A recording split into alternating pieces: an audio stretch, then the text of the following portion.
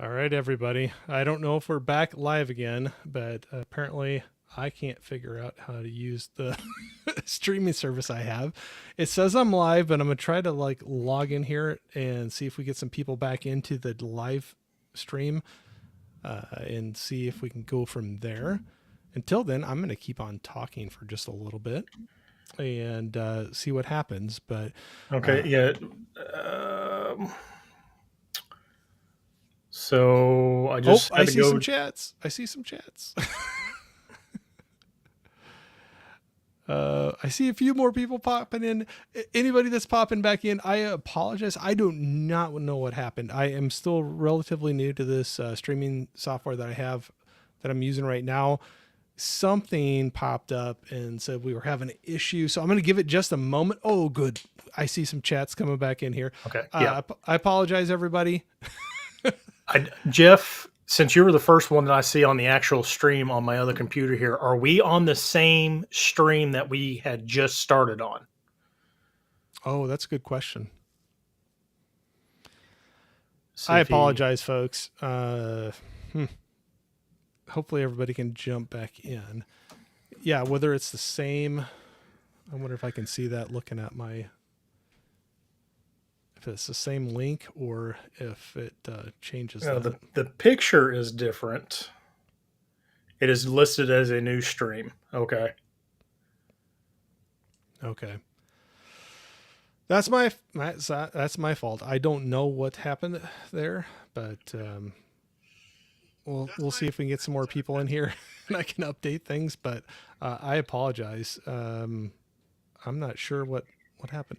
That's what's weird. It still has all the information I had listed previously, but it just might have broken off from the first one into the second. But all right, we got some people jumping in. I hope other people can jump in, and hopefully that didn't cause too much of a hiccup with this. That's on me, but just figuring out this new software. But what we were just saying is, Ryan, I was excited to have you back on here, talk some movies and hang out. I'll run through the chat here real quick, at least to acknowledge the people that were able to find us again at this point. But we had Jeff in here, John Doe the Juggalo, saying, and we're back. Steve saying howdy. Thanks everybody for finding us again and jumping back out here. I don't know what happened, but we got cut off and we had to try to start this all again. So Nikki's in here. There we go. With a smiley face saying hi. We got Jimmy, Scottish Geek Guy, saying howdy, folks. Got Holland in here saying shortest stream ever. Wow. So, yeah. Yeah. Leave it to me. Something always comes up. There's always something. So I appreciate it. We made it a whole 2 minutes. Yeah. Right. and then gone. So I hope everybody's jumping back in to try to find us. Hopefully this doesn't make it too difficult to get back into it, but yeah. Anyway, Tiana, thank you for saying hi and jumping in here. Holland saying hi. Got some highs back and forth. We got Hagen in here saying, what up, guys? Good to see you, Hagen. Highs back and forth. We got Movie Hunter in here saying, evening, everyone. Jimmy was saying, we can see and hear you both. Good. Thank you. Yeah, I don't. It never fails. There's always something. That every time you think you got things kind of under control and you're comfortable, something happens. So got some highs to both of us. We got Dark Room Reviews in here saying, hey, Tiana, thank you very much. That's Joel. We got, I'm watching via Corey's page. Okay, cool. Thank you. Jeff was saying, no, it's listed as a new stream. Okay. Sorry. It happens. I just posted on Instagram that it's a different stream now. So, oh, thank you. I probably should do the same, but let's see here. Fine, man. Well, the notification immediately popped up for this new stream on YouTube. So, okay. Hopefully, as long as people's YouTubes are working. Yeah. Well, because I usually don't get notifications. So, well, it says we have 18 in here right now, so I appreciate that. Anybody that still wanted to hang out and figure out the problems we were going through and still hang with us for a little bit, I truly, truly appreciate that. So, yeah, it's a different video, guys. Yeah. Sorry. I'll say I do not know. I'll have to look into that further. Hopefully we don't have any more problems for tonight, but I appreciate everybody jumping back in and seeing what's going on. I just want to run through, make sure I don't miss anybody saying hi. Jimmy was saying just finished I finished the stream myself, was about to shut down, but then got the notification. So I'm here. Thanks, Jimmy. I appreciate it. Larry, the horror cat dad, is in here saying evening, gentlemen. Jimmy, thank you. He says, on that note, don't forget to like the video, guys. Corey's too humble to ask. Yes. If you want to, yeah, feel free to go do that. Subscribe if you want to. I have I think I was, and now I'm thrown off with all that technical issues, but I was just getting into, I have links in the description for Ryan, his YouTube, and you might hear my dog saying hi too. So might as well throw that into the mix with everything that's going on. But Ryan with his YouTube and Instagram, got Movies with Ryan links in the description. Please go check them out if you have not already. So hello everybody in the chat. Thank you for being here. Sorry, thanks for putting up with me, Ryan. No, you're fine, man. If something doesn't go wrong, then there's something wrong. Right? That's usually the way you should look at it. That's usually how it is, or at least with my channel anyway. So we got Adrian James in here saying, hey, we're back. Thanks for jumping in here. We got Unplugged in here saying just popped in for a quick hello. Thank you for jumping in and saying hello. I appreciate it. Okay. Jimmy was saying this is a perfect example why you should subscribe, hit the notification bell, and choose all. Thank you. Yep. That is a good reason why. We got Dave in here, Cinema Dave Media, saying, hey, Corey and Ryan. Got a lot of highs back and forth. I might skip by some of those. So I love seeing it, so I appreciate it.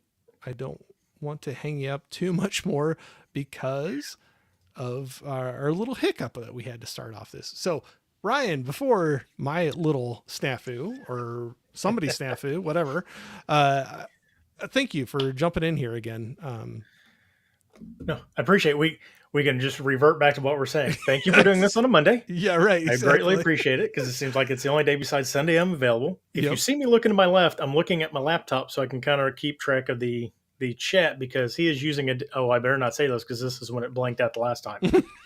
Corey's doing a different program than what I'm used to. So it's a little bit different layout. So this is trying to work a little bit differently here. Yeah. No, it's I'm still getting used to it. It's a good program, but I don't know if I hit some limit that I don't know. Anyway, it's something we're going right now. It looks like it's still live. I'm still good. I'll figure it out later. I appreciate y'all having some patience with it. So, Ryan, one thing that's been kind of cool is you're actually somebody that I've met through YouTube and actually got to meet in real life. And it was really cool to hang out with you, do some movie hunting. I was kind of curious, what is I've heard so many common themes recently about movie purchases, collecting, things, whether you're changing or doing things differently than what you did, a year, 2 years ago. Has any of that hit you, and where are you at with things? Yes. So if you follow me on Instagram, I like steelbooks. Steelbooks have been kind of a big part of my life for like the last, 8-9 years or so. And when Best Buy went out of business, Walmart took over, and Walmart was doing good for like those first 6 months. And now it's just went to heck in a handbasket, and like it's hard to get titles. If you miss out on the pre-sales, you just don't get them. They're jacking the prices up like $20 and $30 more. So that's really kind of affected it. And I've got like a whole wall of movies behind me.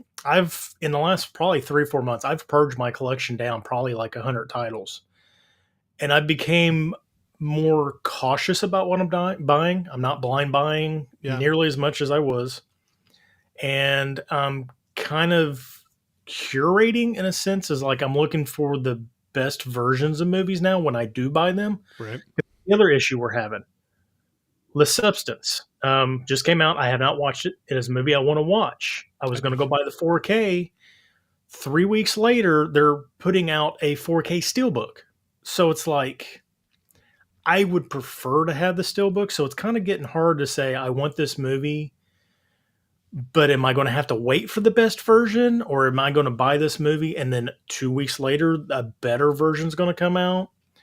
And we're getting a lot of crossover too from the American labels and the European labels with titles, coming out. Mm-hmm. So like, I forget which title I bought. Oh, I bought Imprint's Drugstore Cowboy Okay. last year. What does Criterion do? They released it on 4K this year. It's like, I'm a big Criterion collector. I mean, this whole shelf down here, I think it's 4 shelves, is nothing but Criterion. All right. I like the imprint version. It's nice. It's got a cool slip box and all that, but I would rather have the Criterion collection one. And it's just I'm not going to be I'm trying not to double dip anymore. Trying to get rid of duplicates too. That's one thing. I mean, I had like 3 copies of Old Boy and like 4 copies of Leon, and a Blu-ray steelbook, and then I bought the 4K steelbook. I don't need all that. Like, I Right. don't need multiple. So mine, it's calmed down a lot, which has also affected my channel. I have not put out the content nearly as much as, in fact, I took a break for like 8 months, and I've just been slowly getting back into it and just kind of putting out a video here and there, and just kind of trying to figure out where I want to be as far as a physical media collector. I'm still buying movies, but I just, it's hard right now to be selective and get everything you want and all that. So it's been difficult. Yeah. No, it's a common theme I've heard from a lot of people, and I feel it as well too, where you're getting a little more selective about things you're buying, whether it's things are getting more expensive or running out of room, or what have you. But it seems like it's a common theme going around, and so I know with your channel too, that's one thing. If you're not buying as much, that might take away a little content of like throwing out like, hey, here's another haul I got in, or whatever. But um, do you find that that's maybe a good thing? Whether you're looking at different ways you want to express yourself on YouTube, and Yeah. Of course, me and you and Tim and Joe and Warren were yes, on. I had that Sunday sit down, the which was music stream. awesome. Yes, it was. Yeah, I've talked about music before. I even, for a little short while, I even had like a Tuesday record day or something. I forget what the videos I called them, but where I just opened strictly music. right. And I'm not going to like change my name or anything, but like I want to kind of delve into a little bit more different things about what about physical media. The music thing was great. Hopefully we can have another one here soon. Yeah, Wink, wink, hint, yeah. hint. Um, Just let me but know. it's also, I've noticed there has been I wouldn't say it's a severe shift in the physical media community, but I have noticed through a lot of people that we both are friends with Yeah, and subscribe to, that a lot of people are taking a different stance on physical media now yeah, because we want it and the companies know we want it, but they're really jacking with everything. And yes, it's making it difficult to be a physical media collector. yeah. Pricing a big thing. Yes. What I'll say is that there's always been something that's expensive to collect, but then when what you thought was kind of maybe the normal, Yeah. just a normal steel book or a normal slip, uh, that price creeping further and further up, that's hit me quite a bit on how I am buying things. Yeah. And I mean, I did start another hobby, or I didn't start a hobby. I took back up a hobby I used to have. So that's kind of cut a little bit of my time. And it is also, it's not a money sink, but it is money involved as well. So it's like, I got back in that hobby because I wanted to get, it's more of a community based, and nothing against the physical media community, but it's in No, person community, being around people. And like, I was kind of missing that a little bit. So I got back to that, and I'm trying to balance the two where it's 50-50 now. So I'm going to yeah. try. Well, and there's nothing wrong with that. I mean, I think if you do the same thing over and over again, very repetitive, no matter how much you like it, sometimes you're going to just want to mix it up a little bit and Yeah. just whether it's something old that you haven't hit for a while or something new, just to mix things up and have a good time. You want to keep it fun and keep it exciting. But And the other issue I was having too, trying to watch a movie, like frequently, like on Fridays and Saturdays, and like um, my girlfriend went back to work. She works second shifts, so now I'm having to do more dad role again. So Sure. like, when my kids go to bed, like I lay down with my daughter to make sure she gets to sleep. Well, then I get back up, and by the time I get back up, I'm like, I'm just going to fall asleep watching the movie. So Right. that's kind of affected it. But I'm trying to get back into watching. I watched two this weekend that I've been wanting to watch forever. Got into that, which one was disappointing. I loved the other one. I mean, we can talk about it if you want to, but Oh yeah. I was just gonna say, do you mind me asking what you just uh, watched, or? watched Crow 2024. Oh, And I've not seen that yet. I've not if seen it. anybody knows me, yeah, he's right up there in the. There we go. Yep. Crow 94 is my favorite movie. Oh, I have a lot of nostalgia for that one too. So I'll say that. So I defended The Crow when they first announced it. I'm like, Skarsgård's going to be great. He's going to do it. They showed the first trailer. I'm like, okay, we just got the whole movie in the trailer. Yeah. And then I was like, no. And then I know, like, My Killer podcast, she was even like, no, it's going to be good. It's going to be good. Just trust us. You got to trust it. I'm like, okay, we're going to see where it goes. And then I picked the Steelbook up. I actually picked up a European release, and I did not bring it up here. Anyway. And it sat there and it sat there and sat there. And I was like, I got to watch it. And I watched it, and it was just a letdown. I've heard it from a lot was, of people. I had high hopes because I really believed, I think my review, the pros were Skarsgård, the soundtrack, maybe. Yeah, I think it was the soundtrack. And then there's the guy that's in purgatory that helps him cross over and all that stuff. Like, I really like that character. There was a bunch of cons. There was just no chemistry between Skarsgård and Twigs, or whatever her name is. Yeah. She can't act. I'm sorry if you guys are fans of her. She cannot act. I haven't seen it, so I can't argue it either way. It was just, the fight scenes were so bland, and there was so many shots of just him walking towards the camera like, it's like the brooding. Yeah, you're dark and brooding. We get it. Yeah, we got it like the fourth time you did that. And it just, man, I was so disappointed in it. And then Saturday I watched Civil War, which I loved. Yes. I like that one. I saw it in the theater. That was actually one I saw in the theater when that came out. I really like, I know the movie had a message. I'm not really a big message person, so I couldn't tell you exactly what the message was, but I think people have been kind of conflicted about what it is.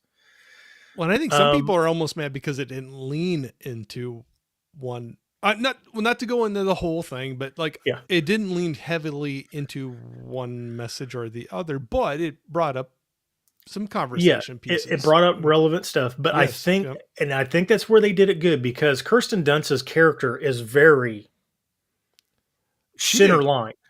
She did a great job, I thought. Anyway, sorry. I keep going. No. You're right. She was very center line, and I think they tried to keep that all the way through the movie. And then towards the end, it deliberately swayed with the other character, and you could really see the struggle. And I really thought she was Kirsten Dunst's character, Kirsten Dunst. I thought it was just a badass character. I mean, she didn't do anything like dramatic or anything like that, but it really showed what you had to do to be in that type of position. My only complaint about the movie was the trailer really leaned into Jesse Plemons. Like, I really thought he was going to be a big part of that movie, and he was only in it for like 10 minutes, and I was so disappointed. And I'm like, no, I want to know what's going on with him, because his character seemed really, really warped. I'll agree. Yeah. In that scene too. I mean, it's impactful, but I agree with you. It's not as much of the movie as what you might have thought with it. But I was really, really impressed with it. But I'm, like I said, trying to get back into watching more movies. There's a couple of things I still need to watch from 2024. I did watch Deadpool and Wolverine, which I think everybody else watched that. It was good. To that one. Yeah, I was late to that one, but I had fun. It was good. Yeah. It was fan service. We got the cool fight scenes. There was a bunch of just references to everything else. Yes. Cameos galore. Yeah. But I've got a huge backlog of movies I need to watch, and I need to get back into watching it. Speaking of, I'm bad about Letterboxd. You're on Letterboxd, aren't you? Yes, I am. I'm And bad. I at least log them, but I'm bad about rating movies. Okay, I'm bad about checking to what my friends have actually watched, and I Okay. know you did a poll recently Yeah. about Dancer in the Dark. I Oh, think this okay. was the winner. And I haven't watched it yet, but I have it lined up and I have a way to watch it. I have a way to watch it and I Okay. have not watched it yet. So are you Okay. a fan and you're saying go for it? It's Lars von Trier. I'm a very big fan. I think that one of my favorite pickups I did at my favorite pickups of 2024 video was the Lars von Trier Curzon box set. And I was very upset that they did not include this movie in his box set, which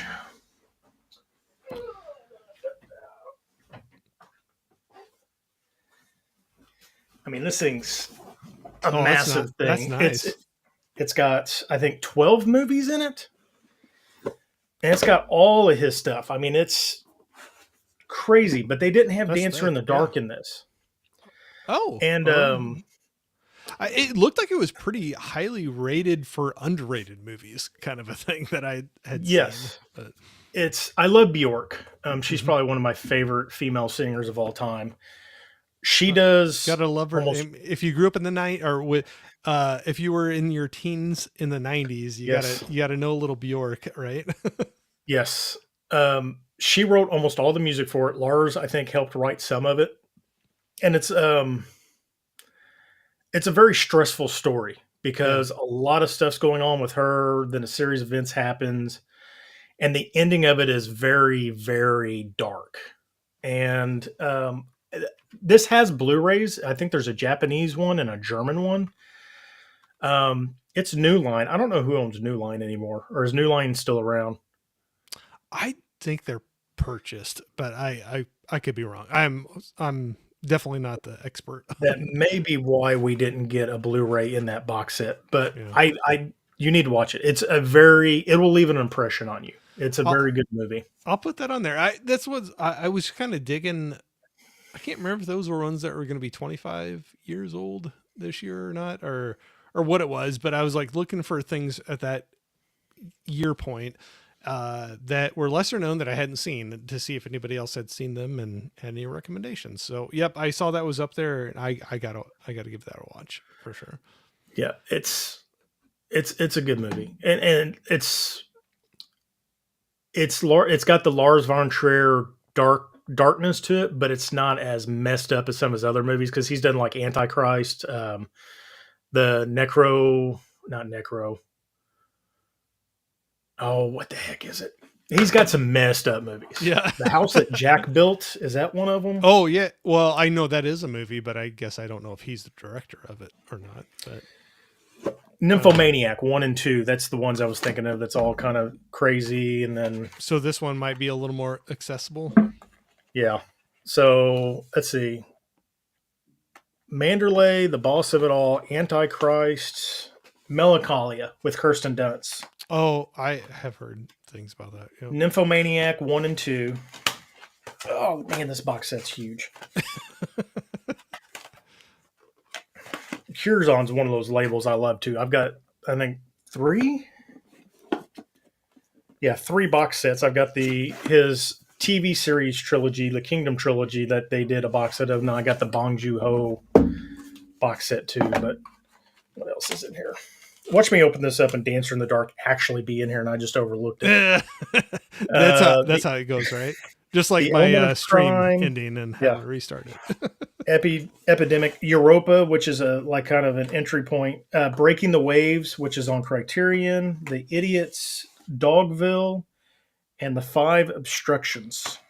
I don't know So, any of those. But Breaking the Waves was on. It's on the. Jesus, I just went blank. Criterion Collection. There we go. there you go. Breaking the Waves is actually the second entry to Dancer in the Dark's actually the third arc in one of his storylines. It's something Breaking Waves and Dancer in the Dark, I believe, Okay. or something like that. So it's kind of a part of a trilogy, like an undone trilogy, or unconnected trilogy, but it's still a trilogy. Yeah. So there we go. No, cool. That's a cool set to go through. No, I might run through the chat just real quick again, Oh, and that's then fine. kind of do the bounce and back and forth. But Movie Hunter was saying hi to you there. Hi, Yeah. Alex. We got Larry was saying 21 watching and 13 likes. That was probably a long time ago, but whatever you guys want to do, go for it. Thank you very much. I appreciate it. We got Culture Trini in here. Trini, what's up, Hey, man? culture. Always good to see you. I hadn't seen you around a while, man. It's good to see you. We got Jimmy was saying, what program are you guys using? StreamYards. This is EVMux, I think is what they say. EVMUX. So however you want to pronounce it, but I've heard people say EVMux. Apparently I failed at the beginning of this one with it, but or they failed. One of the two. Well, I'm not going to take all the blame. We'll see. But Jeff was asking, what program are you using? The background graphic is really nice. So EVMux is the streaming software that we're doing on to do the live stream, but the background image, I actually was messing around with Chat GBT to create that. So, Oh, that's cool. yep, I was messing around. I was bored one day, and yeah, so kind of came up with that. Something a little different. I don't know. Okay, I'm gonna run through here real quickly here. You got When at Mr. and least, Mrs. Caveman. oh, I am missing people. Got Caveman here saying thank you for jumping in here.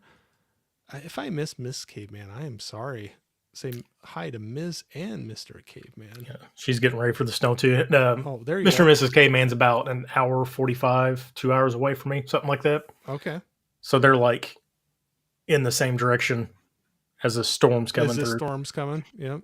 Yep.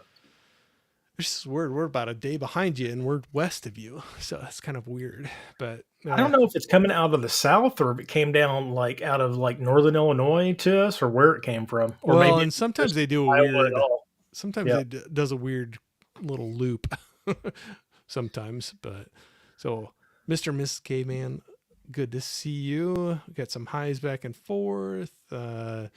Larry was saying, yeah, definitely a big reason I can't get into picking up physical media unless I really want the film. Yeah, probably the prices and things that are going on with all that. But, Well, and we're in the same group chats too on Instagram, and FOMO kind of does have a little bit to do too, especially some of these oh, sure. boutique labels. Yeah. And I know there for a little bit, like I was buying stuff just to buy it because other people are like, oh no, it's a really good movie. Like, Yeah. Well, and you know, you get this thing's going to sell out fast. And it's like, well, crap, if I don't buy it right now, maybe we'll never have a chance, you know? Little Darlings. I've never heard of this movie. I, I don't know. Everybody in that chat was saying, you know, this is that cinema Cartif or whatever it is, one of the Vinegar Syndrome lines. And I don't mess with Vinegar Syndrome a whole lot, but everybody's like, oh no, you got to get it. You got to get it. It's a really cool set. So I bought it. It's like, now it's I going don't to sit on my know. shelf for a year before I ever watch it. Or more. Yeah. You know, sometimes with those things, but Steve saying hi.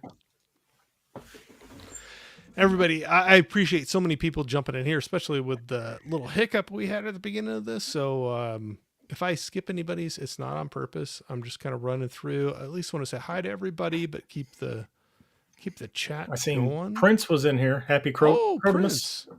I haven't seen that yet. I might have missed it, but Prince, good to see you. I haven't seen. Oh, there we go, right there. Saying morning. Yeah, morning for you, sir. I'm sure it is. And then Larry jumping in saying, yep, Crow 94 is the best. Yep. Hagen chiming in saying, curating is important for me as well. Got to save space right now. Yep. Yeah. And space isn't necessarily an issue with me. I've still got. Well, and you know, it depends on each person, you know? Yeah. Yeah. You know. But I there for a minute, I was worried about space. But like I said, I purged probably about 100 titles Yeah. of just duplicates and stuff like that. Stuff like most of it was studio titles like that I can find on streaming. Or like if I really, really, really want to watch it again, like a lot of them were just one and done watches. Like if I really want to watch again, I'll just go to Mega Replay and pick it up again Yeah, for sure. for $2, whatever. Yep. Buy it used. I have no problem doing that. I do that a lot. A lot of used movie purchases. Yep. Larry was asking, Ryan, do you think had they not made it Eric and Shelley, would have been a little easier to deal with the new Crow? Yeah. And two, you never hear Eric's last name. Oh, Draven. Yeah, Yeah. they even though it is Eric and Shelley, the way they died was just super generic too, compared to like how 94 was. And Yeah. that's one thing I said I wouldn't do. I wouldn't compare it to 94 because I know it's a reboot, but It's hard not to. it's just so much stuff they just fell short of. And the whole Shelley and Eric thing, like they made a little bit of reference to music, but it was more of a Shelley thing Hmm. than him. And I'm like, no, like that was a That part of was the him. character in the actual book. Yeah. So yeah, it was. And that's what's I know so many people. I haven't seen the new one yet, but I know so many people have brought that up with the graphic novel, the series before that, where the crow would pass from person to person, and Yeah, I'd heard that from some people where they would have been a little bit better with it if it was just it passed from Eric Draven to another, and yeah. was continuing from there. And But if his name would have been Eric too, that would have been fine. But if they could have made an effort to differentiate yeah, him as somebody and not try to different. be just a true Yeah, reboot of it. And, yeah. Unplugged was saying got to go. Not feeling well. Oh, sorry to hear that. Like I said, I always tell you, man. I hope things are going. If you're still in here, things get going better for you. But I appreciate for dropping in and saying hi So for many sure. people sick right now. There's so many things going on. Whether it's just the common junk that goes around or other more like bigger things, it seems like it seems like there's a lot of that stuff going on. You know. Speaking of my mega replay, Yeah, I mean, I still go there like once a week because yeah, every time I go, I punch in the thing and like 6 visits, you get 20% off. Um, Even they like I'm friends with the manager. Like I've made friends with her. She knows yeah, who I am when I come in there and all that. And one of the other managers, and even they said like they're they're getting stuff in still, but it's not like they used to. So sure. even going in there to try to thrift has not been good. I did find something last week when I was in there. I don't know if you've this movie I thought just came out, but Doom Generation. Have you heard of that? I don't know that one. It's got man, who is in it? Apparently, it's got an insane soundtrack. It's got like Nine Inch Nails, Porno for Pyros, Jesus and Mary Chain, Oh dang! but it's got Talking about soundtracks later. yeah, Yeah, there you go. it's got Rose McGowan in it. And I thought Okay. this just got released, but I ended up getting this for like $5, and this thing goes for like $20+. So I don't know what's going going on with that. But that's like this was one of my first thrifts I've picked up in a while. Like there's just not a whole lot out there with thrifting. That's the other problem with the channel. There for a while, right after COVID, like I could go to Mega Replay and just bam, bam, bam, bam, just find good stuff. Well, yeah, And you now, spend like $20 and you get like 15 movies or something.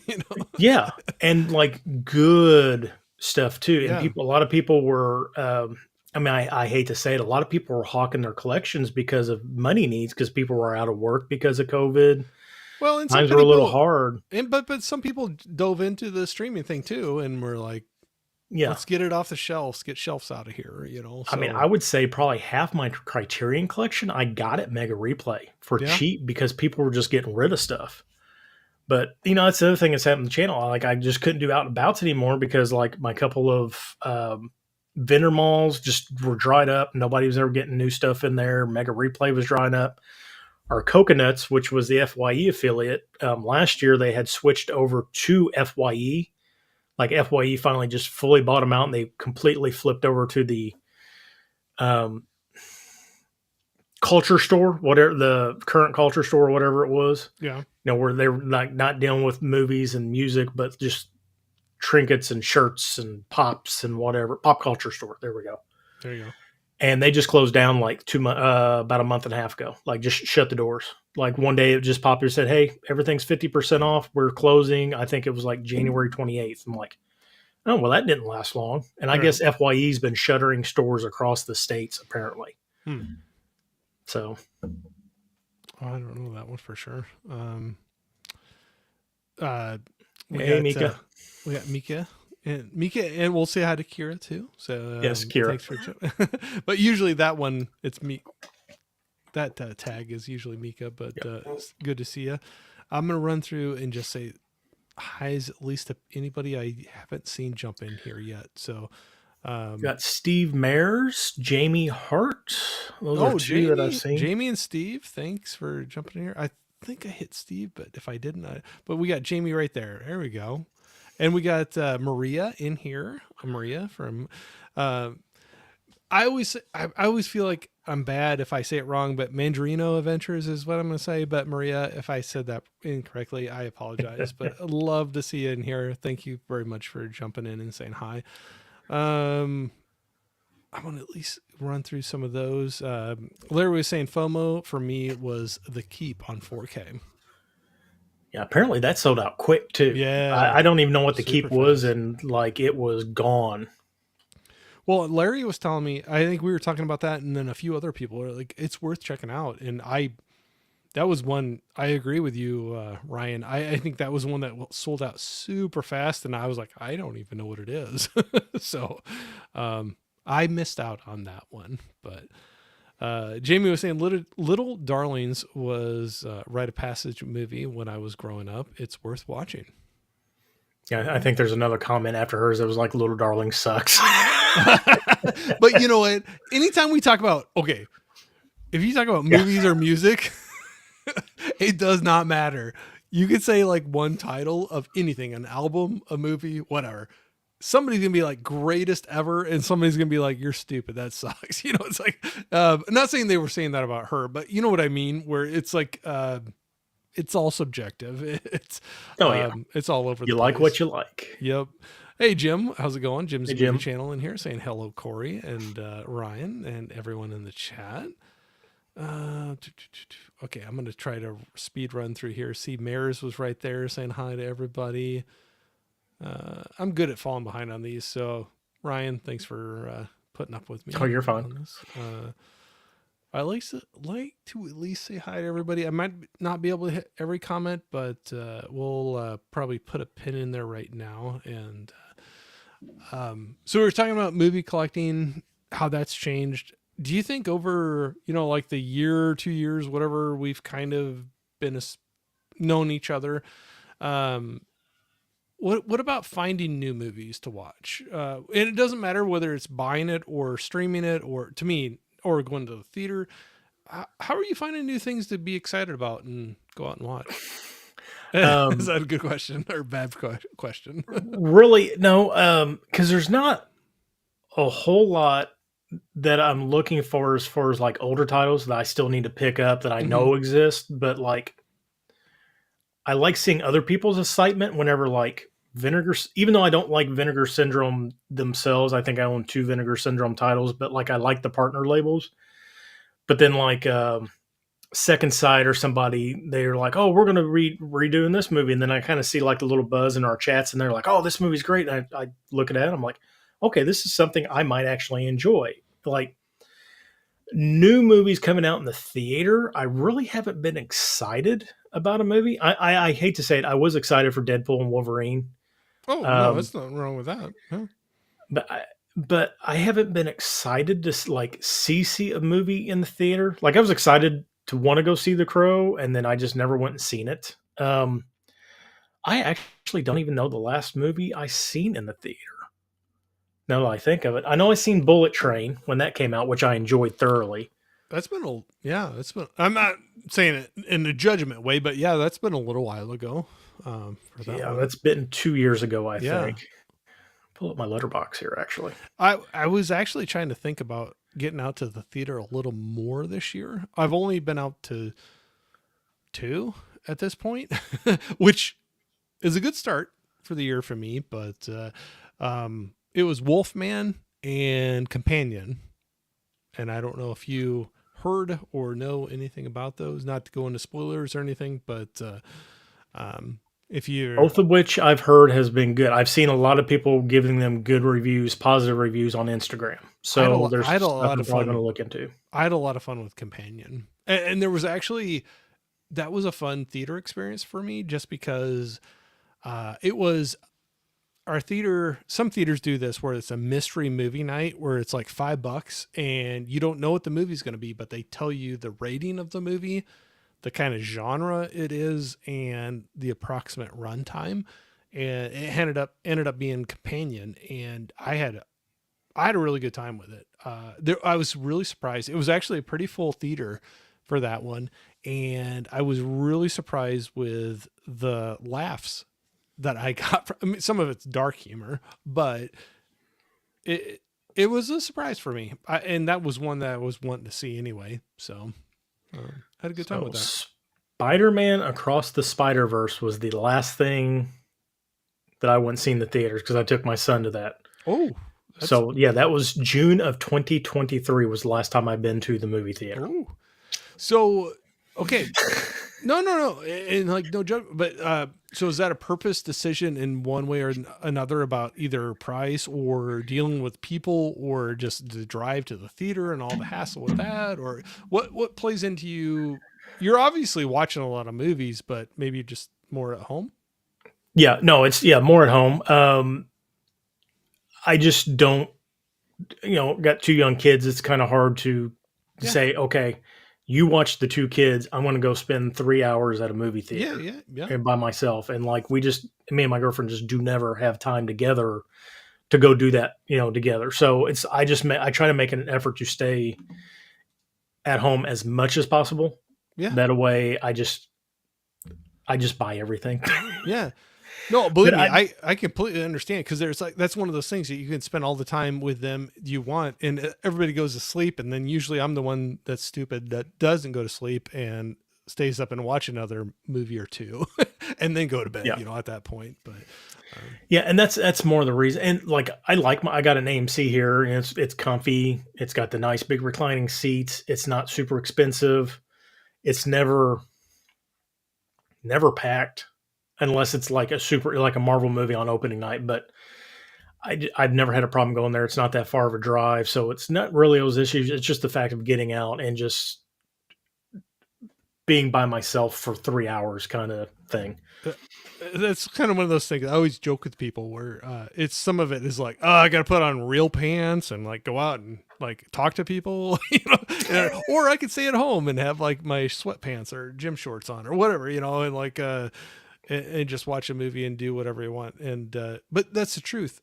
Mine, I think either I have a couple, not a ton, but a couple theaters, two different directions from me, but it's a half hour one way to get to either one of them. So you got an hour round trip, and depending on when you show up there, like 20 minutes or so of trailers and things. Yeah, And so, yeah, with that in mind, if you got an hour round trip and 20, 30 minutes of trailers, that could be another movie. So I could stay yeah. home and I can maybe get two movies in, And you're not paying $17 for popcorn and a drink, correct. $25 for popcorn, a drink, and candy. Correct.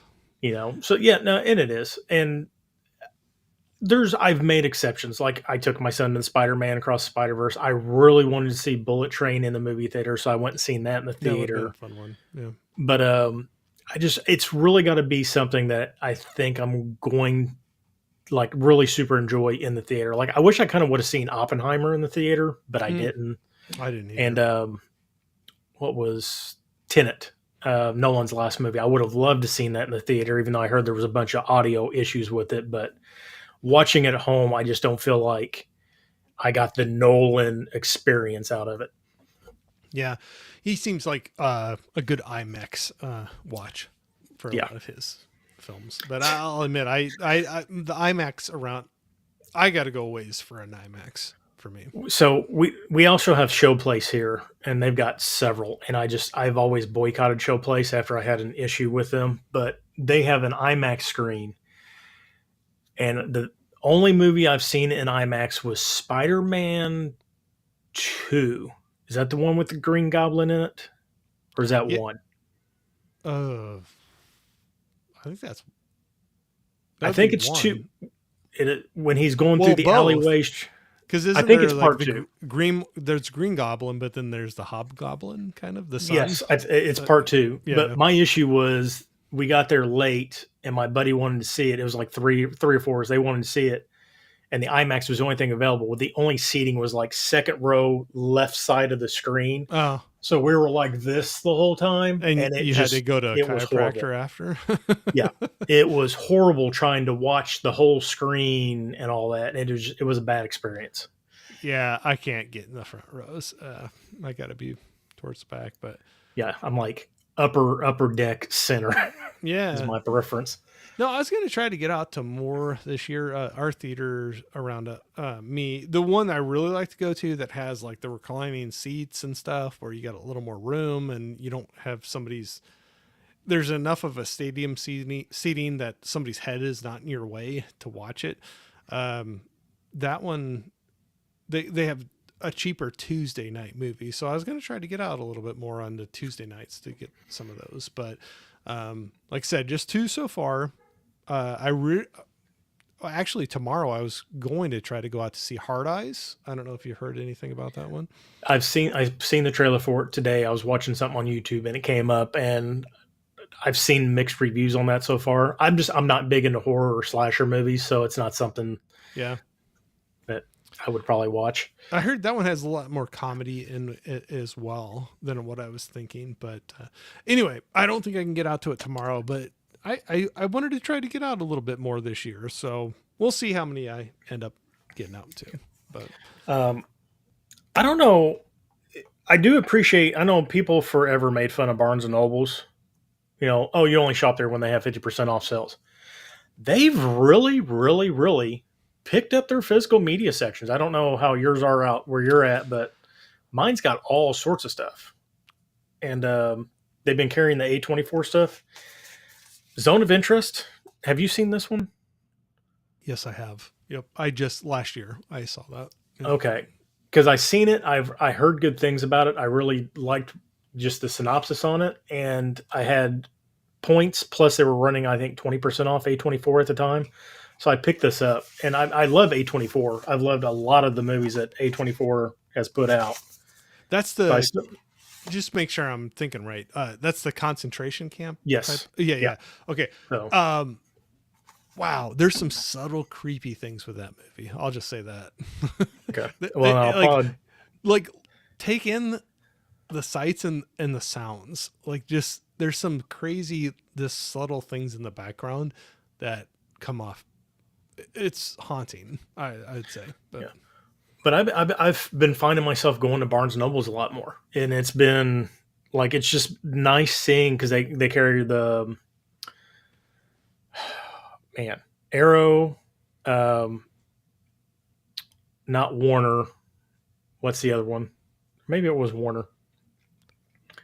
Warner Archives. They've gotten a yeah. bunch of new boutique labels in, and it's been very nice to actually You see get the hands on some of Criterion the there, stuff. yeah. Yeah. And, But so I'm in the middle of the country, and I'm between two. They're not big cities, but two smaller cities, and they both have Barnes and Noble. One very very limited movie selection. The other one is opening up more, and even with the vinyl collection, like stuff you could shop. So Yeah, mine. I was worried because they've shrunk the Criterion section down, and they've moved the Arrow and the other couple of boutique labels they had there. I want to say Indicator may have been one of them. They had a couple Indicator Okay. titles. They had a couple of UK titles and a couple other American labels. But when I went in there the other day, because I was looking for a record that came out and they didn't have it, they hadn't received it yet or whatever, it hadn't gotten out on the floor. But I noticed that their CDs, they used to have like two whole sections of like the $2, $3, $5 CDs, all gone, and now that's all back to movies and all that. And they're almost the whole media section up there is almost all records and movies now.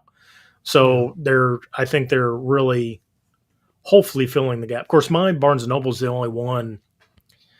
So I'm in Southern Indiana. So I mean, I think the closest ones would be like Indy, Louisville, St. Louis, Nashville. So 2 to 2.5 hours away. So my Barnes and Noble is like kind of a destination Barnes and Nobles, I guess, is what Okay. you would call it. So they usually have a lot more than what the one, some Barnes and Nobles have. That sounds like it. Serotonin. Oh, I'm Hmm? sorry. I was seeing what Prince said. Serotonin boost question time. Uh, Oh, I'll get there. I'll run through a few, and I'm sure I'll find his here there too. But Jamie was just saying she saw The Keep in the theater. Cool. She hits a lot of movies on the theater, and Larry was saying that that would have been cool on the big screen. Um, Let me see here. Yeah, Movie Hunter was saying going blind for companion trailers could spoil it for you. I agree with you completely. that's another thing I don't like. I don't like. It's hard to find movies to watch because I don't want to watch the trailers because a lot of them spoil the heck out of it. Like, Yeah. I know, again, in the group chat, a couple of people have said before, "Hey, don't watch the trailer for this because you'll know everything about the movie." Like, Yeah. like, why do that? Yep.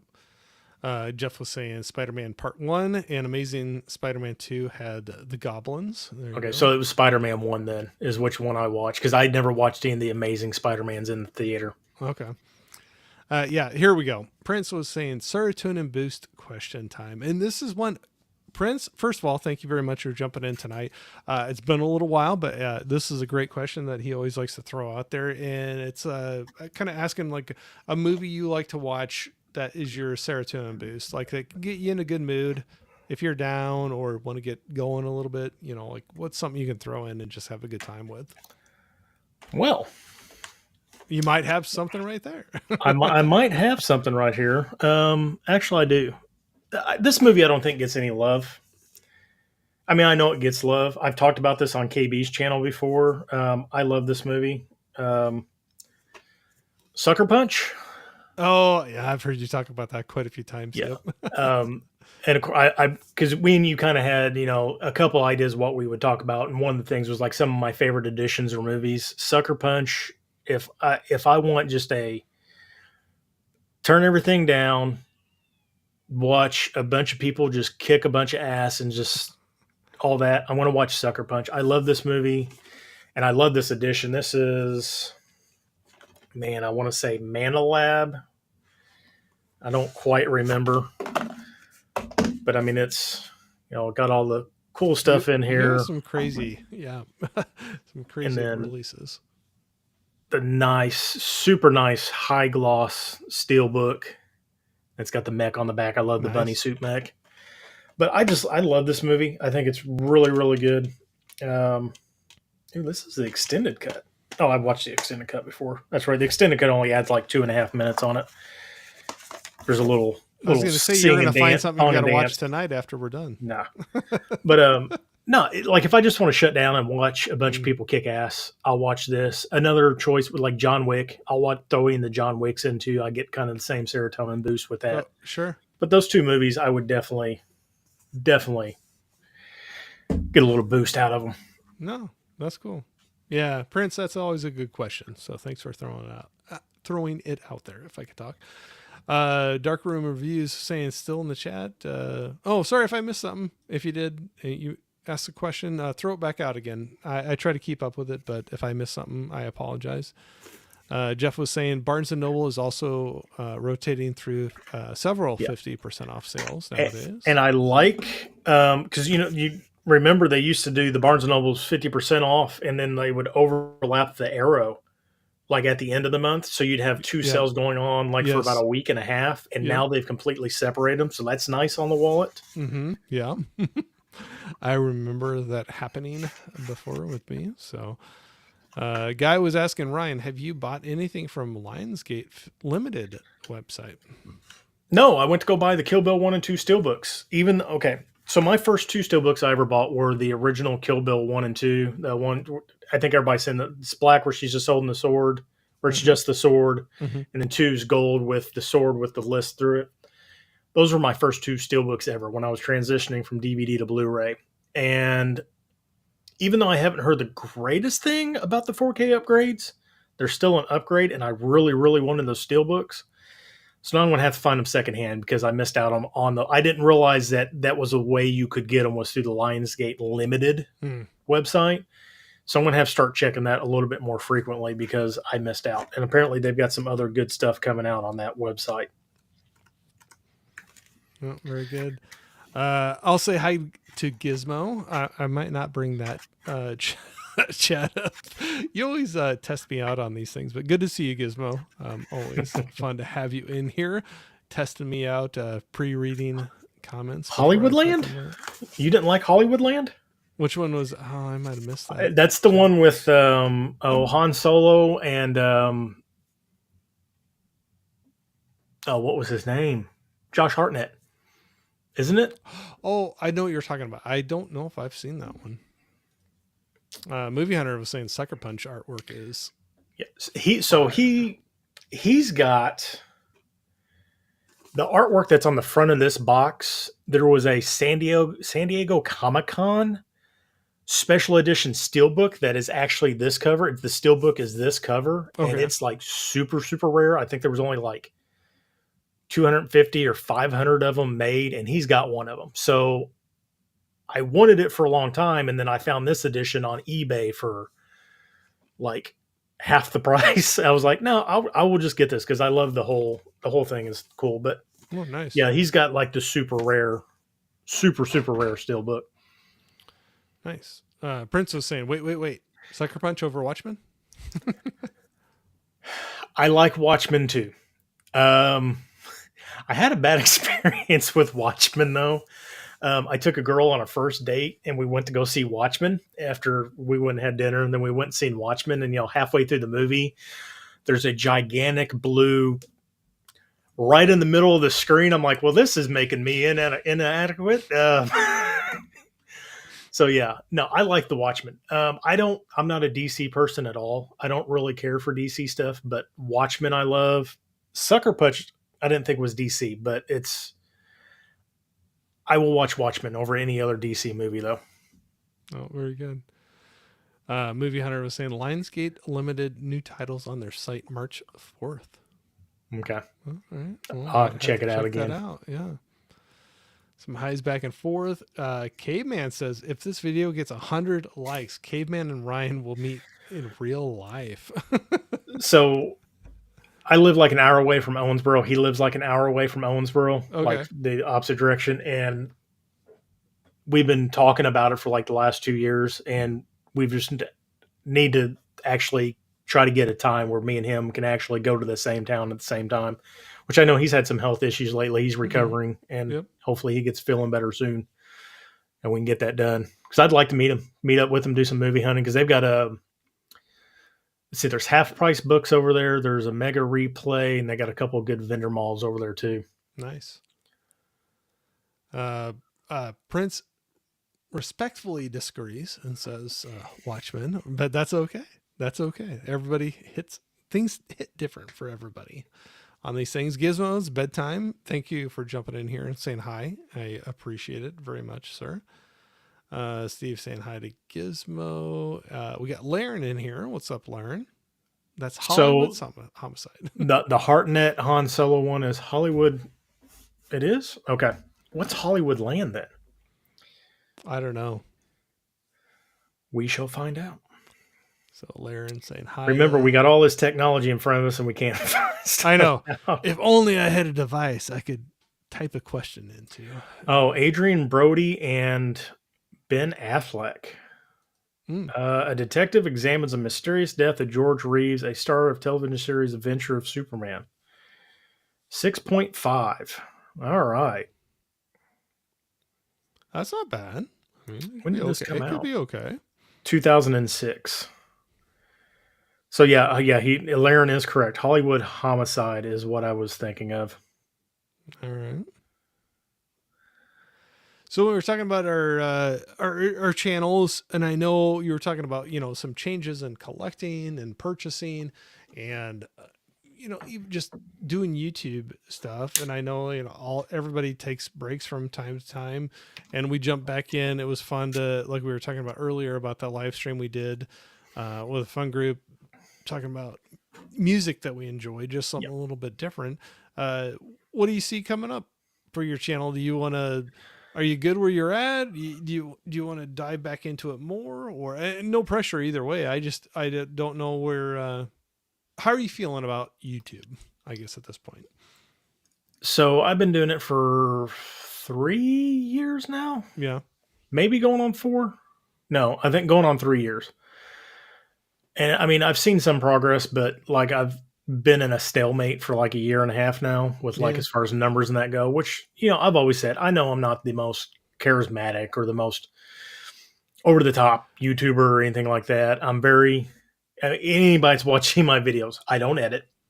It is all one take. Once I start rolling, I get in this little zone and I'm doing my thing. Um, so you know what you're getting with my videos. Like it's very much cut and paste. I've tried to change it up and I've never really seen any difference. I did the 30 days back in 2022. Yeah, I think it was 2022, August 2020. I did 30 days, a video a day Yeah. of just Yep. everything. I seen a little bit of growth. Physical media is a very niche Oh market yeah. as it is, and there's hundreds of us doing it. And I mean, I don't do anything to try to stand out. I just do things I thought I was enjoying. And I think I got not necessarily overwhelmed, but ahead of myself with what I was doing. And I did over purchase and all that. And that was the other thing too. There's been some other YouTubers come out talking about their debt that they've gotten into. I haven't really gotten any kind of debt that I can't pay off or anything like that, or that I haven't paid off or whatever. But that's one thing that I kind of stepped back and realized I'm spending all this money on stuff that I could be doing, a little bit investing here or a little bit here, or, fixing up the house here, or buying my kid that extra pack of Pokemon cards or whatever. So I think what I really need to do is just sit down and actually look and figure out what I really want to do with the channel. I kind of do want to get a little bit more into my actual collection itself Yeah. because I've done a lot of openings. I mean, oh, hey, this is what I got. This is what I got. This is what I got. But, other than like my complete collection, whenever I went over to these shelves and then like the random, like my complete Arrow collection or my complete Criterion collection, I really haven't delved into my actual collection and what's kind of really in it and what really I am collecting. And I kind of want to get dissect it a little bit more and do stuff like that. No, I can see that. I've been doing it way shorter amount of time than you have, but I can even feel with, and I know people do way more than I do, but just jumping into it, I can see it takes time, and you got Yeah. other things that you could be doing, or if you're buying things to talk about on there, that's definitely, I could see that budget wise and things getting more expensive. But no, I always enjoyed your videos. When you say you're like, this is take it or Uh, you leave it, this is what you I, get, I'm kind of a thing. I'm very I appreciate monotone, that though. I very monotone, very by the No, no, script, no. but But you see, know what you're getting. yeah, yeah, no, absolutely. And I wouldn't say the monotone. I would just say you're just genuine. Yeah, You're not putting on a show. You're not putting a yeah. character on. This is you, and you're putting out what you enjoy, and I appreciate that. So that's one And thing that I started following you for. So And that's one thing you said it too. Time is a big thing. I think mhm. that's one thing why I've never made like super complicated videos or super complicated thumbnails. I do everything on my phone. Everything's filmed on my phone. I Yeah, do all my stuff on my phone and I do it. I get it done. I get it done quickly. I don't spend a day or two editing videos and throwing, words and links and making these super intricate thumbnails and all that. It's like, no, you want to watch it? Watch it. If you don't, you don't. yeah, It's you're out okay. there. Yep.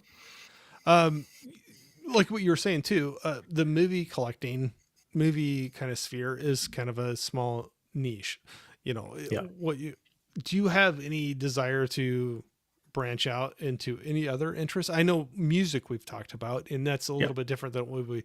And so, not to put words in your mouth, but I could, I know that's a fun thing that we did on your stream, and we were kind of making the joke about like, hey, let's have a part two, and No, talk about that. But that or any other things that you feel like would be a something you'd want to yeah.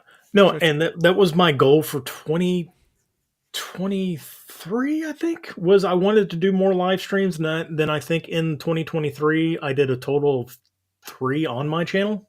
Okay. when I was going to try. That's why I started the Sunday sit down, Yeah. because I wanted it to be a monthly thing and have like different people on there, and it just never like happened. Like It's time. I just, yeah, Yeah. I just didn't follow it. Like Yeah. I did not follow up with it at all. But I like talking about music. You like talking about music. Yeah. I would love to do that semi regularly because it does break up. It's not monotony, but the monotony of a It's, movie collector, yeah. It's because it new. is It's physical different. media though. Yeah. And it also gives the viewers, we all have a lot of the same crossing subscribers and people we follow on Instagram and follow us and all that. And it's I think it's nice for them to see other stuff too and kind of get a better picture of us as, people. Yeah. Because I mean, there are people out here, and I'm not going to name names, but there are people out here that fake it. They got free stuff from studios coming from behind them. They're there to monetize their YouTube channel, and they could give two s's left, of anything. They're there for that. But then you got the people that are in the community that want to do stuff and want to, talk to other people and have live streams and all that. And I have no clue where I was just going with that. No, it's all right. Um, no, but it's like it's it's hard to kind of balance. I don't know where I was going. Being real. Let's Yeah. just be real. No, I think that's exactly where you. No, it's. I think that's exactly where you're going. It's just that balance of like creating content and being honest to yourself and Yeah. enjoying what you're doing. Yeah. Oh, absolutely. That's a. Oh, I remember what I was. Okay, I was talking about. So the viewer, people actually get to know us a little bit better, and other than it's just holding up a movie, say, "Hey, I watched this movie. I really liked it," or "I just bought this movie. You should buy it too." Like I don't think I've ever. I don't see myself as an influencer. I'm Mm, just a dude on the internet making movies and talking to other people, or making videos and for you to watch and talk to other people. And I don't think I've ever told anybody, go out and buy this now. Like I've never been one of those type of people. Like, hey, this is what I like. This is what I'm picking up that's in that similar vein. If you like the same stuff I like, check it out. I'm not one of those type of people that are like, I just got this. You should check it out because this is blah blah blah blah blah blah mm-hmm. blah blah blah. It's like I don't like the fakeness that some people bring. I'm getting in a little touchy territory here, No, but it's okay. No, it's okay. It's but okay. that They're was one common thing I wanted topics. to do with the Sunday sit down was to get more people on there and really kind of engage a little bit more and kind of talk about our favorite stuff and do stuff like that. But I'm completely up for another music thing. That's why I got to figure out what we would talk about. But 10 or 10 favorite albums was a lot. That was 50 albums, and it took us 3.5 hours to do. So it would probably be Yeah. cut down to favorite five of things, but I want to kind of find something that treads the line of also including movies. I would say Yeah. soundtracks, like what's our five favorite soundtracks, but that's been done before. Tim's done something similar Yeah. to Yeah. that, but But that's yeah, okay. I mean, everybody can talk about a similar topic, but yeah. bring something completely different to it as Okay, well. I'm going to open a drink here, so it's going to be loud. Go for it. Go for it. There it goes. I'm gonna take a Okay, sip anyway too. yeah. No, it's fun, but that's the thing. So none of this stuff that we're doing, me doing this right now, talking to you, it's not original. Somebody else has done this Oh before, yeah. but we bring our two personalities to it and sit and talk for a while and join in with the chat when I remember to get back through there, and you can put a different twist to it. So you can talk It, about five people and talk about the same thing, and people watching it can get five different things out of it. Caveman is correcting me. Yeah, Caveman. I'm sorry. I don't know why I said half price books. It is Second and Charles. I was looking. I could picture the building right in front of me, and for some Oh, reason I okay. said half price books. It's Second and Charles. But yeah, um, Which I don't yeah, have no, those around me, but yeah, and that's I don't know. YouTube's a weird space. yeah, it is. Yeah. Like I don't know. It's weird.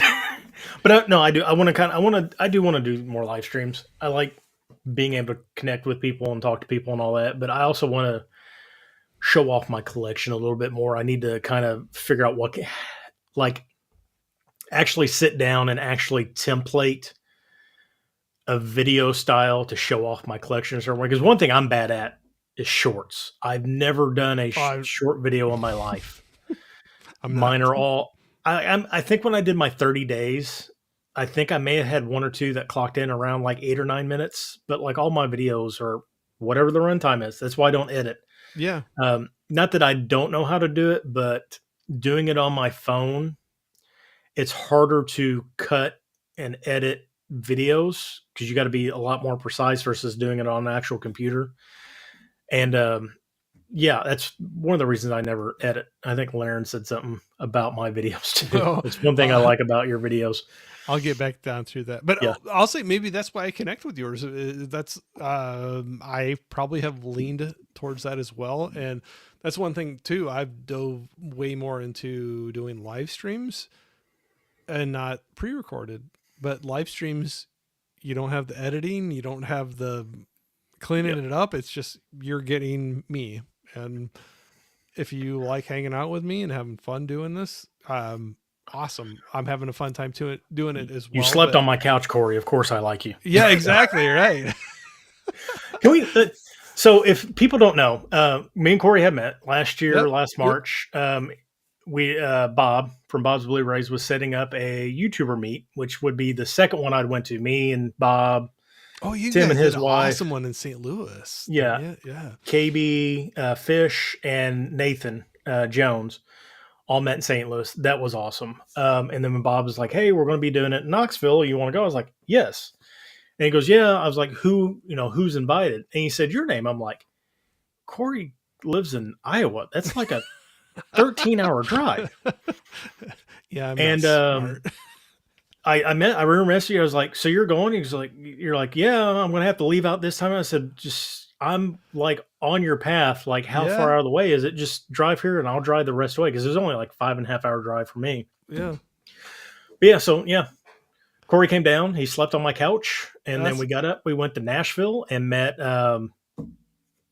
Oh crap, we had well, so Jody you, Fox. me, yeah, Still Jody raised Fox. Yep, 4Ks. And then because I had to pick up a movie from him, yep. and then we went to McKay's, and that was your first time out of McKay's. Yes, and that was a blast in Nashville. There, that was a Yeah, blast. Yeah. that McKay's is overwhelming. Oh, it is. Definitely not like the one that was in Knoxville. Knoxville one was good. Oh, it still was awesome, but yeah, the Nashville. I walked in, my eyes went. Yeah, They went big. yeah. I filmed a couple times in there, and every time it's just claustrophobic, and I always feel like I'm just not getting a good video in there because you're like ducking around people. Oh, The aisles are narrow. but there's Then so we went to much Knoxville. stuff in there. Yeah. Yeah. Then we went to Knoxville. We met everybody.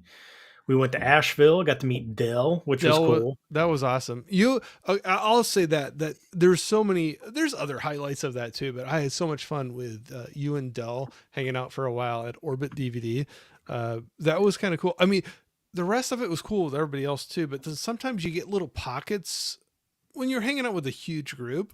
Sometimes, and it's not a good or a bad thing, but there's pockets, and you kind of like, oh, this couple Yeah. people go and do this, or this couple people do this. And there was that little moment where there was you, Dell, and I hanging out at Orbit. It was pretty cool where you're just pulling out a movie. I'm like, oh, this looks crazy. And then one of you would be like, oh, you should check that out. Like, oh, okay. Well, okay. I'll So get there that. was Johnny and his wife, Yeah. Bob and Mizzy, Yep. Jeff and his wife, Cody and his wife, Yep. me, you. Tim. Yep, it's 10. Tim and his wife, April. Warren and his wife. So there's 14. Yep. Warren and Jess. Yep. Tony, so 15. Yeah. So yeah, there was 15 of us in this cabin. So like when we did go to Asheville over to even when we went to the other place in Asheville too, but Orbit DVD is not big by No. any means. No, but it's awesome. And It's awesome. 15 of us in there plus other customers, We filled it up. and it was hectic. And like I wanted to spend a little bit of time with Tony. 'Cause if anybody thinks that Tony is kind of odd, like on his live streams and videos, the guy is genuine. He's He's awesome. super nice Super nice. and super quiet. Like you would not even know Tony was there. Like he is just so Tony. Yeah. spend a little bit of time with him, then a little bit of time with Mizzy and Bob, and a little bit of time with Johnny, and it was hard to do. But then when they were like, "We're done, we're going back," Dell got there late because he had to go take his wife to his sister's house or something like that. And Yeah. I felt bad because I was like, Dell drove all the way down here. Yeah. He's never been to orbit, and then everybody's going to leave him. And not a knock against them, they all wanted to go back and eat or something. Oh I was yeah. like, It'd been a long drive and a long day. yeah, it Yeah. was like I don't mind going through orbit again. And it was nice because it was just us three. We're able to actually look, Mhm. take our time, and actually throw suggestions at each other a little bit better than what we were. Yeah. But no, that was so much fun. And I'm sure we already said this, but Jeff and Bree, his wife, they're just, that was such a group. It was a cool group of people that we Yeah. had in there where it could have gone so bad, but it went so, Well, so good, you know? uh, Texas Roadhouse almost went Oh back yeah, yeah. when Johnny didn't get when we set there because But I'm pretty it sure wasn't bad between us. no. So yeah, so we went and ate at it was Texas Roadhouse, I Yes. think. Yep. Yep. So There was a lot of 50, things that went, we had to wait a long time for yeah, that. 15 of us, and they're like, oh yeah, it's going to be like 20, 30 minutes. We'll clear off an area for you. And like an hour and a half later, we were still Yep. standing outside. It was getting cold, and everybody was starting to have a high speed come apart. And then they finally, I think they were waiting. Like I think somebody even said it at some point was like, Well, I think I even think a they're waiting to worker see if was, we leave. oh yeah, maybe, but I think even one of the workers was like, this huge table paid like at 45 minutes ago. We're trying to get them to go, but they won't Yeah, go. You know, they're just still sitting around talking. But yeah, yeah, and then and- they messed up a few things with the order, and yeah. Don't put sour cream on Johnny's yeah. Right. potatoes. Jeez. But you know what? Now you look back at it and you laugh, and Oh it yeah, was kind of a fun time. Johnny had some of the best just funny outbursts. Oh I yeah. know he was halfway mad, but then also halfway joking. But Oh yeah. Johnny just let it go. It was great. He's a good guy. Yeah, he'll let out the sarcastic. But like I have so many friends like that too. If they're not jabbing or doing little sarcastic little pokes here and there, something's wrong. Yeah. Then they're really mad if they're not like making some of the sarcastic little comments and stuff. But yeah, no, that was okay. So that's like something that I never would have thought would have come out of jumping into chats or doing YouTube or like Yep. to actually meet up with people and do some of those things. And not saying you have to do that to make it worthwhile, but that's just it was a fun thing that we got to do, and I never would have thought in a million years that that would have happened probably. But Yeah, and that's there. We're all adults. yeah. We're all older. Like it was nice to meet these people, and everybody was exactly how they are when Oh, we've talked to them genuine. backstage or see them in their videos and all that, and it's great. It's and that's why I think if you watch people on YouTube, people out there in the chat, I think most people are smart enough they can tell when a person's being genuine. Yeah. And it was great to meet everybody because it was, and St. Louis was crazy too. I know Steve was talking about a pillow fight. There was a pillow fight in St. Louis on a live stream. I saw. I got some of that whacked live in the stream. back of the head hard. But no, St. Louis was crazy too because it was same thing. We got there, everybody got there, and from the start of the day until everybody left the next day, like we were nonstop just doing everything, and it was exhilarating, it was exhausting, but it was so cool to be around like-minded people for just kind of a getaway. Yeah, and I'll 100% agree with that. There was everybody in that group. I did not have any experience where I'm like, oh, you're different than what I thought you were going to be. Like everybody was genuine, and exactly what they presented themselves as, that's what we got, and which was a good thing. And another thing I'll throw out there too was I was telling some people too about the lack of sleep I had during that time, and they're like, "Oh gosh, you were partying, hammering it," the whole. I'm like, "No, we were just sitting around talking," and then all of a sudden it's like, I snore too loud. well, You're not the only one. You're not the only one. I was in a different room, so I'd be right there with you. But I'll just say, like, I was talking about that lack of sleep, and people were like, "Oh, you must have been like just going crazy." Party. I'm like, well, we were just sitting around talking, and all of a sudden we're like, "Crap, it's 3 a.m, or Yeah. something." And but that's where you get around just good people, honest, like genuine people, and hanging out, talking about things you have fun with, and sometimes the topics went way off from movies, but it was a good time. I hope it can happen again sometime, but if it doesn't, I still had a great time with what we were able to do there. So I was going to run through the chat. Or Yeah, you you're good good. or No, yeah, you're good. I okay? was just looking over at my mess of the table. Okay, we'll get to some of that stuff here too. I You're promise. I know I'm fine. way off. I get way off track, but got Smirk in here saying, "Good evening, Corey and Ryan. Thank you for jumping in here." Nikki, how we doing? Saying hi to everybody. Saying hi to Miss Latte. Gonna run through some of these real quick. I know I get behind here. Miss Kim, I was saying when I first heard this stream, when I first heard the stream from the kitchen, Ryan was talking, but I thought it was Corey. Watch out, Corey. You might have some competition with the NPR voice. LOL. I'll do that every once in a while because I talk like in my upper chest and my throat, and sometimes I'll try to like You get get the down here with the bass. deep radio voice You and get try the to talk bass. from like the chest. And I can do it for a little bit, but if I try to like do it for more than like 3 or 4 sentences, I just can't do it because I've done it on live streams before. I'll just start talking like that, or in videos. Yeah. I think I've started a few videos like that. Like, hi, this is Ryan from Movies with Ryan. I've done that. I've done that, and I'm like, no, no, no, no. Why'd you do it that way? Or I'll go way high. Like I've had that in live streams where somebody will come in and I'll be like, oh hey, and I'm like, oh gosh, that went way high.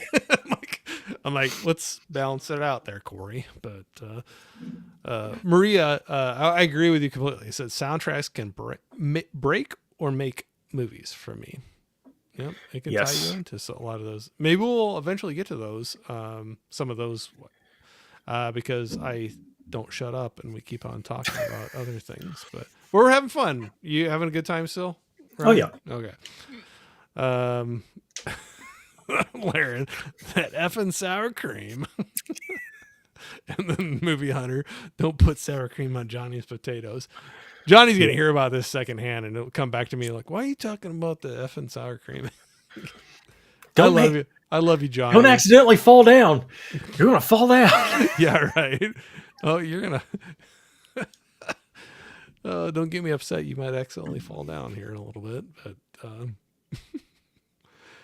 Okay, man. So 16 was supposed to be there, Kevin. Oh yeah, And there's Kim was supposed to be the other one. Yeah. yeah, there's so many things. It's so hard to plan out things like that, and things always come up because when you try to plan ahead, there's always something that'll pop up, money or time or other events or so no worries there. It's one of those things that just happens.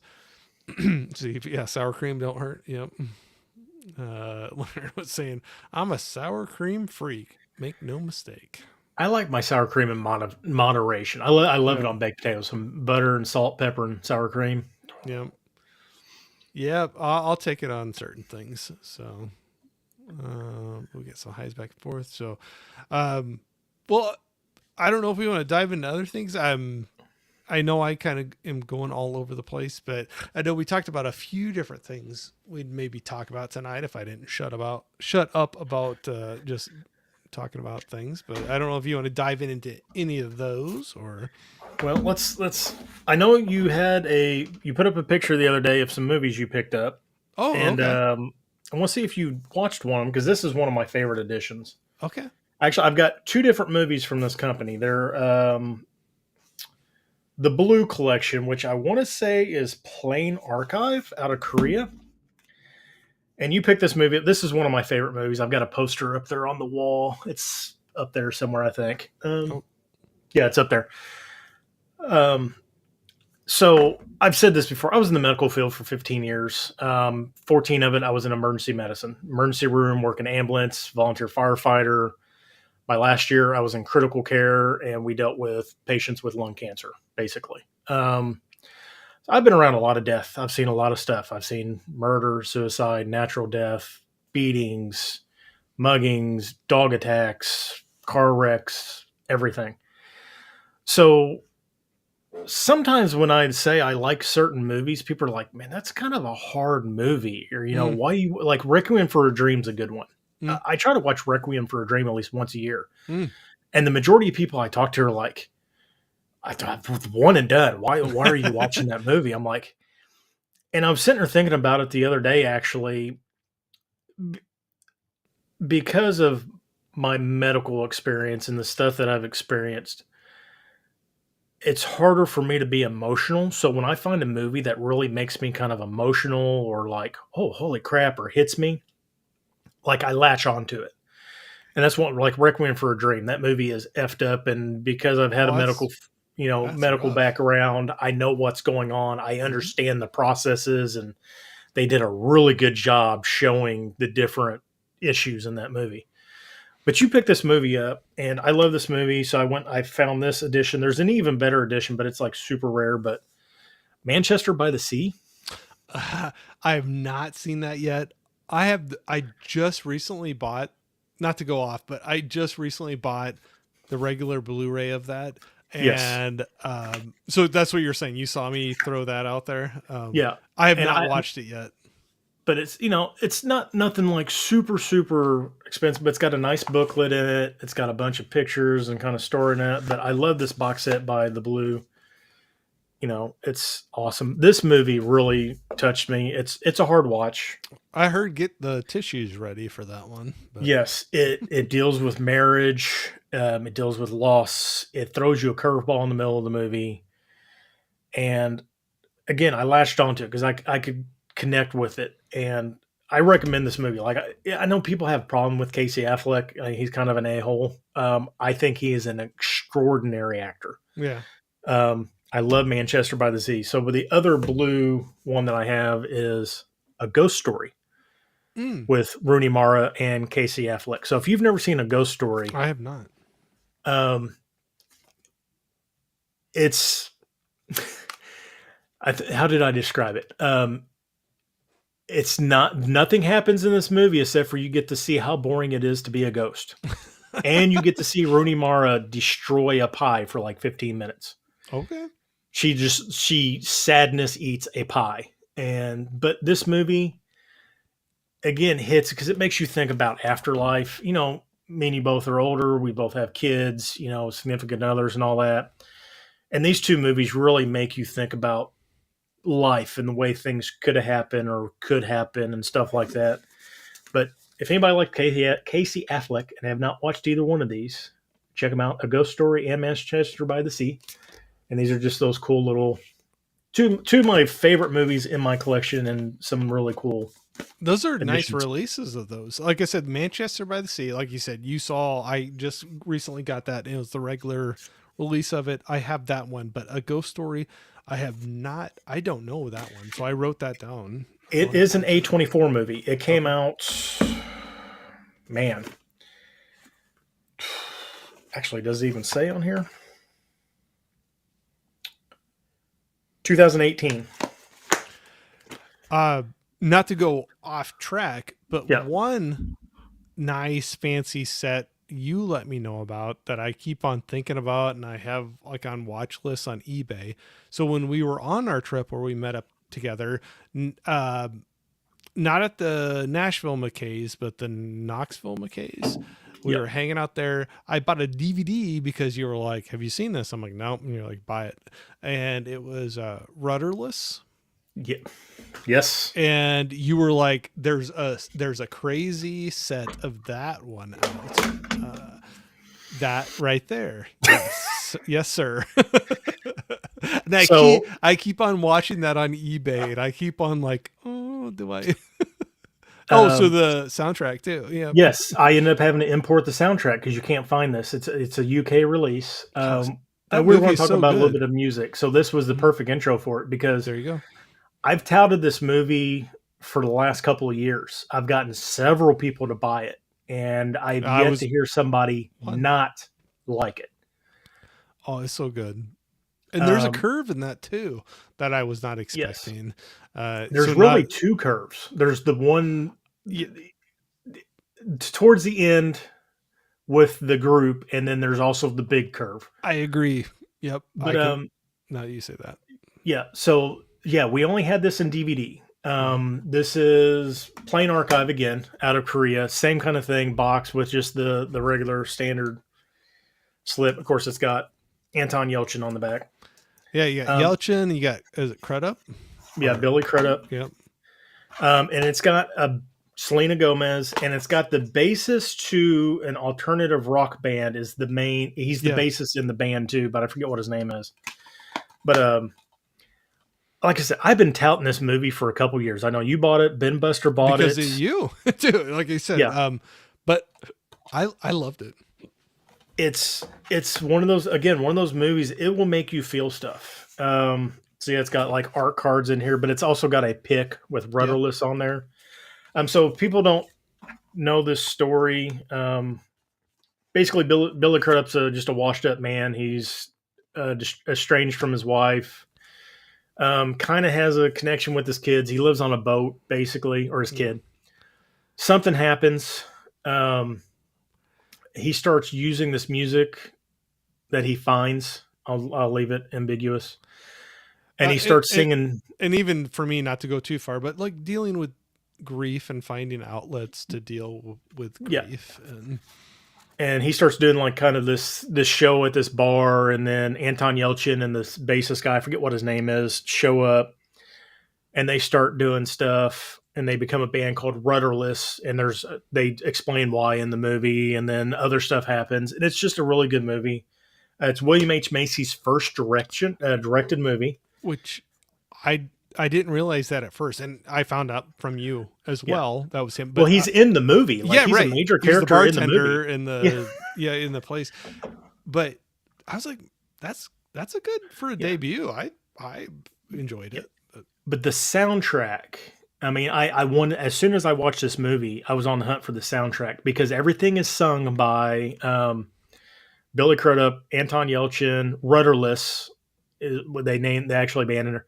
Ben Queller is the guy's name. That's the bassist. I don't know who he is, but the soundtrack is just really, really, really good. It's everything that's on here is in the movie. It's not a musical, but it's very music influenced Right, movie, right. but it's also very emotional. And I highly recommend. I don't know if this should be on Spotify or YouTube or whatever. Check out the soundtrack. But So, if you guys have a chance to pick up the DVD, I mean, the quality definitely a step up to the Blu-ray. But if you can just find the DVD and just watch this movie, I don't know if this is on streaming or not. If you can find it on streaming, watch it. It's worth it. I'll say I was just looking up right now. Spotify does have the soundtrack on there, Okay. so you could. Anton Yelchin and Billy Crudup, amazing. I didn't realize that Anton Yelchin actually was a guitar player and Billy Crudup was too. Like they play all their music and everything in the whole movie and all that, and it is just great. I'll agree with you. And that, like I said, but that's what's fun with when we did that trip where people were pulling other things out, and I think that was one.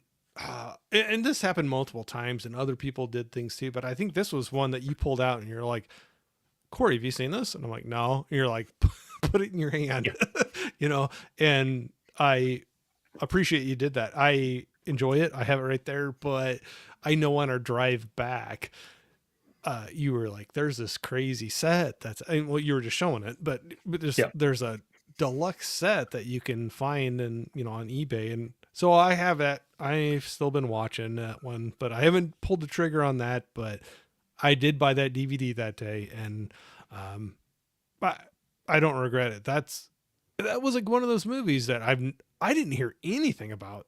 I didn't know anything exactly. about it at all, but I knew Crudup and Yelchin. I knew their names, and then I don't know. It's just like, how did I not know about this one? But I had such a good time.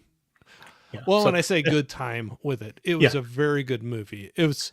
It's a Yes, there's tough it parts in that for sure. it gets you right in the feels, and that's why I Yes. like Yep. Manchester by the Sea. Gets you in the feels. Yep. Ghost Story makes you really contemplate life. Like Yep. it's just, and I love movies that do that because it really it.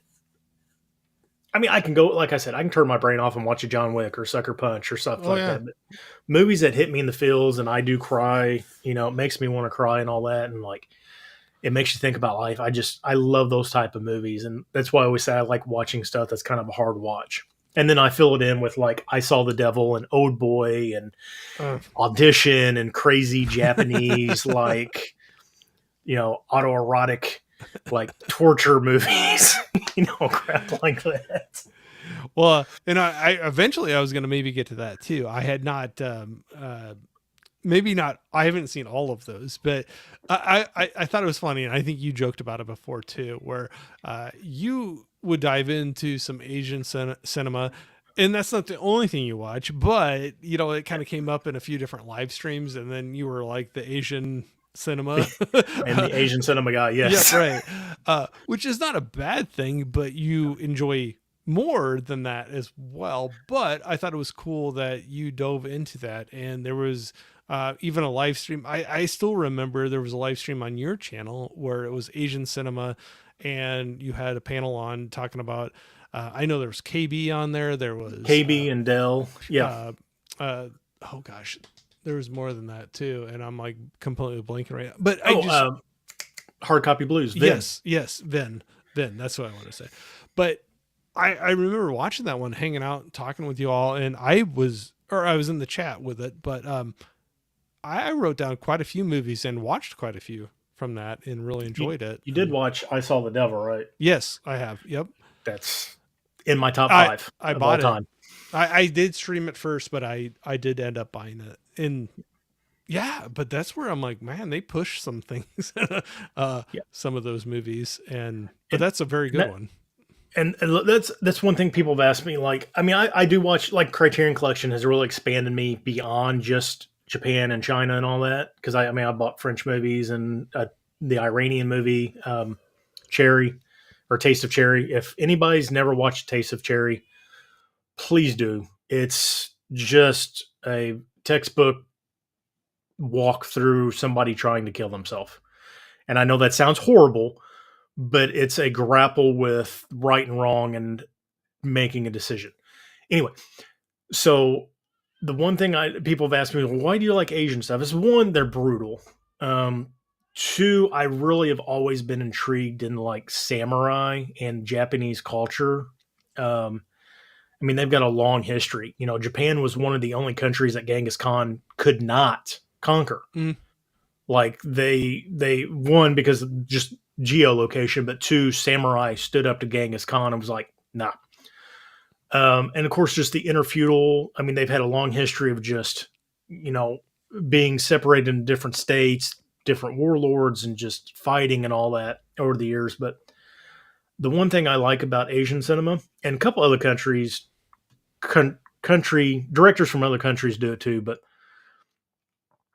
American movies, you expect a happy ending most of the time. Mm. You expect it to, there always be that twist at the end and be like, oh, it's all feel good now. Japan don't screw around with that. They're Like, okay with it not being okay. yeah, At the end of it. like, okay, you're going to die. Mm-hmm. You're not miraculously going to wake up in the hospital. No, if they're going to kill you, they're going to kill you. Or, they don't pull punches. And that's the other thing I like about it too, is because I think it really, again, works its way into that. Oh, that's real. Like that's not Hollywood. That's life. And it really just hits you. And I love that. I would agree with you completely when you're talking about not pulling punches with their movies. They don't pull shots in their movies. So there's like some shots in some of those movies I've watched since then that I enjoy. I mean, they're great movies, and I'm really glad that I watched them. But I'm like, oh, a U.S. movie, they would have pulled away before that impact, or not to go too deep into things, but like, Yeah. There could be a fight or something going on, and Yeah. like US would have pulled away from that shot, Yeah. and you saw the whole thing. Yeah. US, you're going to have 30 cuts. Mm-hmm. They're not going to show the end result. Mm-hmm. Asian, you're going to have like 3 cuts and you're going to see everything. And Yeah. that's what I like about, and that's, and there's here in the last few years, especially like John Wick, Bullet Train was the same way. There's been other movies too where they've gotten back to that. Jason Bourne was the issue with it because for Jason Bourne, you really did have not a whole lot of cuts and not a whole lot of pullaways Hmm. in American movies. And then you got the whole shaky cam thing that Yeah. happened there for a while where it's like 6,000 cuts in one fight scene and you just really don't know what's going on. Yeah. And here in the last, since John Wick and all that, they've really, and nobody's the same way just Yeah. because it's the same fight choreographer, I believe, From or John whatever. Wick. Yeah, I believe so. Yeah. Yeah. And they really got back to the roots. That's why, like, Jackie Chan is probably my favorite martial artist. And he always said, you lose impact with more cuts and pullaways. You have to show the audience everything. Yes, your mind can fill it in, but it's not as satisfying. It's the So, reality. Like yes. actually seeing the real thing, what's Yep. happening. But Oh, Jackie speaking of Chan. the devil, Oh, Tony's in the house. Basement Blues oh, just showed I can up. run through here. Okay, I know I'm always bad You're about fine. jump through here, but I think I said this before. But Smirk said hi to both of Hey, Smart. us. But okay, let me run through real quick here. Tony, we were just talking about Knoxville just a little while Oh ago and yeah, I'll get getting you, to meet you Tony. and how great it was. How you were awesome. Miss Kim was saying when I first heard of the stream from the kitchen, Ryan was. Oh, wait, did I just say that one? Okay, That was I I think the last one you left off Okay, on. sorry. That's I get thrown off on this, but all right, we'll try to just catch up. But wow, I got way off on the.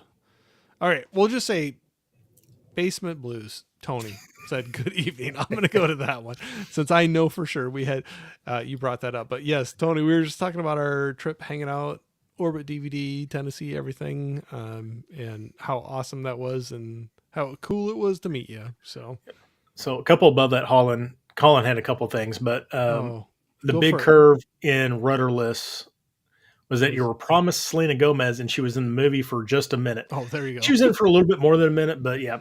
Holland, I know you watch a lot of movies. I know you're in all the streams, you're in the chats and all that. I know you Holland watch a wants lot of movies. a lot. What did you think of Rudderless? Honestly, I know you've watched Zebra Man, which I recommended because it's a Takashi Miike movie, and you weren't quite good on that movie. What did you think of Rudderless? Because I'm sure you probably heard it from me, maybe, possibly. Holland, I'll look for your comment because I've been falling behind on everybody else's. But yeah, but okay, that was such a fun experience because there was more than just that movie and more than from just you too. Like some other people were like, "You've never seen that? Oh, buy it." Kind of like I'll pay you the money back if you don't like it. Kind of a thing. And I'm like, oh, and I ended up really enjoying the movie, and that was definitely one of them. So Tony actually surprised me because Tony buys everything almost. Holland knows his Um, shite. he actually recommended me The Untold Story and The Sadness, which are both Japanese movies, and they're like that Japanarchy type movies, like really, really like hardcore movies. I haven't watched either one of them yet. I need to, but like I was surprised that Tony recommended those to me, which I think he's watched them. I think he gave them good reviews, but I think he recommended me because they were Asian, which was fine with me because that's why I was buying. But like to hear Tony like talk about like Disney movies, he's like, here, watch this screwed up zombie movie from Japan where people are like getting their eyes gouged out. Okay, it's crazy. But I think that's sometimes you get kind of a feel for somebody on the pics that they're putting on videos, or you kind Yeah, of think but they have a bigger idea. Just like saying like you're the Asian cinema guy, like you like a lot more than just that. yeah, And I think Tony was the same way too, where sometimes he'll throw one out where you're like, oh wow, okay, but yeah. here we go. Holland was saying Rudderless was good. Yes, everyone watched Rudderless because of you. I have not seen Zebra Man. Wasn't me. That was Laren. Laren watches Zebra Man, so I don't know if Laren's still. I think it was Laren. Tony was saying, I can't figure out how Holland Oates keeps up with it all, watching movies and watching all of the live streams.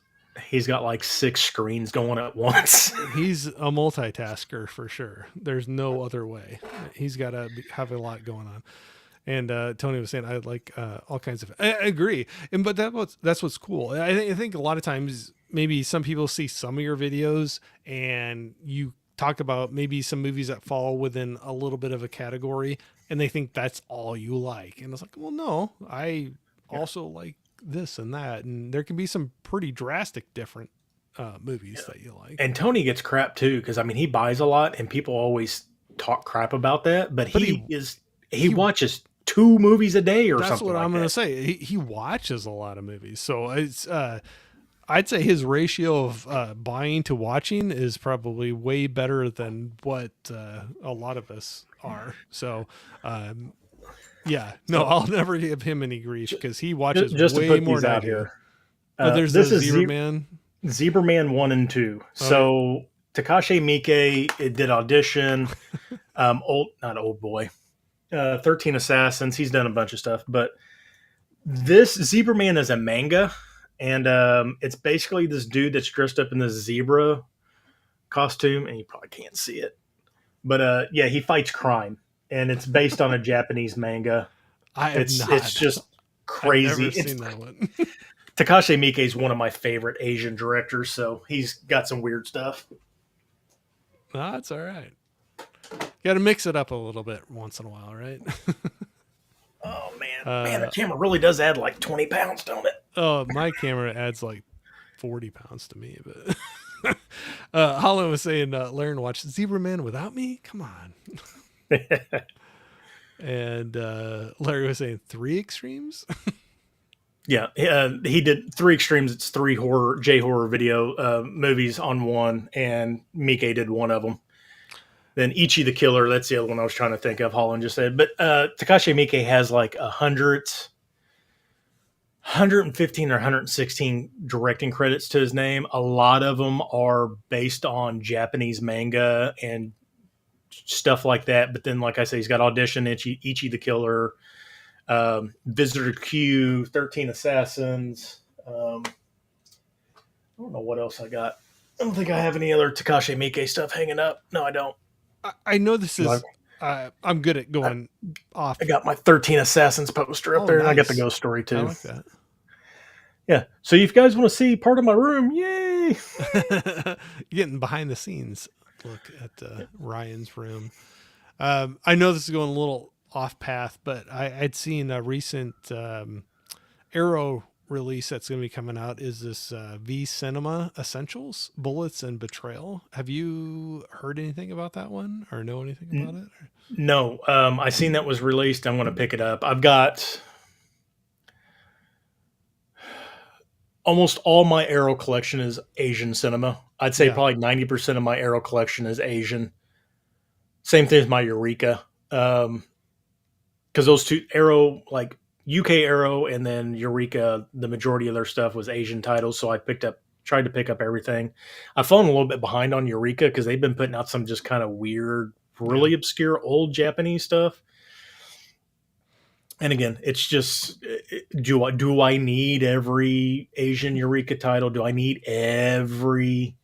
Because like I went to Barnes and Nobles to look at what they had left at the 50% off sale, and they had Tomy 1 and 2, which just came out, which is Japanese J horror. Again, I'm not a big horror person, but it was Arrow. I was like, man, I could add it to my Arrow collection because I Right. already have almost all the Asian titles.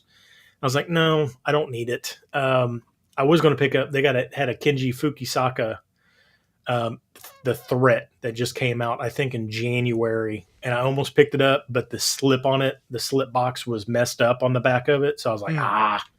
And it was like the last day of the sale, so I didn't pick it up. Yeah, I know how that goes. Where it's like, maybe I'll hold off and get one that's better. But Holland was saying only seen Audition and Ichi Killer, both fun. Yeah, Ichi the Killer. I've heard that one's Ichi, nuts. I've heard that one's it nuts. is messed up because you think Ichi, like you think Ichi's one person because there's this one deranged, messed up dude in it, and no, that's not Ichi. There's another even more messed up dude in it. I've heard things. I'll just say that I've heard things, and I'm like, oh, okay. Where are you at? Oh, there we go. Oh, Yeah, because even on the cover, so this is the guy you think that is Ichi the killer, and that is not Ichi at all. And this dude's messed up. Like he's got a bunch of scars and body yeah, modification and does some just crazy stuff. But yeah, Takashi Miike is crazy. yeah. I've heard things about that one. Larry was saying, "Nah, I've never seen Zebra Man, but want to see So who was it that Wanaman." seen Zebra Man? Somebody on a stream, because I had mentioned it on a stream like a year and a half ago, or maybe it was during one of the D-Ray's battles. I think I pulled it out, and somebody was like, "What the heck is that?" And then like I don't know, a couple months later during a live stream, so he said, "Man, I watched Zebra Man." I could have swore it was Holland or Laren, but I guess not. Oh, maybe I'll have to check that out. Steve was saying you'll lose 10 pounds if you shave Corey. Hey, that's all it takes. This thing will be shaved, man. Yeah, God, I hate because I just use a no guard. I got one of those I big do that mustache too. trimmers, I and never. it's the cleanup is horrible. Yeah. Well, even when this is much more than usual for this winter, but yeah, no, I just go no guard with clippers, and I don't, fully shave. Yeah. Yeah. No, sir, it's not for me. Larry was saying Love Edition, One Missed Call is good as well. I've heard about One Missed Call, but I've not. Well, I actually haven't seen either one of those, so I'll just say that. But So Audition is that's like one of the first shock J horror movies that I came heard, out that was kind of kind of made its way out that was widely accessible. Again, Takashi Miike, and it's a well done movie, but man, I heard there's some the scenes oh yeah, or a man, particular scene. yeah. There's like two main scenes in there that are completely screwed up, Yeah, but overall, like it's a well made movie. It's a good horror story, and it's really kind of a look into Japanese life too, of like an older single person. yeah, And the main lady in that movie is messed up. that's what I've heard. I've heard like, yeah, be prepped for that one. Yeah. But, we got Mark in here. What's going on, Mark? He's saying, hey, Hey, hope Mark. everyone is doing well. Yep, doing good. Prince was saying Asian cinema lives on. I think there's Yeah, a lot of I do fans like that here. you point that. Yeah, there for a while, I was like, I'm the Asian guy. Like even I was on a live stream, was like, But I know and you've oh brought that up a couple times where people are like, I'm like, I do love it, but I do like other things too. yeah, there are some people in the community that are way more knowledgeable on Asian cinema than what I ever Yeah. will. I've just really tried to buy all the Asian cinema I can though. But you enjoy it and you're diving into Yeah, it. And yeah, Tony was saying Eureka release so much, it's hard to keep up with. Yeah. yeah. They release like anywhere from 8 to 12 titles a month. Like they do a lot. Yeah. And it's just not even Asia. Like, I mean, they've got a whole big, selection they do. Is this a audition? Maybe the film ramps up to Yes. the extreme in the last 20 minutes or so. Larry, there. Yeah. I think the movie's like an hour 35, maybe hour 45. And like the first hour is all set up and then things start clicking. And then you start realize what's going on in the last 20 minutes is like, And oh, you're like, dang. yeah. Definitely have those movies. Okay, so we were talking about your Asian movies. You definitely love those, and we were talking about like how that does not like define you. That's not the only thing you go Yeah. into. What do you find yourself dipping into outside of that? What do you get interested in? Um, And whether it's releases that you have sitting there, I know we talked about showing off something. It doesn't have to be, but like, what are some genres or some movies that kind of outside of that you dive into that you I you really really enjoy? do. I find myself watching a lot of movies that are kind of like make you think about like life in Mm, general. And again, I think that falls back to my medical stuff because um, like on the musical live stream, I talked about Death Cab for Cutie. I mm, love that the mm. plans and there's the one line from what Sarah said was, as I watched the peaks on the LCD descend, I remember what Sarah said that loving someone is watching them die. and that really hits me hard, and kind of really just makes you think about things. And I think I do watch a lot of, I wouldn't call them sappy movies, but stuff that make you contemplate, like, if I'd done XYZ at this part of my life, could I have just been somewhere different? Or, could XYZ happen? What would I do about that? But um, I know, like, Valentine's Day is coming up. I know, weird intro I or know. weird I'm waiting. transition. I'm like, I want to see what this movie is going to be. Well, a lot of the stuff that also makes me think is like movies about mental illness. Mm. Because again, dealing with mental illness, like in the community, working as a medical person, you see everything. You multiple personalities, you know, psychopaths, sociopaths, just weird stuff, and then just kind of not. I'm not going to get political or anything, but just seeing where kind of the world's moving nowadays with so much social media and the internet, and how people became like closed, and it's kind of created issues, and then like COVID created issues with people, and like people's just not, they're not getting out of their bubbles and stuff like that. But um I find like relationship movies and mental illness movies I run into. But this just got a release from, I think, Imprint, Oh, but Lars and the Real Girl with Ryan Gosling, I've which never seen that. I know what you're talking about, and I've almost watched that a couple times on a streaming service, but I've never watched that. yeah, so it's a great movie. Ryan Gosling, I love.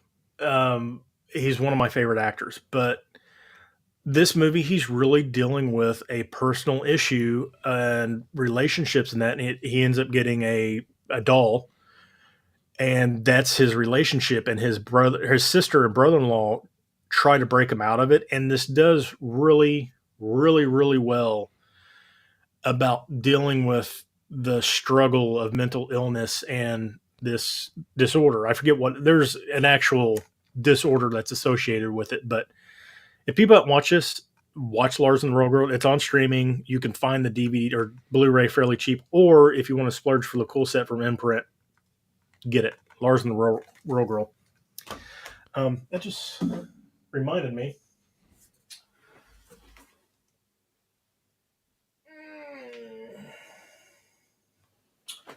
Another movie about mental illness. I've talked about this movie before. I've brought it out. It's kind of a funny story with Zach Galifianakis and Emma Roberts and Keir Gilchrist. Basically, he's a young kid, like 17, 18, 19 or something like that, and he's having a mental breakdown, and he goes to a mental health facility, just try to ask questions, and they end up committing him. And it does a really good job dealing with mental illness and telling a story in a way that really makes you think about stuff. So again, mental illness, it's kind of a funny story. It's good. I've not seen that one. I don't know Um, anything about that one. but yeah, so Lars and the Real Girl, the kind of Valentine's Day is just a guy and a girl. But another movie that actually has Valentine in the name, again, Ryan Gosling, Blue Oh, Valentine, yep. with him and Michelle Williams. You've seen this one. Yep. Mm-hmm. Again, a brutal look at Mm-hmm. marriage and the realities of what happens. And I love the way they switch back and forth. They time jump with this movie.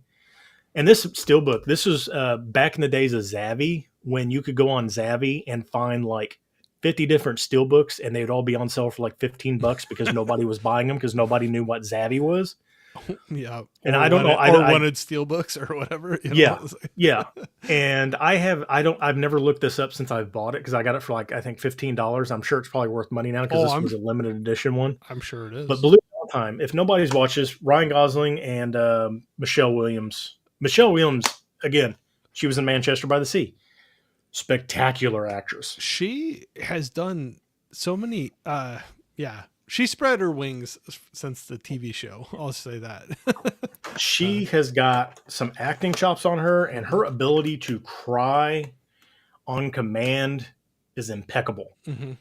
Like, just crazy. But yeah, movies that make you think and really hit home. And I think the reason I watch them, again, I'll watch a John Wick or, an action movie or whatever, or a comedy, to laugh and all that. But I think what I really just connect with him because it really makes me feel like I'm kind of complete again, whereas I've kind of pushed away all this just crap that I've witnessed and endured. Hmm.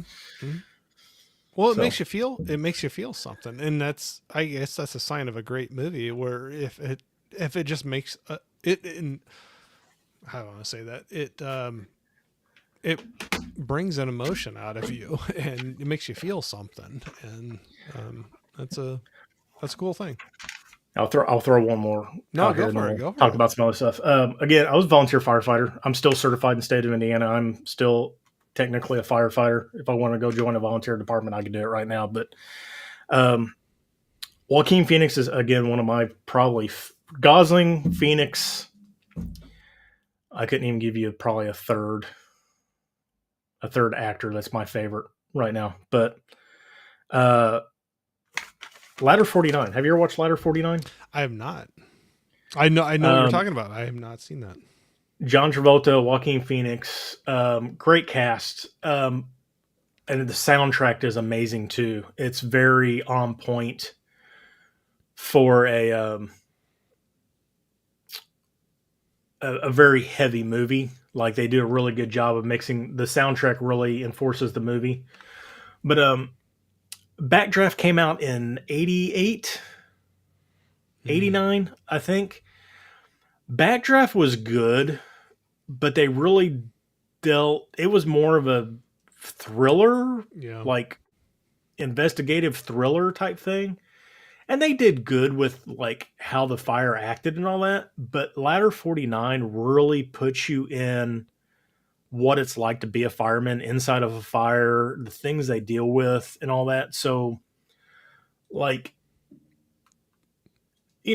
yeah, a paid traditional firefighter, they sit around the station the majority of the time unless you work in like New York or LA where you're just constantly busy, which this is based in New York. I think it's New York or is it Boston? One of the two, one of the big cities. Either way, Yeah.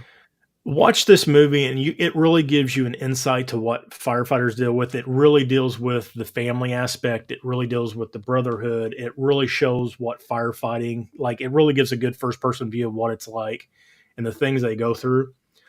So if you want to get a little bit better look at inside my head, watch Ladder 49. But the soundtrack, I recommend the soundtrack. It's got a Robbie Robertson on it, Shine Your Light, David Gray, As I'm Leaving, which is really good. The Ohio Players, Fire, Breeders, Cannonball, Oh, nice. Yeah. Tom Petty and the Heartbreakers, the Pogues, If I Should Ever Fall, From Grace of God, which is really good. The Black Crows are on here. But yeah, Ladder 49 soundtrack and movie. I I'm just dropped it. I'm gonna check that out because you're reading a lot of good ones off there for me. But yeah, that's I seen it. I seen that movie in the theater, and then I went back and I think I watched it the next night. I seen it in the theater like 3 times. Like it was that good, and I've watched it several times since then. If it's ever on TV, which is hardly ever, I always watch it. But yeah, yeah, Ladder 49, great movie, great soundtrack. I'm gonna check both those out, the soundtrack and the movie. I do not know that one at all. I'm trying to think if I've even heard of it. But that's the crazy thing. There's so many movies that come out that Yeah. it's easy Well, to. when it came out, let's see, when did it come out? I always hate trying to find the date on these things. It came out early 2000s. I want to say it was after 9/11, but I don't remember. Man, they should have like the date, like really big print. Yeah. 2000. Oh no, it's 2007 Blu-ray. Maybe it was 2007 when it came out. But yeah, I think when it came out, I don't think it was received that well. I think maybe some people thought it was like an ode to 9/11 and like just over glorifying the Yeah. firemen there, Yeah. which not to downplay them. I mean, that No. was a No. massive event, No. but No. Not at all. um, I don't think it received much attention outside of fire, police, and medical. Like those people definitely went to go see it. 2004. So yeah, so that's 3 years after 9/11. So Yeah. yeah, Yeah. and it's only an hour 55 runtime. It's really good. Travolta's a beast in this movie. Like he does really, really good in here. Jacinda Barrett. That's I was trying to think of her name. She is his wife. Robert Patrick, the T-3000 from Terminator. Yeah, yeah. He's in it. Morris Chestnut, which you would know. He's been in a bunch. I mean, it's got a really good cast of people you would know. Hmm. I Yeah, wrote that down and I put a big old star by it. I'll have to look that one up and check it out and see if I can find it somewhere. But and check out the soundtrack too as well on yeah. Spotify. That's one thing. It's kind of crazy when we're talking about like buying physical movies or physical media, movies, music, whatever, vinyl, CDs, DVDs, 4Ks, whatever. Um, do you find do you have any differences on how you look at it between movies and music? Between I want to have it physically or I'm good with the streaming options that are available? So I really don't. I don't watch TV much at all. Yeah, Like I've got Hulu, but usually what's on our TV is kid stuff, and then yeah, when it's yeah, not and it's just on in the background, it's either Adult Swim or a Marvel movie because they seem like they're always on. yeah, yeah. But I really don't stream movies Okay, at all. yeah, When it comes, so I watch what other people are saying about movies. I read the synopsis. I think I like it. I'll buy it. yeah. When it comes to music, I use Pandora a lot. Okay, So, like, if I hear an artist that I've never bought any of their music before, I'll pull them up on Pandora and I'll listen to them. And then I also, it rotates to other people who like them. And usually, if I like them, I'll start looking into them and other stuff that's similar to them before I buy anything. As far as vinyl goes, um, I've cut back on buying vinyl, but the only reason I ever started buying vinyl in the first place because of I talked about him before, Andy Hall from Manchester Orchestra. mm, His One of his side projects was Right Away Great Captain, and the only way you could get any of the music for it was on vinyl. okay, So that was my whole reason I even bought a record player of that. So nowadays, if I'm buying vinyl, it has to be something I'm really connected to, like something I really, really like, or it's only available on vinyl. yeah, But if I like the music, I'll try to buy the CD or I just Pandora them. yeah, Like I buy more vinyl than anything, but I stream a lot more music than I do movies. I know Record Store Day is coming up, and I seen that they're releasing the Post Malone tribute to Nirvana that he did during the COVID thing, yeah, and it's limited to like 15,000 or 150,000 vinyl. And I'm wanting to try my dangest to get it because that was a great performance. yeah. He was on guitar. I forget who the other guitar bassist was, and Travis Barker was the drummer, and Mm. that it was just amazing. They did like I think 18 songs or something like that, or 16 songs, and he did a spot on Kurt Cobain impression. That's the problem with some of those record store day releases. It's awesome. It gets people out to the local stores, but it's always hit or miss on how many each store gets. Yep. And you show up there and what kind of line is in front of you, and if they even got any of those copies or how many that they got. But Yeah, and this one also, I think every one purchased is also going to charity too. So it's like oh, nice. even more like thing. I know records for the last one I went to was Black Friday 2 years ago, Yeah. and the store opened at 7 in the morning, and I got there early. I thought I got there early. Like I got there at like 5:30, 5:45. Yeah. I was like 45th in line. I Oh, was like, yeah. I Yeah. didn't get nothing that I wanted. I've done that a couple years, and I was the times I went really what I thought was really early. I was not that early. There Yeah, was people a lot earlier than I was in that. but But yeah, I stream more music than I yeah, buy. But if it's something like I said that's only on vinyl, or if like one of my favorite bands, I have all their CDs. If they put another CD out, I'm going to buy it. I've got yeah, a couple I need to pick up, like 21 Pilots. They had a new CD come out a couple months ago. Clancy, I need to pick it mm. up, and just couple like just random stuff like that. I'll buy it if it's a long time person. Now, if they're a new artist that I've gotten into, I tend to stream it more. Well, that's what's kind of crazy. I think I tend to I stream movies as well, but I think I stream a lot more music than I do movies. Yeah. I'll say that. Well, But and I would stream more movies if I didn't have this stupid collection behind me that I've only watched like a right. third. And then you got, like all of us, no matter what size your collection you have, you got some back there that you have not watched before. Oh yeah, no, yeah, no. So it's like, well, maybe I should watch one of those instead of paying some extra money to watch I something else. know But last year somebody had asked that question during a live stream, like, what percentage of your collection have you not watched? And I yeah, think at that point I owned like 16 to 1800 movies, I think, mm, total between the steelbooks and everything. yeah.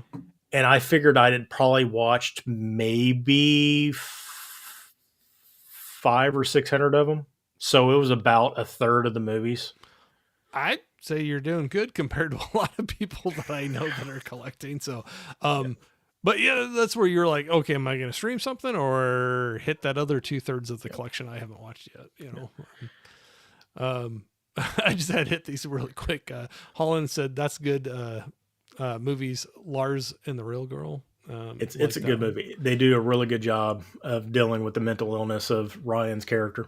Yeah, I'll have to watch that one. I've seen so many things on that, but I haven't watched it. And then Larry the Goss is awesome in Drive and 2049.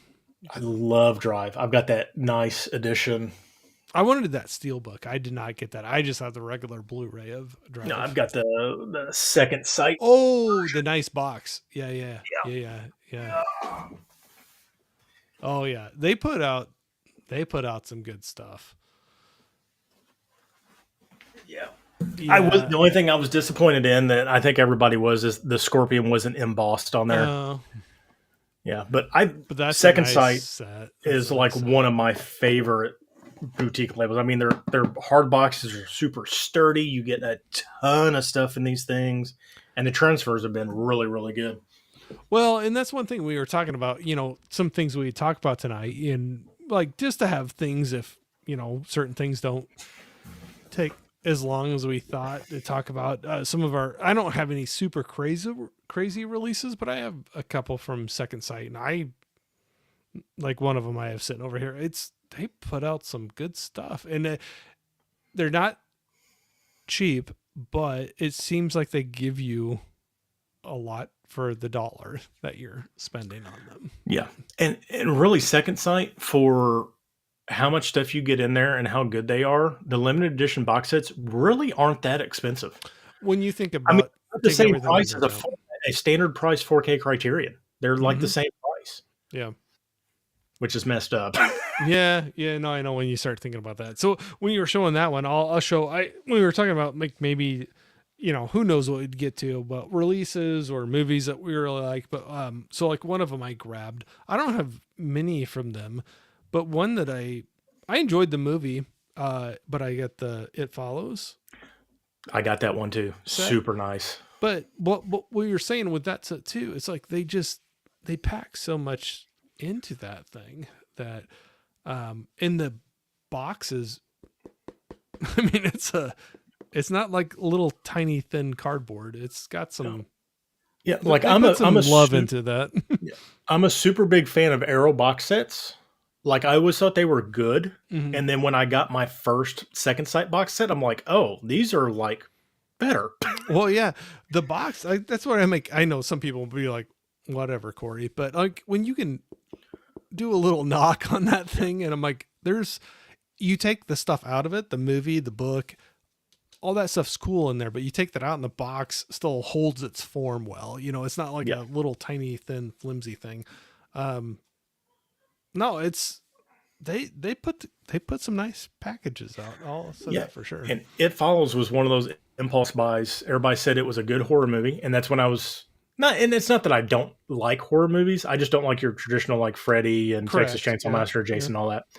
But everybody's like, It Follows is like a good supernatural horror type movie. And I was like, okay, I really like Second Sight. I'm going to give it a chance. I'm going to buy the movie. And I was not disappointed. Like, it's a movie. I love the fact that it's in my collection, even though it's a horror movie. Yeah. No, I like that one a lot too. Where I I'm not gonna argue like best ever or anything like that, but I liked what they did with the budget that they had, and it's kind of Yeah, cool when you can see you know it's a lower, and I don't mean this in a bad way, but it's not a high budget horror movie or yeah. something.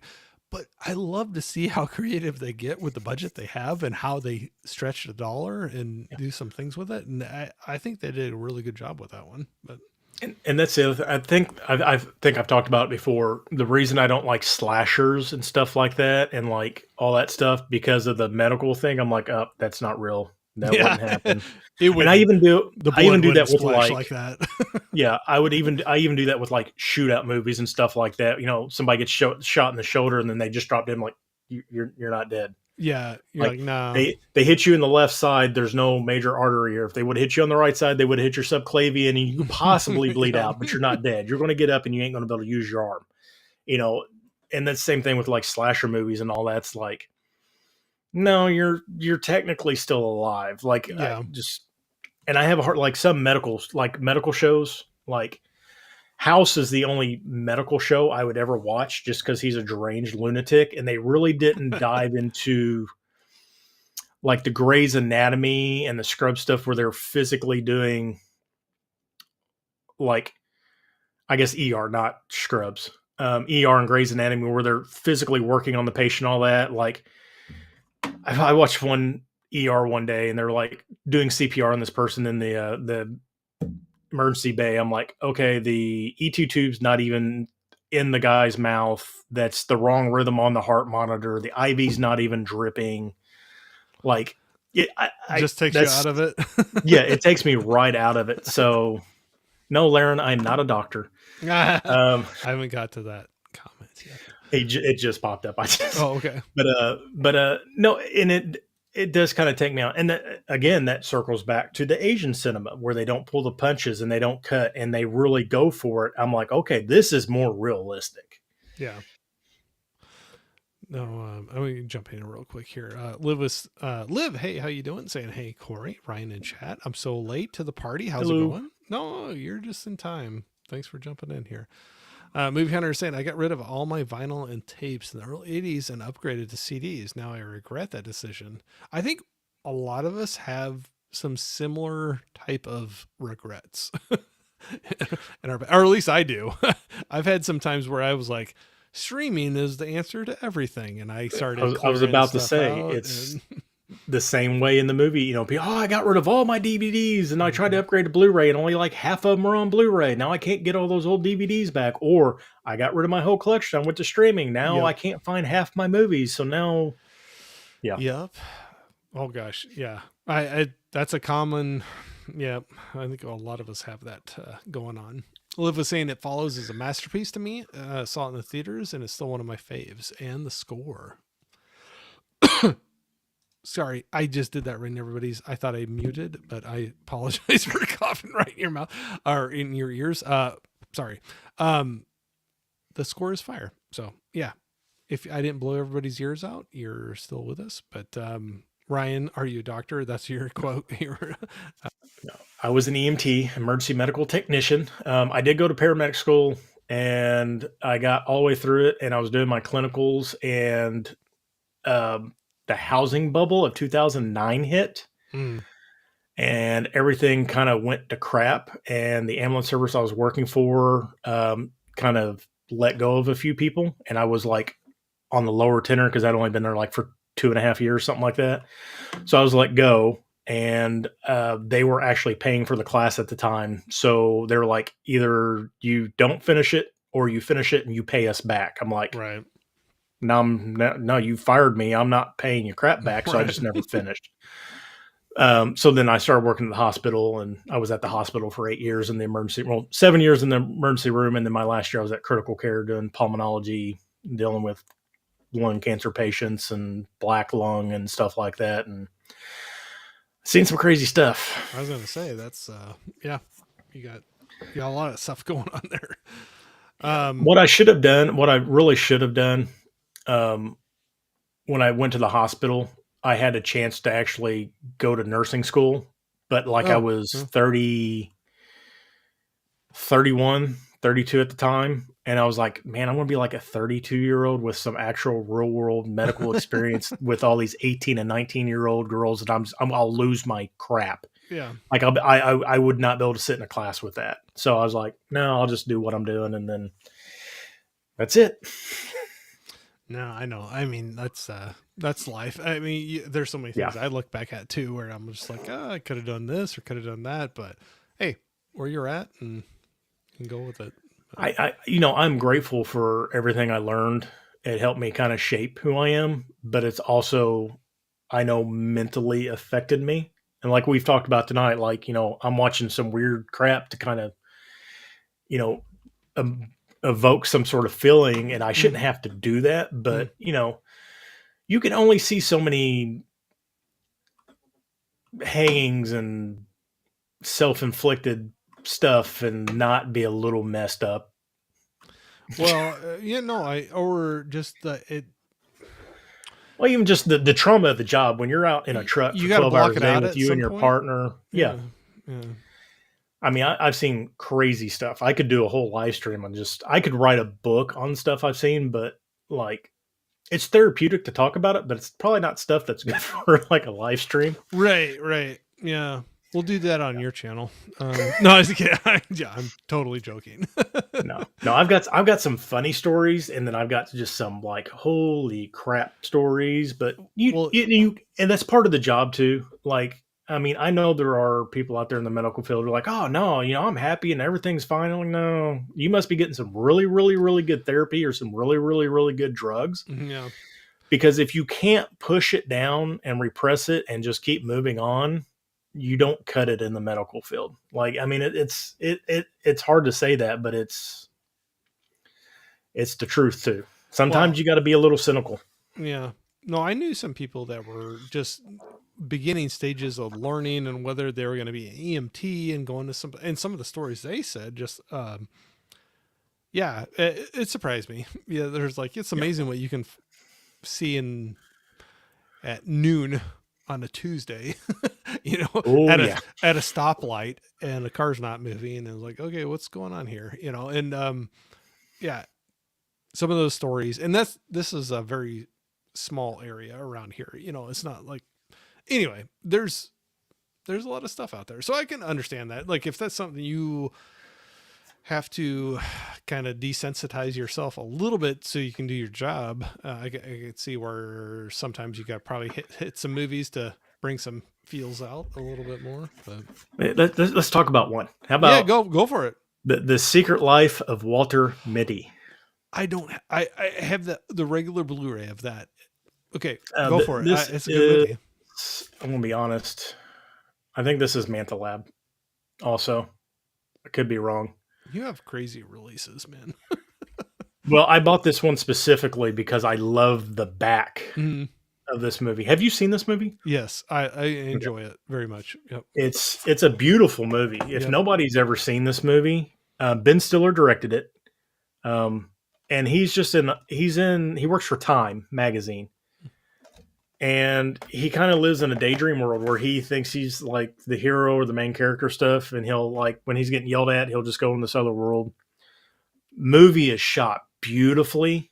Um, Sean Penn, surprise character in the movie. I did not expect him to be as good as he was. Good night, Tony. Yeah. Um, Hi, Tony, bud. I love Ben Stiller. I think one, he's a good director. I think he's directed some really good movies. Tropic Thunder, of course, being one of them. But again, this movie is about taking the reins of your own life, and even though you've been in this one situation your whole life, taking that risk to try to better it. Mm-hmm. And this movie does really good. But like I said, I bought this edition specifically. One, the steelbook's awesome, but this slipcover is just, I love this slipcover. No, But it yeah, looks nice. Secret Life of Walter Mitty. If people have not watched that, please do.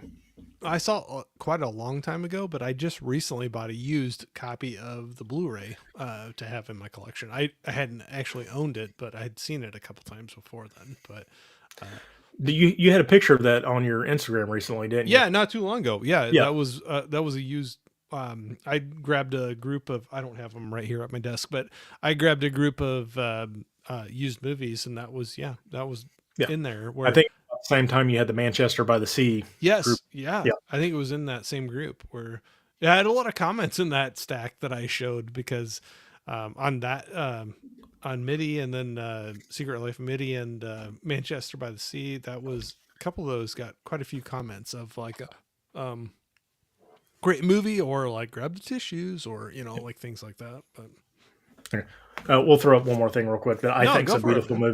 movie. Adam Driver. Adam Driver. He's probably one of my favorite um, actors as well, and like the Gosling, whoever else I said, I forget. Um, Patterson. Have you ever seen Patterson? I don't think I have. It's like Rudderless. It's a movie that's never gotten really any kind of traction on anything. I believe there's only a DVD in the US. There may be a Canadian Blu-ray. I'm not totally for sure.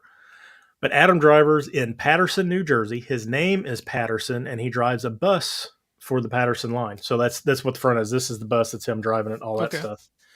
But this there's nothing about this movie.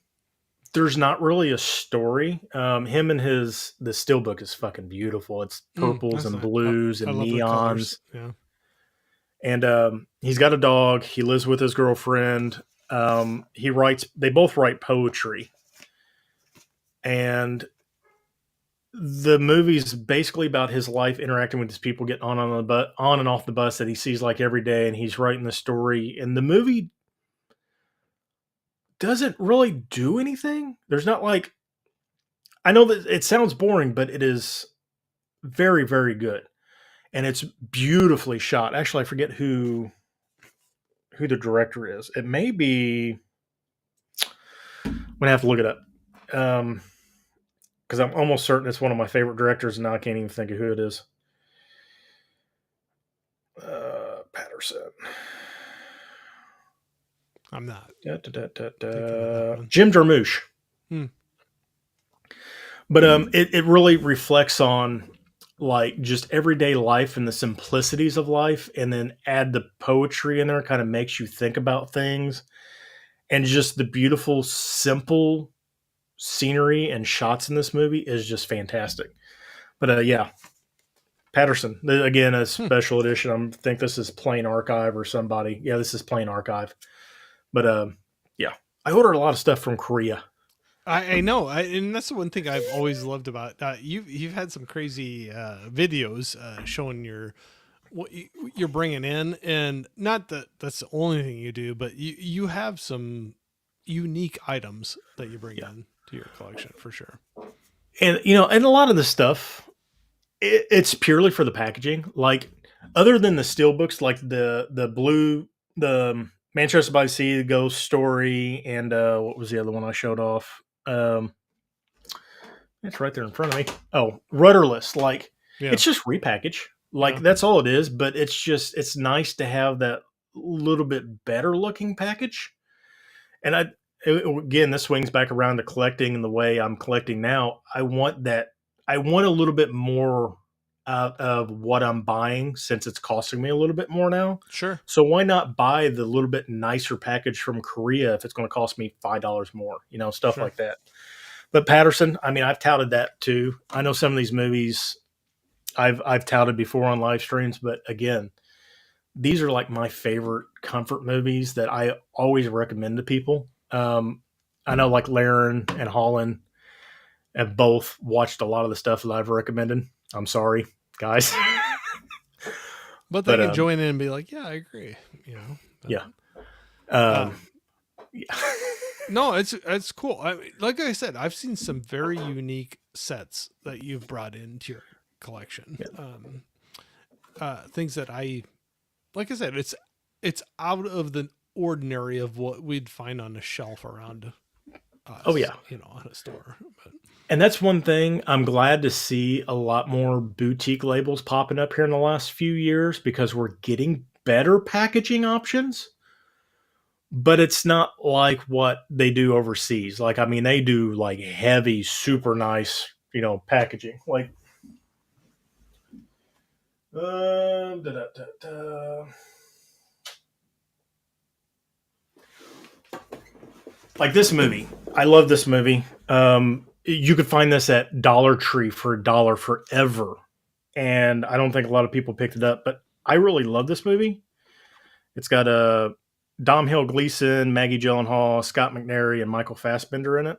And I always, whenever time I bring this movie up, people are like, why? I'm like, because it's a really good movie.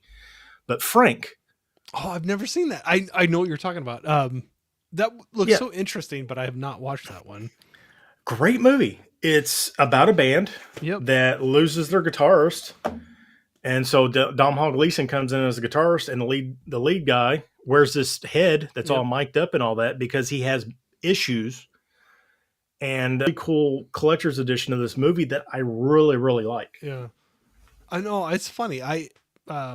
There's so many times you hear about movies and then, or at least for me anyway, I kind of forget about them. I try to write down notes and like to try to go back and watch them. But that is one I remember seeing some things like that looks really interesting, but I'd never gotten around to watch it yet. But Well, and Fassbender, the only thing I ever knew Fassbender from was Magneto. That's yeah, the only yeah, thing I really ever knew him as. And then when I seen that, I'm like, oh, he's actually like an actor. Like yeah. he's good. And then Dom Hall Gleason, I think that was like one of the first things I ever seen Dom Hall in. Love Dom Hall Gleason now. Like he's just really, really good. Oh, I'll have to check that out. I have so many I've written down so far. My watch list always grows so fast, but I was jumping in here real quick. Liv was saying, I haven't seen the movie, but I enjoyed reading the story in college English class many years ago. Patterson. I think Patterson's based on a book, I if wonder that's if what that she's was the talking one. about. Maybe. I don't know. I kind of fall behind Actually, I here. think does this have the short story in it, maybe? Or Laren, Manchester by MIDI. By the MIDI. There you go. Liv was saying, I just recently found out that he directed Cable Guy. Love that one. Yeah, Ben Stiller. Yeah, Mm. Cable Guy's another great one. Actually, Cable Guy may have been his first directive debut. I I guess think. I don't know. Holland saying Patterson, very polarizing. I think it's great. Yeah, Liv was saying Adam Driver is talented for sure. I've been impressed by him since his Girls days. he was in the TV series Girls by I forget what's her name. She was in the news for a while there. I can't remember the lady's name, but yeah, he was I'm one of the blanking on love that. interests. There's that really good meme where it's like his girlfriend breaks up with him or whatever, and he's sitting there at a diner table eating soup. He's like, "This is some good soup." Like it's just, every time I hear that, it gets me. There you go. Lena Dunham, yeah. Main Street Cowgirl, how you doing? Saying, hey, Corey, hope you're having a great evening. I'm doing great. I don't know if you're still in Hello. here, but thanks for jumping in here, saying hi. Laren was saying, one of the few Jarmusch movies I haven't seen yet. Yeah, a lot of Jarmusch's movies Or are on the haven't yet Criterion seen. Collection, and then yeah, Patterson's not. There's a few that are not on the Criterion Collection. Holland says, keep the recommendations coming. Right. Liv was saying, Secret Life of Walter Mitty Okay, is not what I was Patterson. talking about. There you go. Yeah, because that's actually a remake of a movie from the 50s or 60s, I believe. Yeah. So, and it was Nice. a book before that. You've been showing some cool sets out, like the bigger box sets, but I know like one of the first things, and whether you want to be known by it or not, one thing when I first came across you was a lot of steel books that you would post pictures about on Instagram. A lot of the times you'd show them on YouTube as well. I know you being at your place. I saw a cool shelf of just like Yeah. all these awesome steel books. What I mean, you can say some obvious things, but what pulled you to that? And do you still have as much of a draw to collect those as you did before? I do. I do still have a draw to it, but like I said, it is getting harder. Hmm. And it seems like they're giving since Walmart took over, like they've been giving like everything a steelbook release, and then we're getting like the same movie 9 different ways. Because I think you were talking about the Drive Hmm. steelbook. There was like 4 different Drive steelbooks released within a year and a half of each other. Yeah. Like you know, but I think what really caught my eyes whenever I was converting from DVD to Blu-ray, I remember walking into Best Buy and I had a short list of like 6 or 7 movies because I was going to dump all my DVDs at one time, and my buddy was like, "You may want to check because not everything's on Blu-ray." I'm like, "Good thinking." Yeah.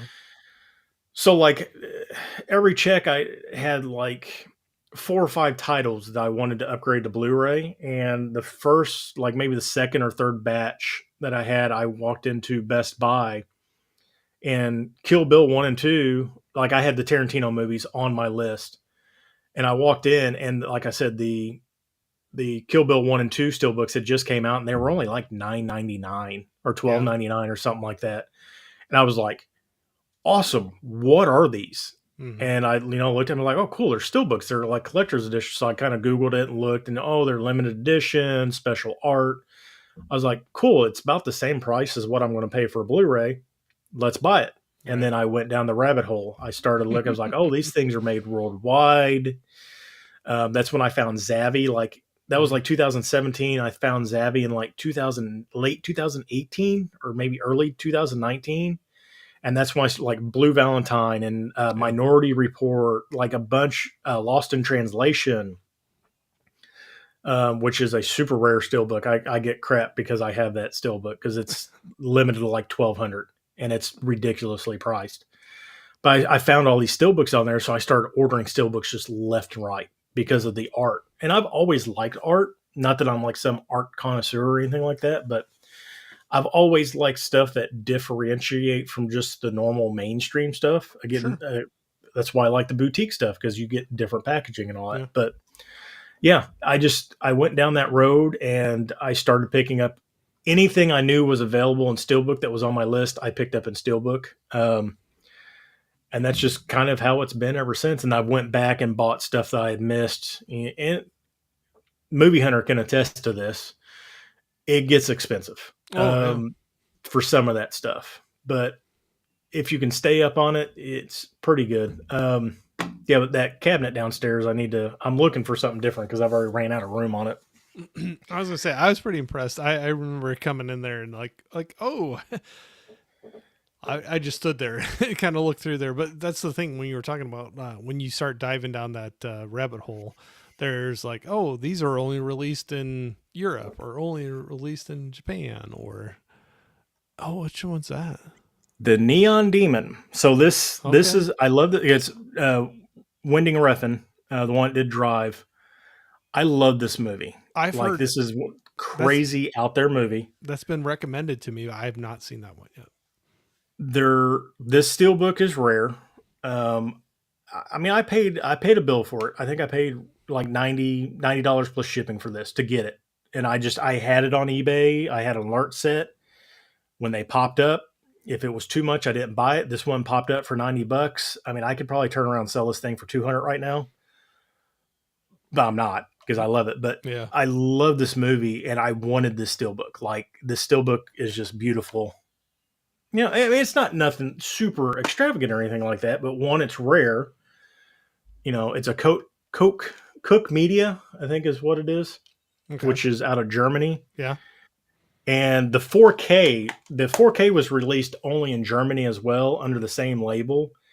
And you can't find a copy of the 4K for less than $200. Like it's ridiculous. But I was happy to find the steelbook. But I mean, you just got to look around and see what's out there. And would I have been happy with just regular Blu-ray? Yeah, but I got a steelbook that's limited to like 1,000. So I was gonna say a lot of the things that you throw out on your on Instagram or your channel, you have a good eye for things that are like you said. You could find a regular release for it, but you find some unique releases for them, and if you enjoy them and have them in your collection, that's awesome. yeah, and I was about to say something. I completely forgot what I was going to say. I don't remember what I was going to say. That's okay. Um, I'm good at talking too much, and I probably cut you off on something there, but no, it had something to do with the Neon Demon thing, and I completely forgot what it was. I've heard Um, multiple people tell me about that movie, and I think it's on one of my streaming services actually. And I'm meaning to get to it, but it's kind of one of those crazy things where you get more and more recommendations and things you run across, and you get a watch list that just keeps on getting bigger and bigger. And you only can watch so many things, but I've heard you're not the first person. I'm not saying like really common because I don't hear it a lot, but there's a few people that have thrown that title out that are like, yeah, that's something worth watching. It's not for everybody. Yeah. It's Nicholas Winding Refn. It's very Drive like in Okay. the aesthetics, Okay. but it's dark but bright at the same time, if that makes sense. But it's a just a weird, interesting movie. I really like it. I know what I was going to say. You said about me posting steelbooks. So Yeah. 2023, I did a steelbook a day on Instagram. Oh yeah. Yeah. Yeah. Every day I posted. That was a slog. You're like, Like, we're done with that. yeah, I got about May, and KB asked me, he goes, "How's it going?" I said, "I've got like 3 pictures left on my phone for like the next three days or whatever. I've still got to like take 60 more pictures, so like 30 still books front and back. I've got to edit those 60 pictures, switch them over to Instagram post, and it was like I was fine up to that because my first batch I did like I want to say like 60 movies or something like that because I just had a day where I just sit here, just boom, boom, boom, took Yeah. pictures. Yeah. And then I got busy, and then I realized that I needed to do another batch. And I was like, oh man, like it just, and I got over that hump and it was fine because then, like, I think my third batch I knocked out like 100 movies. Mm. And I sat there, I just spent the whole day editing and all that. And I got through it, but that's I have a lot of respect for people that do Instagram and YouTube full time and still have like a normal job like Ken. You know, Mm. it is a slog sometimes Yeah. to get all that stuff out. I got When a cough, so I'm going when to mute. oh, go for it. You're better than Okay. I was because earlier I thought I muted and I coughed in everybody's ear, so I'll apologize for that again. But But that's what, uh, so I got through 365, and then I think I took a month off or something like that, and then I yeah, went back and I started taking more pictures, and I just went to one a week, and I think I've only missed like 1 week since 2024. Um, and that's the other thing too. Like I try to stay busy on Instagram. I do the Steelbook Monday. I do my Fresh Friday driving jams. I usually do the Sunday spin. I've been posting adding to my story, I guess, posting other people's stuff with a lot of music stuff lately. right. If you guys don't like music and you've been following me and you've been watching my story and you're like, why am I listening to this UK hippie rock stuff all of a sudden, or this weird Japanese all female band? If I like it, I'm putting it up there. Hey, that's cool. It's cool to see, even if it's maybe not what we're used to seeing from you. It's cool to see some different avenues, some things you're Yeah. interested in that you're excited about. It's cool to see some of those different things.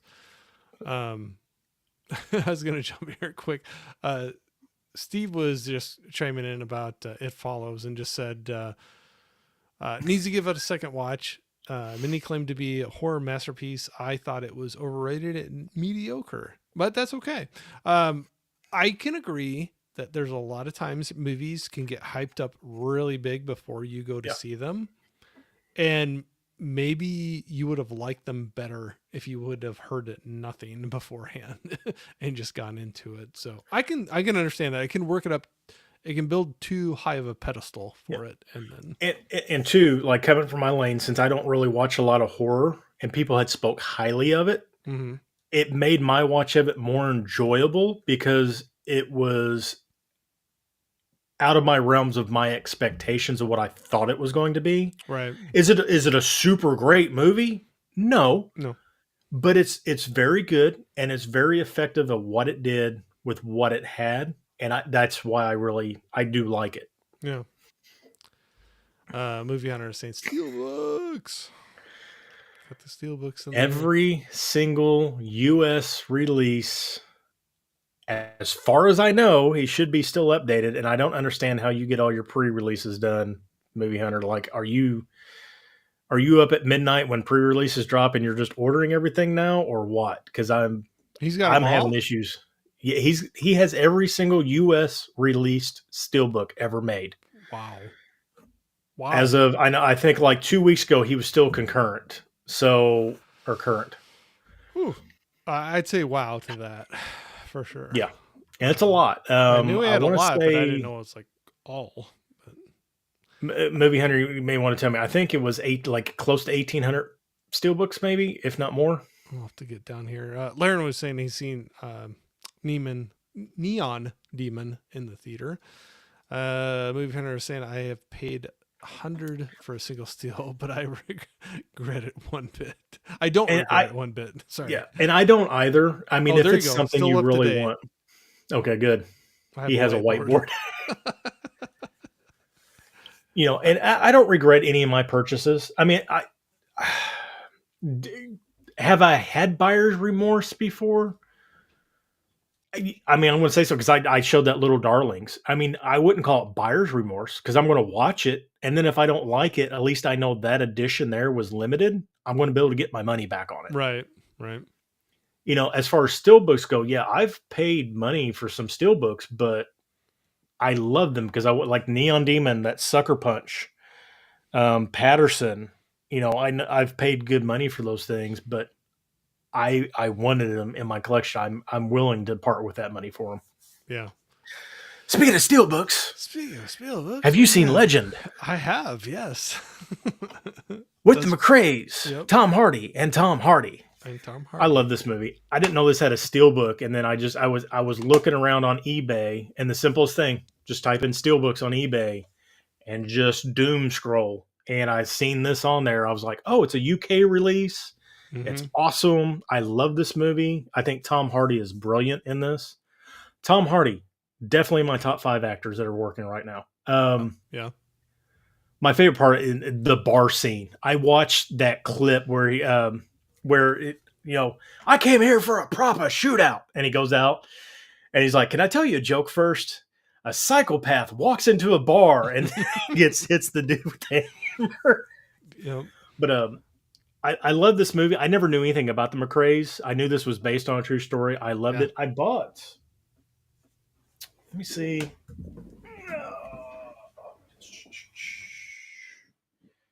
MN, where you at? Oh, don't tell me I'm not going to be able to find it. Got too big of a collection, man. Is it the craze or the? Yeah, that's the thing. You're gonna have to figure out how you sorted it in the collection. That isn't. Yep, you are correct. I thought it was the McRae's. Mary Master Mask Mechanic.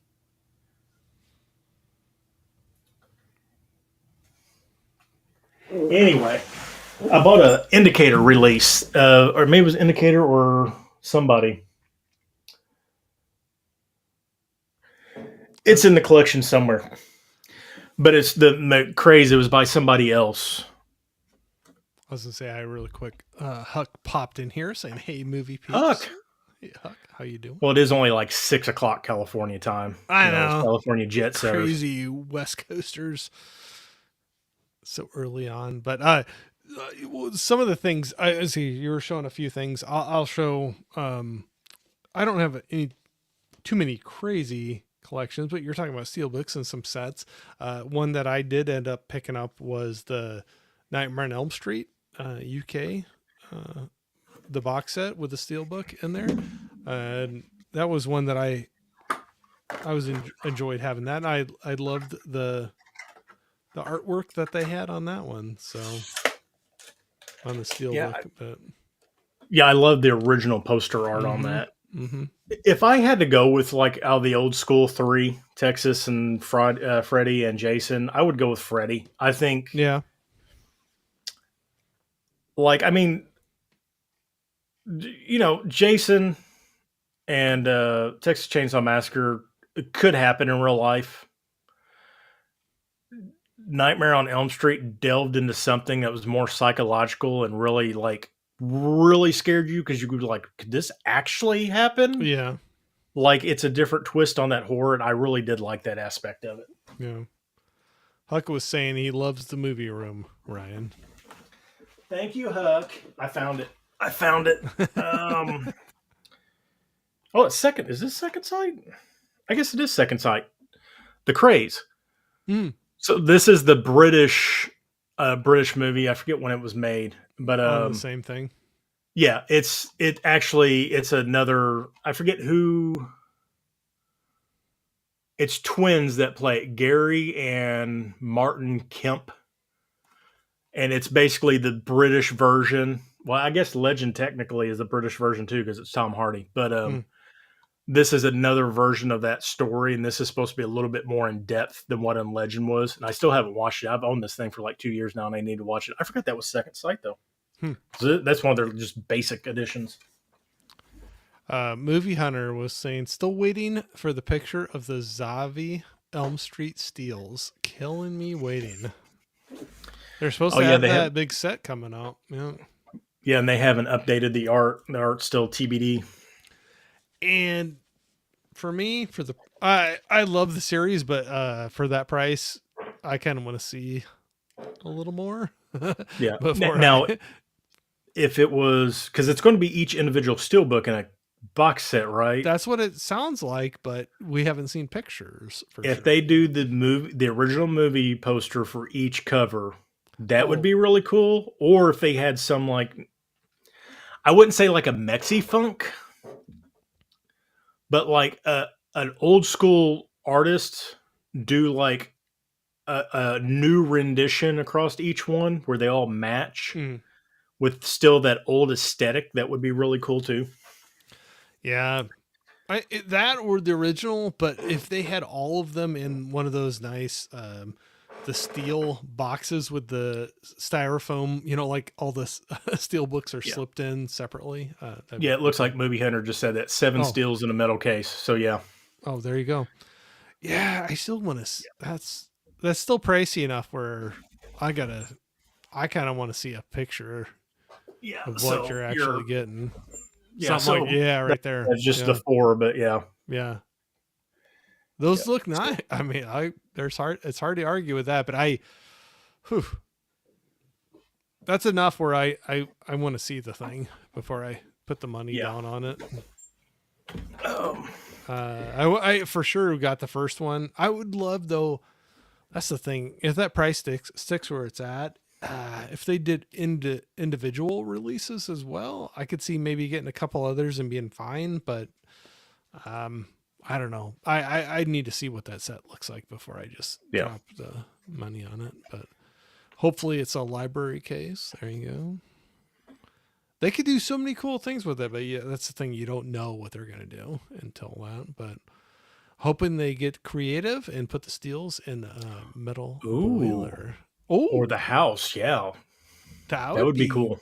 Cool. Yeah. Like really show what the money's going towards, really give you something for it. But I got 2 more steelbooks. I'll show because these both are foreign releases too. I'll show them off real quick. I watched this movie for the first time last year, and I put it off forever. And I need to watch Gattaca because you've never seen it? No, I haven't, and I've owned it since the 4K came out. But Predestination, have you seen that?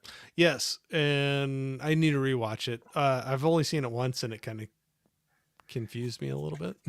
It's really good. I really enjoyed it. I like time loop movies. Primer is really good. Gattaca, I don't know why I haven't watched it. I thought this was brilliant. And the last 30 minutes of this movie does get hectic. Like you really have to keep your I's and T's crossed and dotted and all that to remember what's going on. But like when I was like, holy crap, I know what's going on, and realized what was going on. Like it blew me away how they got from point A to point B. And Ethan Hawke, another one probably in my top 5. That's probably my top 5. Hardy, Gosling, Hawke, whoever else I mentioned earlier. I'll have to go back and watch it. That's my top 5. And it can be different tomorrow too. It's fine. Yeah, it probably will be. But Yeah, I was blown away by this, and then I had to get this still, or I had seen this steelbook before, and it's a harder one to get. Don't remember if it's UK or if it's German, but It looks I nice. I like finally that. found it for like dirt cheap because it was opened, and the guy said there was damage on it, but didn't have a picture of it. Oh no, there is. There's a paint mark at the top, like a paint imperfection. That's Well, what it that's was. a cool seller then. I mean, when they're Yeah. like, So, and I they're, got it for cheap. Like yeah. I think I bought this and another one at the same time, but I really like that movie. But again, American steelbooks just kind of are usually plain. You don't get Mm, like a lot of the embossing and debossing and all that, and mm-hmm. like you just don't see a whole lot of difference. Right. But here's one that I did pay a little bit before for because this one's rare as well. It's been out for not a long time, but it's been out for quite a while, and there are just not a lot of them out there. And I think this is a French release. I think is what it was. But Insomnia, Oh, yeah. Mm-hmm. you know, I like the original version. I've actually never seen the original, but It's got Skarsgård in it, yeah, yeah, the yep, elder yep. Skarsgård in it. Like it was good, it was really good, but I think Nolan did way better with this. And um, Robin Williams is a psychopath in this movie. Some of those nice guys make some great creepy Yeah, villains. yeah. He's Have one you of seen them. 1 Hour Photo? Yes. Oh, Yeah, yes. that was another great movie by Yes. Williams. Yep. Creepy. Creepy. But yeah, No, those are cool. I like two them. of my favorite movies too. I like everything that Nolan's done. I don't think I've watched a bad movie. I know a lot of people gave Tenet crap. I really enjoyed Tenet.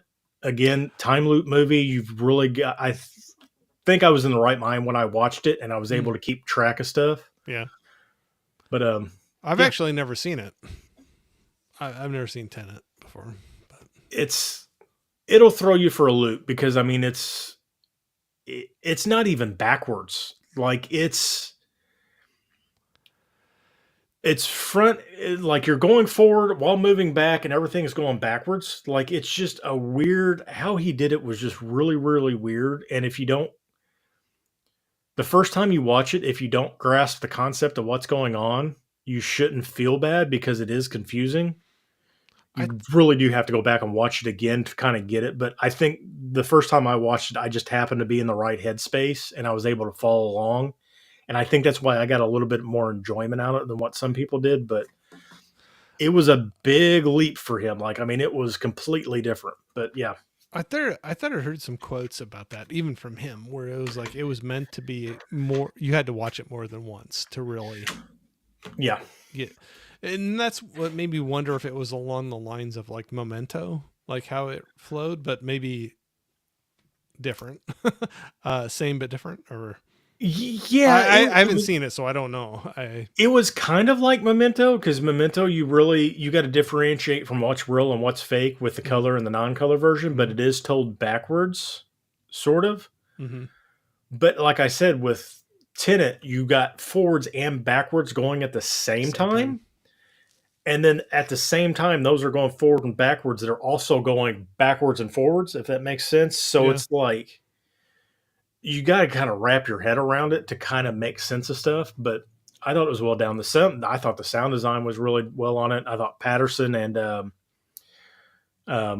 is it Washington Jr. Denzel Washington Jr. Mm, or mm, yeah. Yeah. Yep. that's I not thought Denzel so. Washington. What it's Denzel's son. I forget what his name is now. I'm blanking now too. But yeah, it was. I thought it was really well done. I like Patterson since he's got now Twilight. I think he's done quite a few good movies. Yeah, branched out quite a bit from that, but Laren was saying, dude, Primer is great.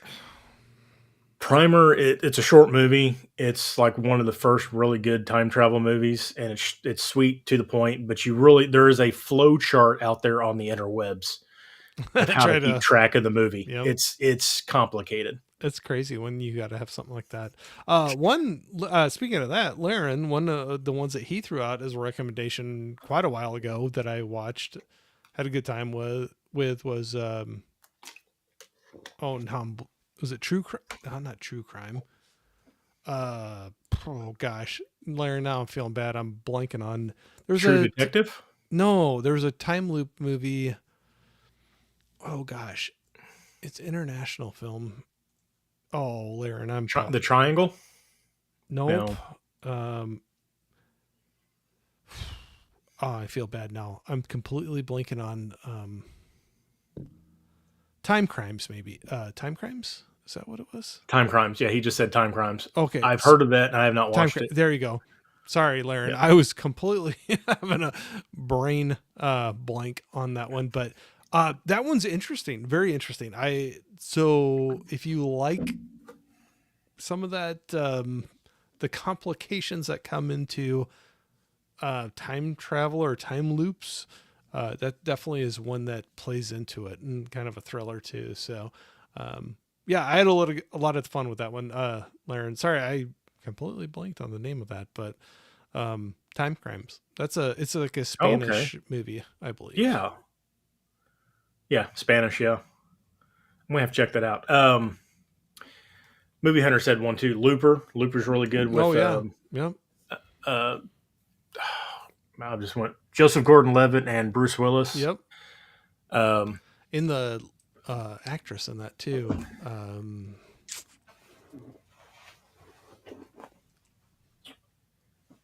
Oh gosh, I'm having a good time tonight forgetting things. Looper. Look it up, Corey, quick. Because I know she's bigger now too, but she maybe not was as much at the time. Emily Blunt. Oh my gosh, I yeah. was yeah. Whew. There you go. And then Laren was yeah. Laren had it before I said it, but yeah, right there. Thank you, Laren. Emily Blunt. Have you seen Safety Not Guaranteed with Aubrey Plaza? I have not. I'm not. It's it's a time travel movie. Basically, she works for this news agency, I think, or Seattle Magazine, and they find this little help or wanted ad in like a back of a magazine. It's like wanted somebody to go back time with me. This is not a joke. You'll get paid after we get back. Must bring your own weapons. I have only done this once. Safety not guaranteed. That's what the little ad says, and it's a really good little just movie. It's got Mark Duplass as Aubrey Plaza, Jake Johnson, which I mean, if you'd seen him, you know him, but um, like this guy literally time jumps. Like it's just a crazy little movie. This is again one of those movies I think you could find at Dollar Tree there for a while. But I like Aubrey Plaza. I loved her in Parks and Rec, but every movie I've seen her in, like Ingrid Goes West, is really good. This is really good. Um, what was the one that just came out recently? There Um, was a. I don't know if Emily the Criminal was one I Emily saw the with her. Criminal was Yeah. supposed to be really good. I haven't Yeah. watched that I one saw yet, that but one with her. Yeah. yeah, Um. safety not guaranteed. Another little weird indie recommendation. So another one. I'll ask you if you've seen it before, or anybody else in the chat if you've seen it. Well, I have not seen it yet, but one I heard about for time travel type movies was frequently asked questions about time travel.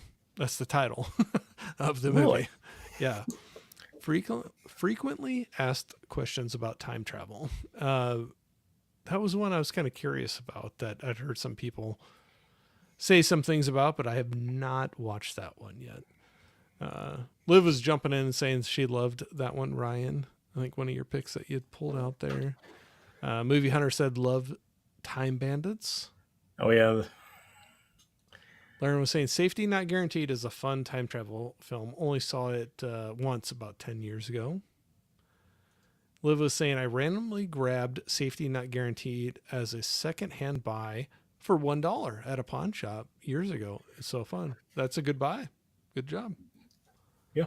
And Huck was saying, hey, Jeff, Laren, Steve, Liv, all you good people, you're entertaining me as I make burgers for the fam. Hey, Huck, I have not had supper yet. So if you want to make a burger for me too, shoot one over. I know I'm only halfway across the country, but hey. But And I know he gave us an update, I know, about a week ago, and I guess it's still the same. I guess the fires have not gotten to him, so that's That's good good. if he is out there in that area. Yep, that's good. Which I guess the fires are still going on because I Yes, they are. really No, they are. haven't heard anything for like the last week. No, they are. I don't think they're quite as. I could be completely wrong, but I don't think they're quite as crazy as they were. But I think they have periods of the year where they just are going on, and to them, it's kind of like when we have tornadoes in our area where they'd Yeah, be like, "I'd be freaking out. What are you doing?" And I'm like, "Well, it's this time of year we have tornadoes, but yeah, I think they have times a year where they have wildfires. They happen, but what happened was way more than usual." And I have a very good friend I met through this whole YouTube thing that they lost her home through all this, through all that. So yeah, I was always I didn't want to bug him too much, but I know we checked you too.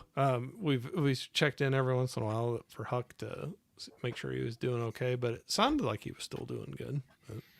I know he had his jump pack ready and was ready to get out if he had to, and That's then crazy when you got to have that sitting there, yep. thinking that's your escape package.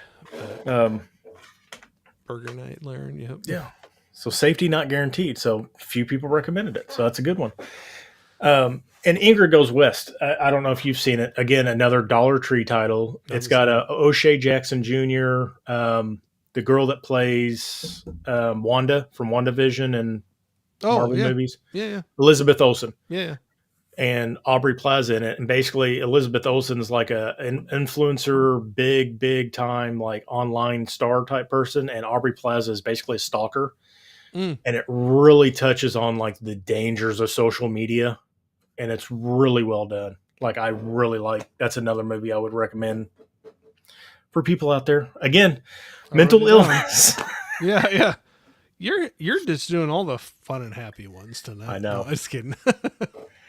Um, But well, they're again movies that they uh, evoke some emotion, some feelings out of you, and yes. that's not a bad thing. Um, music. I know we've Yeah, touched on a little bit. yeah. Sorry, I'm all over the place tonight. No, you're fine. So, like I've said before, The Crow's like one of my favorite movie. Mm. The soundtrack is one of my favorite '90s soundtracks of all time. Um, one of my other favorite soundtracks is actually the Crow City of Angels soundtrack. That's that's a good one. I have that So one too. the movies I like City of Angels. Like if I want to look at any of the follow ups to the Crow, City of Angels I think is good. It's not the best, but it's good. But this has got like Whole, Gold Dust Woman, which is an awesome rendition. Hmm. I'm Your Boogeyman, White Zombie. It's got my favorite Filter song, Jurassitol. It's PJ Harvey, Bush, Tricky versus the Gravediggers, which is a hip hop band, Seven Mary Three, which I know you like, which I Yep. like too. Yeah. I'm actually going to pick up. Was it Seven Mary Three? It's got the record that's coming out this month or just came out. Well, it was supposed to. I had it pre-ordered and it got pushed back to March. But Okay, yes, so the Seven Mary Three American Standard, that album, yeah, it was supposed to come out at the end of January, beginning of February, but it got pushed to March. But yes, I have a pre-order for that one. I think I'm going to pick that up because I really that was a good I pull. dig that album. Yeah. But I mean, this has got Seven Mary Three, the Toadies, Corn, Deftones, Iggy Pop. I mean, it's just got a whole bunch of good songs on there. Uh, So we were talking about some soundtracks. So The Crow was definitely one that I wrote down that I really enjoyed, but I do have that same CD too that you just showed there, and that it's a great. That's one where I think the soundtrack I enjoy more than the movie. Not being mean yeah, to the movie, but no, the movie is nothing compared to the original Crow. But as far as the now four movies past the original Crow, it is probably the best. But yeah, oh the yeah, soundtrack definitely helps the movie out a lot, great and that's soundtrack. what I loved about the original Crow and the City of Angels. They really put thought into the soundtrack. I'm going to have to look into the new Crow soundtrack because I will say it was pretty darn good. I think that was Oh, like I I said haven't earlier, checked one of that my out. three pros about the actual movie was the soundtrack. I've not checked that one out. Um, I was like I told you earlier. I went through my CDs real quick before I came in here, and I guess I've gotten rid of a bunch of my soundtracks. So I'm gonna have to go back and buy some. But there was like I did the same thing. two that I had pulled up here. If I can get my computer to work, because I have one of the songs on my hard drive in my car. I was trying to figure out where the soundtrack was because the song came off the soundtrack. And then I realized I had bought the Filter, the greatest hits, Yeah. and the original Spawn soundtrack. Oh, Um, I have that written down right here.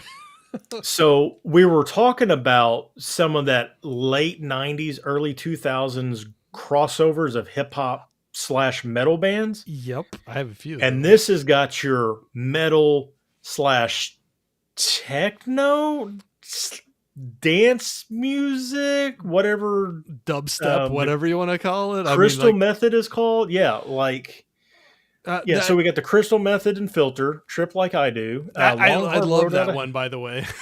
yeah, That- Manson and the Sneaker Pimps, mhm. Kirk Hammett and Orbital, Korn and the Dust Brothers, Butthole Service and Moby, Stabbing Westward, which by the way, Stabbing Westward's debut album, I forget what it was called, was awesome. Oh, they have some good ones. Yeah.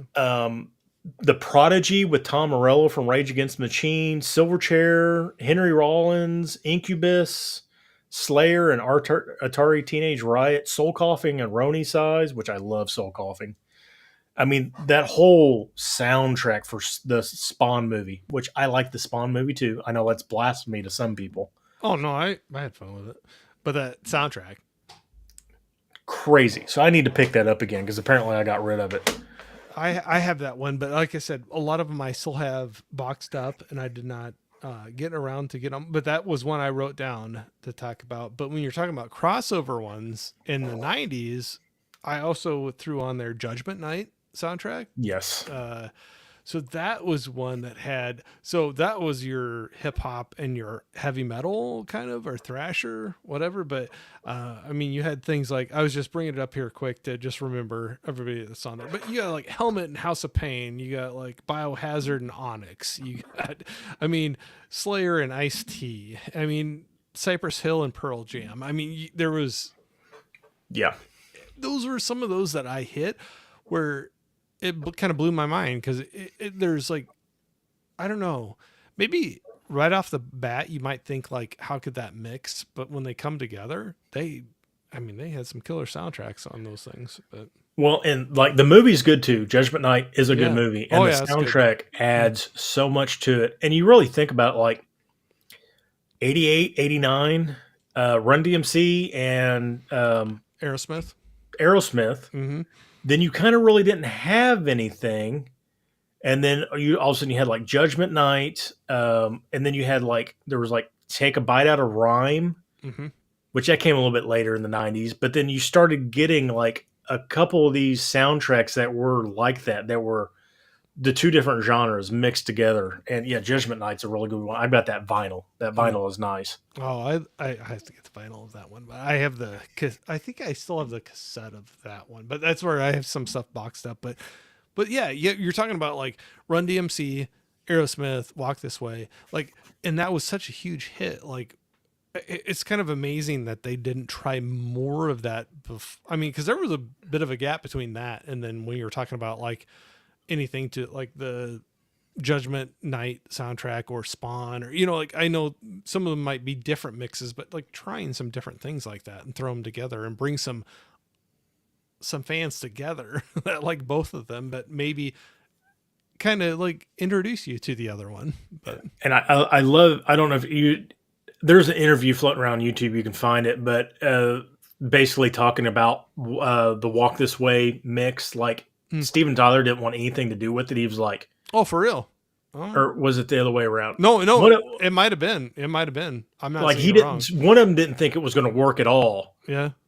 And Well, I think it was pretty maybe different at the time. yeah. I mean, I think it was Steven Tyler. He was like, "How is this going to work? I don't understand it. Like it's just Yeah. not going to work." And then like they met Run DMC, and then the Jam Master Jay was like, "Just check this out. Just Just watch what I'm going to do, Right. and then you do your thing, and I'm going to do my thing, and you're going to see how it mixes. And then he was like, I got it. Yeah. Like, Yeah. We're yeah, that good. was a huge step. Well, and that was a huge hit for both of them.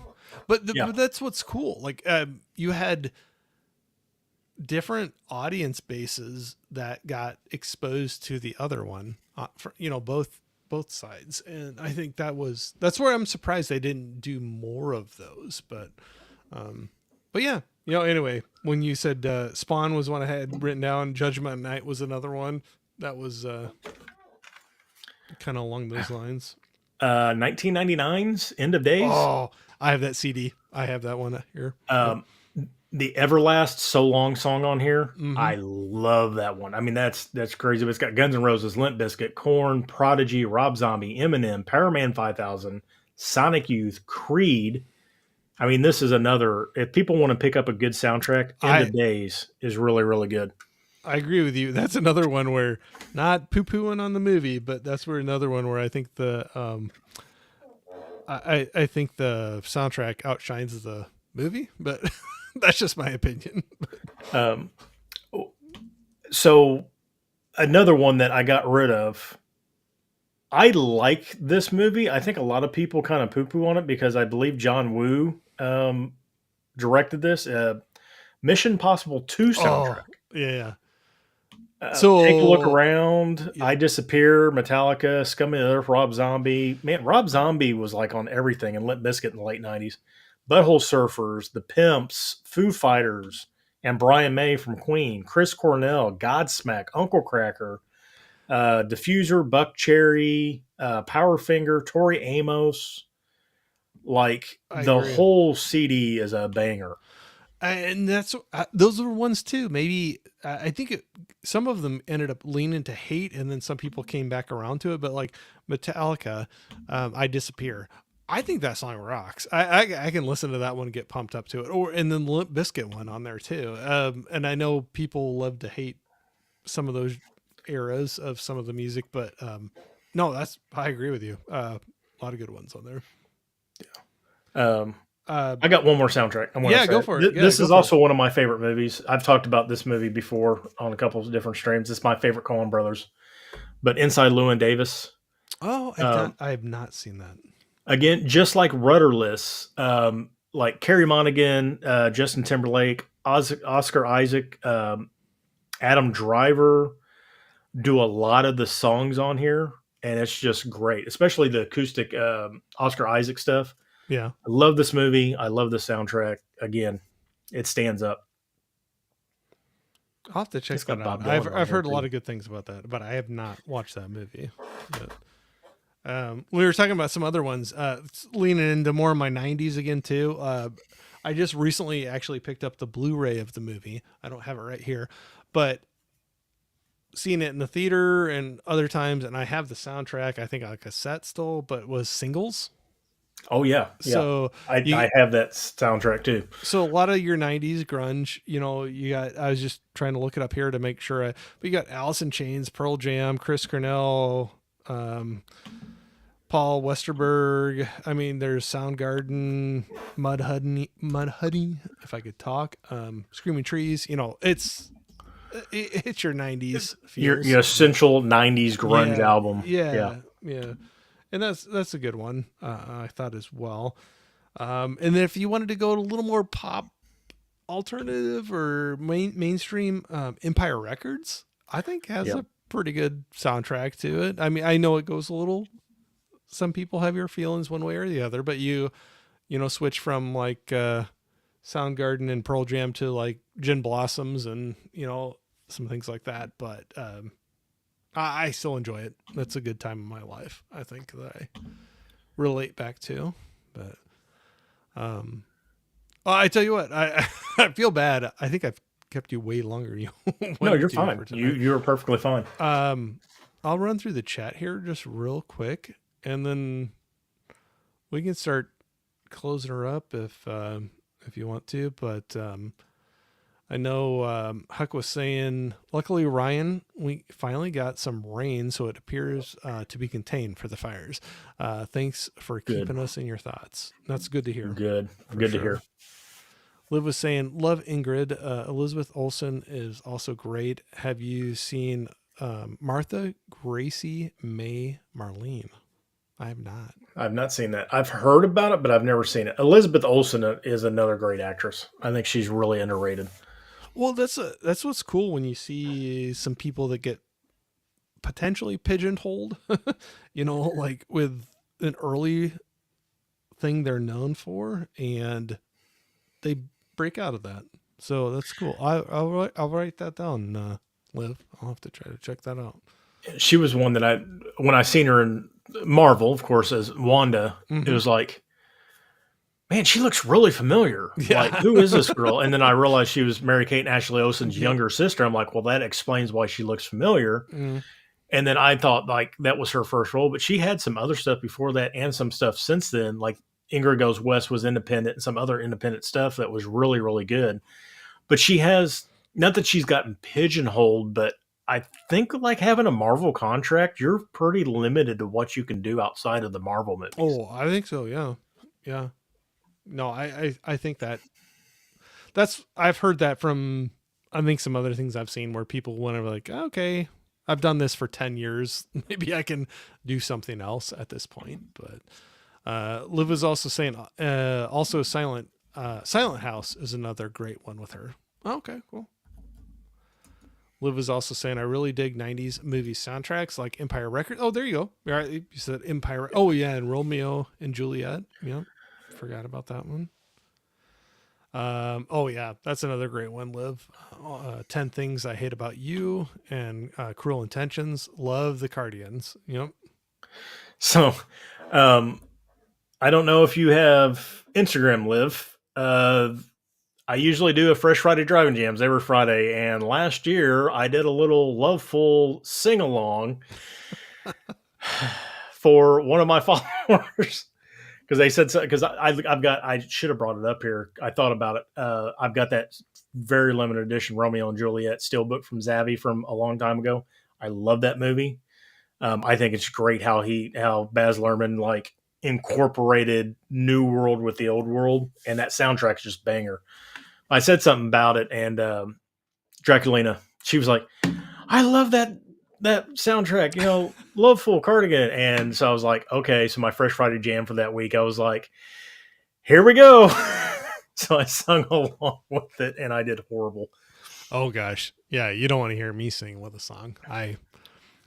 I'm a pretty awesome singer when it's by myself in the car and nobody else hears me. But So I was looking up 90s soundtracks, like the best. So it gave me like the top 50. So like Judgment Night, Pulp Fiction, Singles, The Crow, Lion King, which makes sense, Wayne's World and Forrest Gump, which makes sense. yeah. I mean, Wayne's World single-handedly brought Queen back to Oh, number one again. absolutely. Yeah. Forrest Gump like hit like 3 or 4 different decades of Yeah. like big top hits, but Menace to Society, The Bodyguard, that Whitney Houston song that was on there. yeah, that's which was a remake of Dolly Parton. So we'll say Yeah. that. The Cruel Intention soundtrack had a bunch of great late 90s alternative stuff on there. Natural Born Killers, Train Spotting. Jeez. Forgot Oh, about Train Spotting. I forgot Lust about for that Life, too. Iggy Pop, Yep. Boys in the Hood. Let's see. Man, there's a bunch of stuff. Oh, Rushmore. That had some good stuff in there. The Wes Anderson movie. I didn't think about that. Good Will Hunting. I didn't think that had a whole lot. Oh, Clueless. Dazed and Confused. Oh, I could see Clueless and Oh, Dazed and Confused too. Yeah, for sure. Both of X those. Files, the songs in the key of X. Yeah. So there's the X Files, the album, which was like after one of the movies, but then they came out with a compilation called the X Files songs in the key of X, Okay. and it's got some great stuff. It's got like Foo Fighters, Filter, Soul Coughing, like a bunch of good stuff on there. Just like rock and 90s. Yeah, Yeah, I have to go back. It's always fun to like start digging into that because there's things you know of, but you kind of forget about, and then you can. Mallrats, Oh yeah, yeah. Lost Highway, like the Oh, Trent Reznor. Yeah. uh, what was the Perfect Drug? Is that off of that one? Yes. Yeah, Yeah. That was an awesome song. yeah, absolutely. That's what I was trying to think of off that one. But oh, and that's I know it's completely different, but then this is where I go kind of weird. But oh gosh, what was the Wanted? What was that movie with? Was it That Wanted? Yeah, Angelina Jolie had the one, yeah, wanted where they curved the bullets and all that. yeah, and I think there was a Nine Inch Nails song on there too. That was the Every Day is the Same. Or I'm blanking on the song now, but anyway, sorry, I can't Oh figure no, it out. you're fine. But I think there's a The, Nine Inch Nails song off that I really liked too. But you know, I always like I kind of liked Nine Inch Nails, but like I could never like get into him. But it seemed like every time he had a song out on a soundtrack, like I loved it. Like yeah, he always had like just banger soundtrack songs. yeah, and he's done like scores and things for movies too. It's Yeah. not just Nine Inch Nails. Trent Reznor, he's done. Yeah, he's a talented guy for sure. Allie was jumping in here saying, "Hey everyone," Hey, Allie. saying hi, hello, thanks for jumping in here. Huck wants to know who wants cheese and avocado on the burger. I'll take both. Thank you, Huck. Thank you.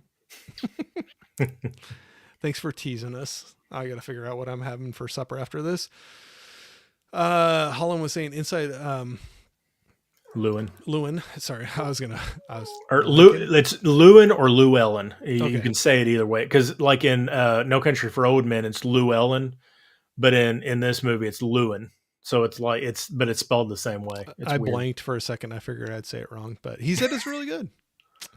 And he said, Yeah, people give me crap for that for saying that's my favorite Coen Brothers song or movie. Whenever they have like Fargo and No "Oh Country no, for Old Men, mm-mm. I'm like, there's just something about it that's again.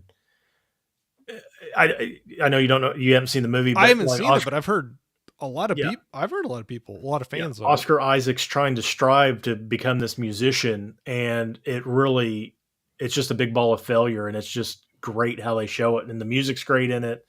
Justin Timberlake, I never, what was he in? Backstreet Boys, I Yeah. think. Yes, I N- believe so. Yeah. I'm a New Kids on the Block guy. Yeah. Donnie, Danny, Jordan, Or Joey, no, or he Jonathan, was in sync, in maybe. sync. He was in Yeah. sync. So Yeah. I'm a KNOTB boy. If Allie's So still in here, Allie, if you're still in here, please correct us and let us know which one he was in.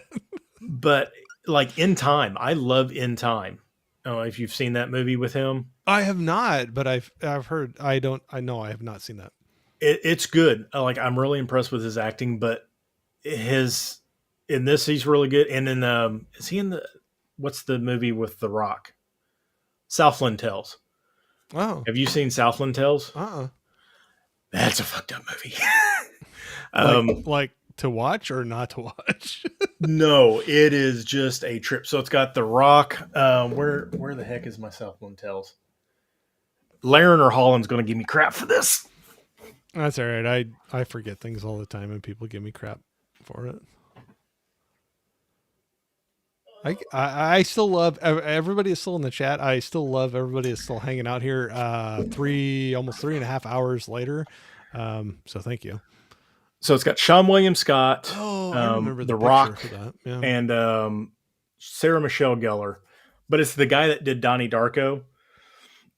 And this movie's like 3 hours of just weirdness.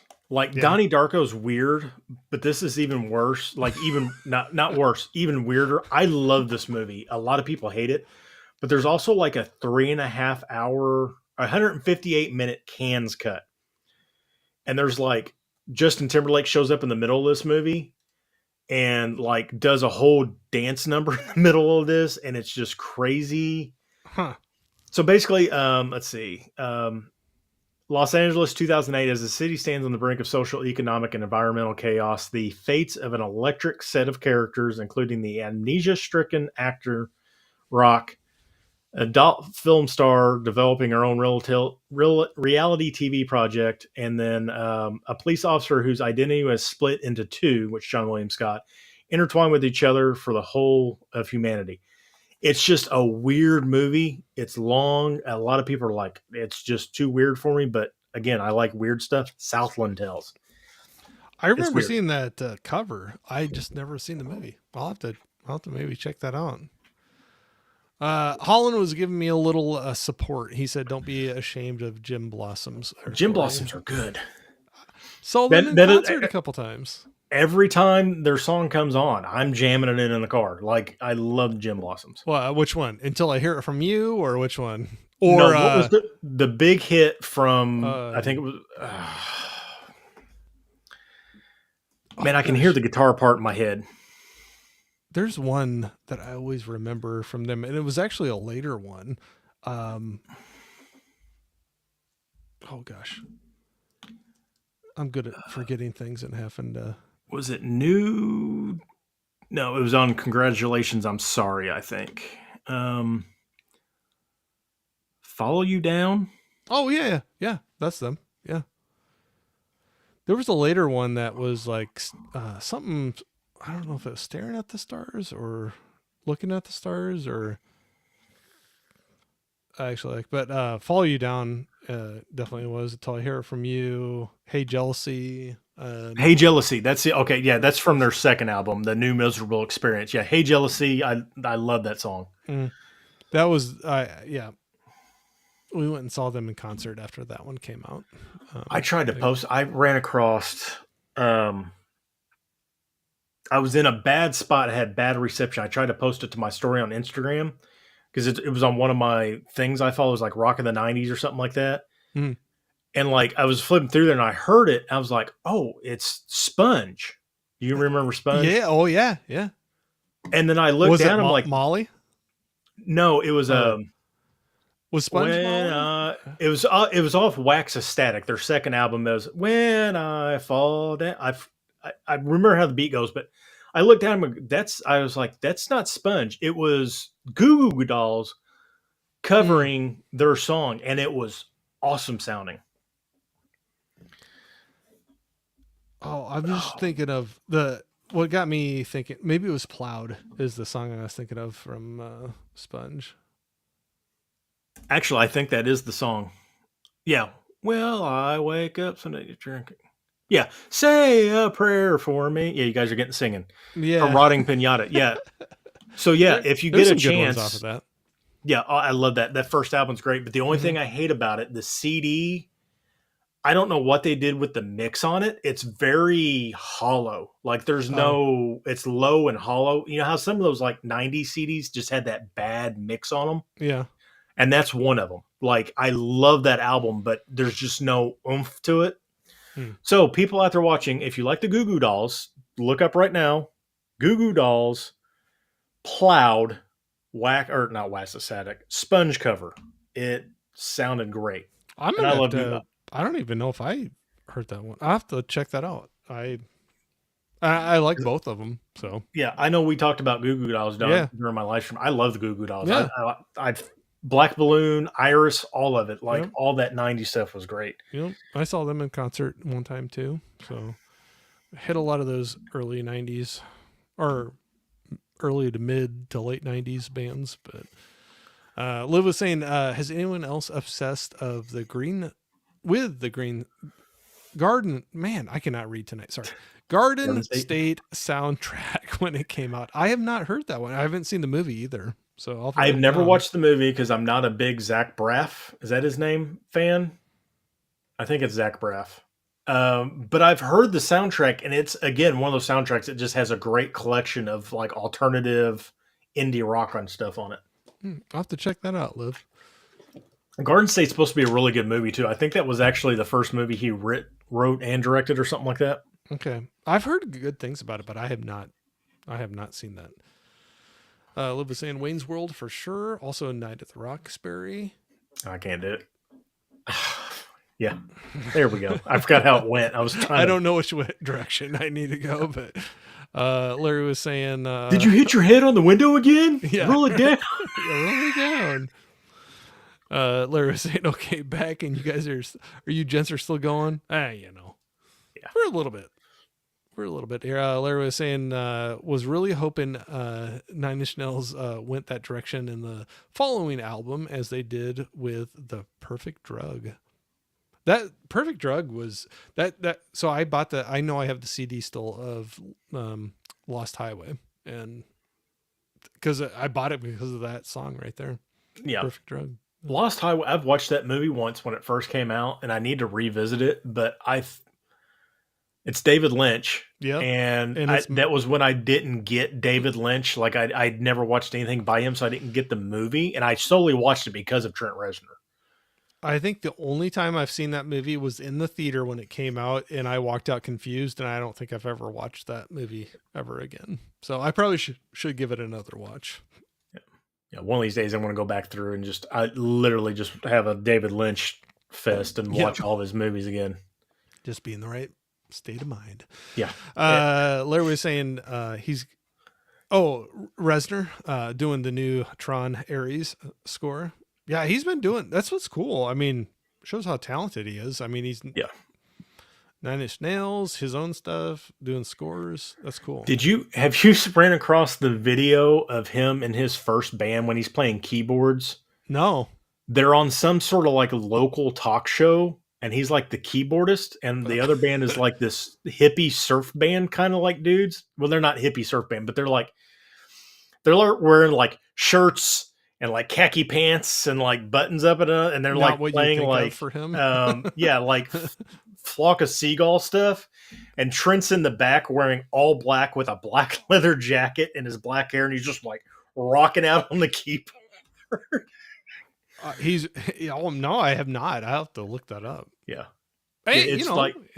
kind of grow. You kind of learn what you want to do, and it's crazy because when I think about Nine Inch Nails, Pretty Hate Machine came out in like 92, 91 or 92, and he seemed like he was so young then, but like he's been in bands since like 87, 88 for a long time. Yeah, no, he's been around. He's tried some things out, but that's what's cool. I mean, he's branching out. Like when you're seeing him doing movie scores for things coming out, that's cool. Trying some different things out. Liv was saying my fave might be Burn After Reading, but when I say that, I get weird looks. I've not seen that actually. I've not seen that. The first time I watched it, I was confused by it. Like it's a completely different style of Coen Brothers movies. Like the way they directed and wrote it and all that. Yeah. I've went back and watched it since then, and it's a brilliant movie. It's awesome. Brad Pitt's funny as heck in it too. I'll have to check that out. Trini was saying he was also good in Palmer. I don't know that one. I don't know Palmer. Oh, yeah, Timberlake. I've seen parts of the movie, but I've never watched the whole movie because it just came out not too long ago. Yeah, 2021. An ex-convict strikes up a friendship with a boy from a troubled home, and he kind of takes him under his wing, and he kind of whoops some rear end in it. It's got a 7.3 on IMDb. I wrote it down. I'll have to check that out. Yeah. It's one of those movies I think got overlooked because of the pandemic and all that, because I think it came out like early 2021. Yeah. Bad time. Liv was saying model behavior, anyone? Justin Timberlake's first made-for-TV movie. He's from NSYNC. That was my fave boy band. I saw them live twice, but only saw Backstreet Boys in 98 Degrees once. All right. So Backstreet Boys had Joey Fatone. Was Joey Fatone? He was in Backstreet Boys, I think. Or was he in Sync too? I like Joey Fatone because I was like, Joey Fatone! I guess I don't know. I don't know. That's, yeah. Nothing against them. I think that was just, I'm older than where Liv's at. So it's probably. Yeah, no, they were like way, way later than, like, we were way out of our teenage years when they came about. Yeah. So I know all the band. What's that? I'm surprised you didn't give me crap for knowing all 5 members of New Kids on the Block. No. I would never, because they were all big deals at certain times. So like all those bands, I know the names of the bands, but I just don't know the names of the individual people in them. But Larry was saying, isn't Kevin Smith in Southland Tales? I believe he has a cameo in it. Yes. Okay. I didn't know that. And then he is agreeing Old Gin Blossoms is good. Yep. I saw them live when it was Old Gin Blossoms, but Jealousy. Yep. I think we were trying to figure out the Hey, the Jealousy. song I we were love talking that about. song. They got some good ones. I don't care what you say about it. There's some good ones there. Steve was saying, "I love Gin Blossoms. They influenced. They were influenced by the Replacements, who are one of my favorite bands." Yeah, we had this argument because I thought the Replacements were the Rentals. Uh, you're Nope, like, two nope, completely different nope, bands. different. Don't do that. No. Larry was saying, "Long Way Down" is Long really Way good. Down. Yeah, that was Yep. the other song I was thinking of. Yep. Plow is a great song. Yeah, Sponge. Yep. Yep. Yeah. And then, because I think they had one too. It was like Molly or 16 Candles or something. Yeah. 16 candles down the drain. Or I don't know. I'm a Yeah. really good singer, so I'm pretty sure you know what song I'm trying to say right there. But yeah, it's on the Empire. Yep. Empire soundtrack record soundtrack. We were saying that was a really good one to have on there. I had never watched Empire Records Hey, until Dell. like 2 years ago, and I just didn't care for it. Like I felt like Yeah. they just kept doing the same thing over and over. Like every 30 minutes was just a repeat of the last 30 minutes, and then they'd yell out whatever that Canadian holiday is, and then like somebody would yell at somebody, and then they would just start over again. I'm like, I didn't get it. Yeah. Soundtrack was good. Dale, we were talking about you earlier. Yeah, we were. Good things. We were talking about hanging out with you at Yes. Orbit, looking at some movies. So go back to the very beginning. Yeah. Skip the first 2 minutes on the first live stream, and then come back in Yeah. this live stream, Since and something messed up on my thing and we had to restart, but and that was crazy that we've been going for 341 and have not had one issue on this yeah, one. and I don't know what that was. and I had issues in the first like 8 or 10 minutes of the other one or whatever it was. I don't know, but Dell. Yeah, I'm sure Dell can like relate to, and Ryan, you too. Like anybody that's done any of these live streams, I think you can like relate to like having technical difficulties of some sort out of your control. And luckily, we had a great group that followed us back over to the new stream and hanging out with us. So yeah, Dell was saying, I still don't get David Lynch. Yep. He is one of those directors I don't. Yeah, I don't think a lot of people get David Lynch. I think a lot of people that say they get David Lynch are just enamored by David Lynch. Like, I don't know if that makes sense. Like they're just attracted to his style and all that, but they still don't get it, even though they say they get it. I don't know if that makes sense. No, it doesn't make sense. no. I didn't mean it that way. Okay, Midwest. You know how Midwest goes. If you agree with something, you say no, yeah. If you don't agree with something, you say yeah, no. Yeah. We were joking about that the other day. It was like you say the opposite first and then go to the next one. So when you agree, you're like, no, yeah, I can see that. Or if you don't agree, you're like, yeah, no. Do you say ope, like No. op, like when you get in somebody's way, or like if you start to go in the same door and you go oh, you guys. Yeah, I would say that. I seen a meme. It's been about a year ago. Yeah, like, somebody's like, oops, all oops. Midwesterners, whenever they about run into somebody, No, yeah. Yeah, I would say that. See, okay, I just did what I said. I said no, yeah. Yes, I would say that. Or or oops, or sorry. Yep, that's a Midwestern thing there for sure. Let me run through here. Larry was saying that was a funny video, Ryan. Yeah, the Trent Reznor one. You should. It's just hilarious because I'll like have to he look that looks up. nothing like the rest of the band because they're all like these like I said khaki and button up shirts and like flock of seagulls going on. He's just over there like Killing banging around on the keyboard. Oh gosh, I'm gonna have to look that one up for sure. Downward Spiral is still the best album. That's a great one. I love that. Heresy and March of the Pigs are like two of my favorite songs off that. Yeah. Del was saying, I love Burn After Reading. I'll have to look that up. I know what you're talking about, but I haven't seen it. It's like I say, if you don't get it the first time, like it's one of those movies you may have to watch twice because it is a weird Coen Brothers movie. Yeah, Holland's joining in with that. Liv was saying, Dell, heck yeah. First time I watched in college film class and had a soft spot for it ever since. Cool. Joey was in sync, Liv says. Okay. Joey Fatone. I almost bought a Joey Fatone pop just for the heck of it. I never even listened to NSYNC or Backstreet Boys, but something about Joey Fatone. I guess it was just his name. It just did it for you. Larry was saying, saw Burn after reading in the theater. It was a fun film. LOL. Cool. Dell was saying, New Kids on the Block equals White New Edition. Look it up. You know, I know New Edition. Yeah, for sure. And New Edition was first. Yeah, for sure. Liv was saying, Boys to Men were also a favorite, but also slightly older than me. My mom and older sister saw them in concert, and I didn't get to go because I was too young. Yeah. Do you watch It's Always Sunny in Philadelphia? I have not. I've seen so many memes and clips from it, but I have not.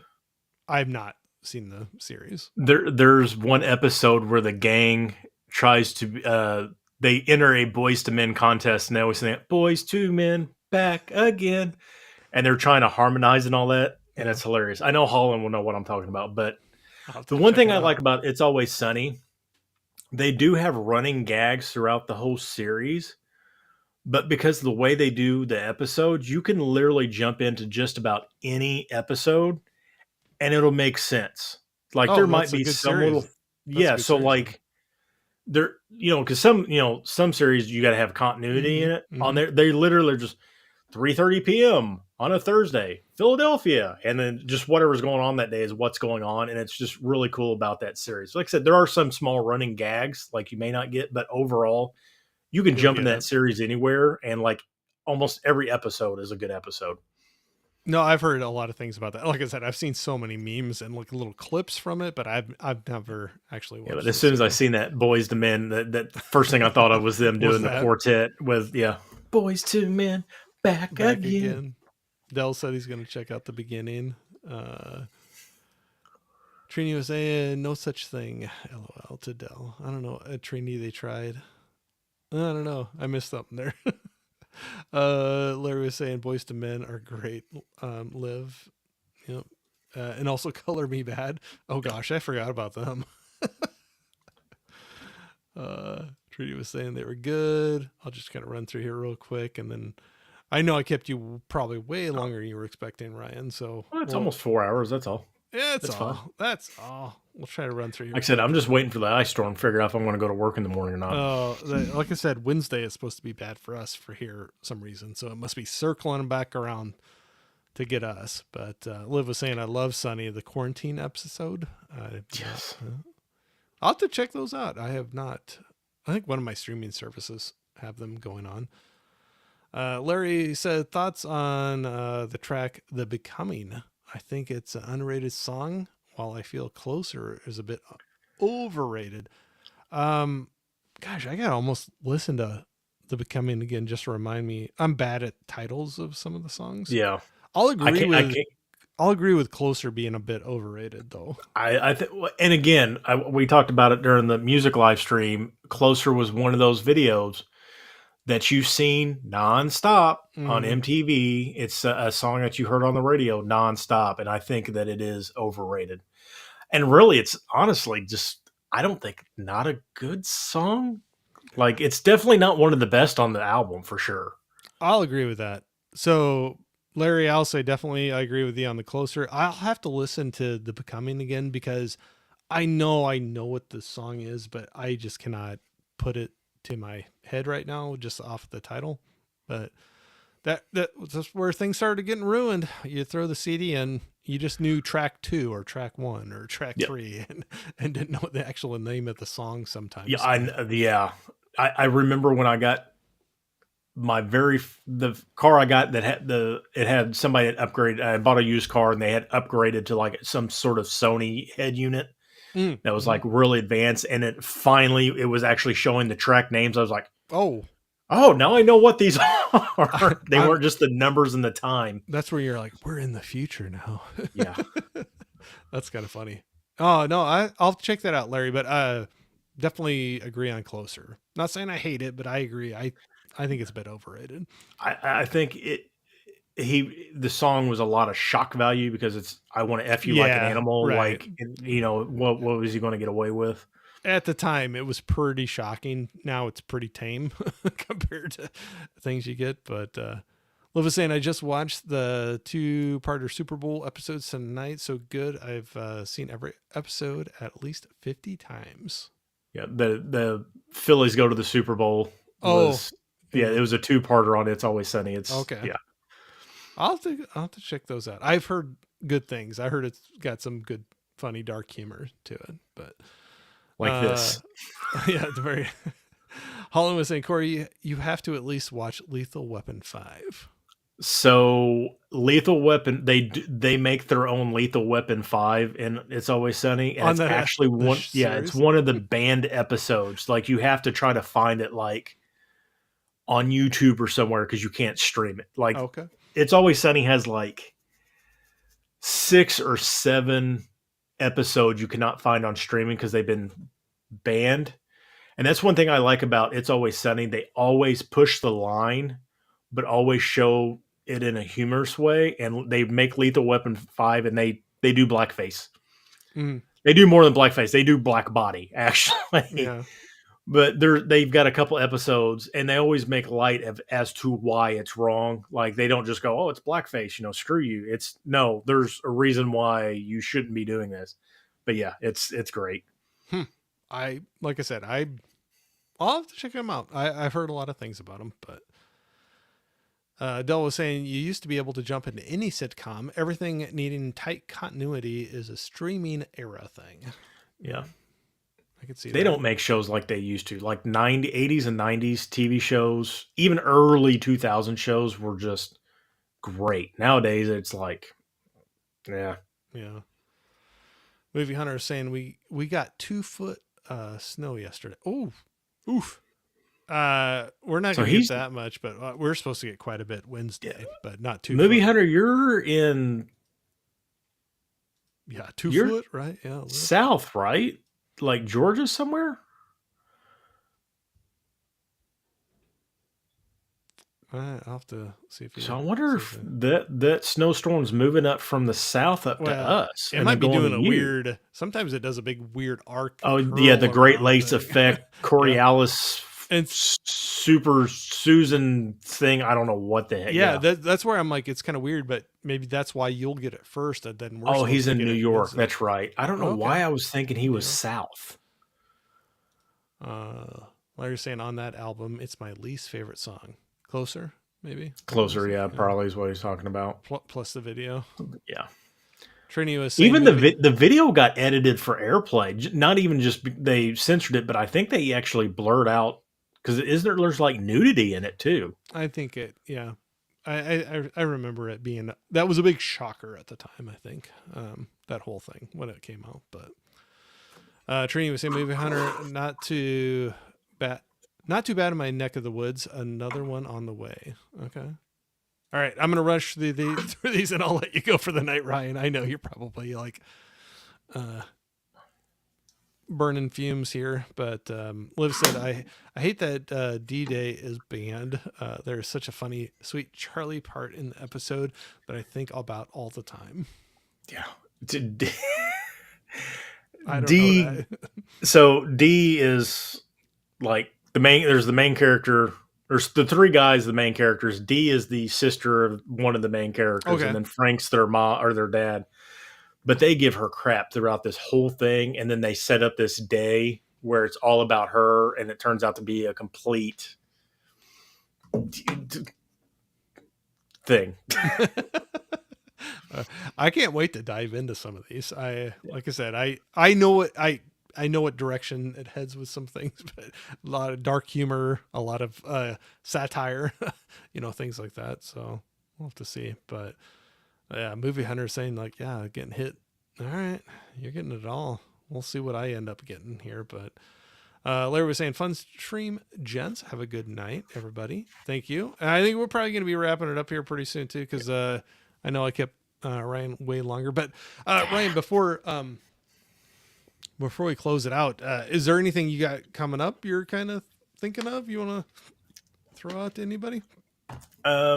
I really don't have anything. I know this week I was going to try to get a video out, but this weekend was hectic, and my girlfriend works the next 3 days, so I'm going to have the kids, so I'm not going to have time to sit down and do anything. Yeah. I'm going to try to get out something for next week. I know me and you talked about it a little bit before I kind of hit it. I'm going to probably do another live stream here soon about music. That'd be fun. Yeah. Um, we just got to come up with a subject. I was Yeah. thinking something about like favorite debut albums or something like that. I That'd was thinking about that, and then I started thinking about albums that I really loved that I thought was like these bands' first albums, and I went and looked. I'm like, oh, this is like their sophomore or their junior album. I'm like, oh, well, I like have a few of those. 311, Hmm. 311's self-titled album. It's got like Down and Come As You. I forget what it's called.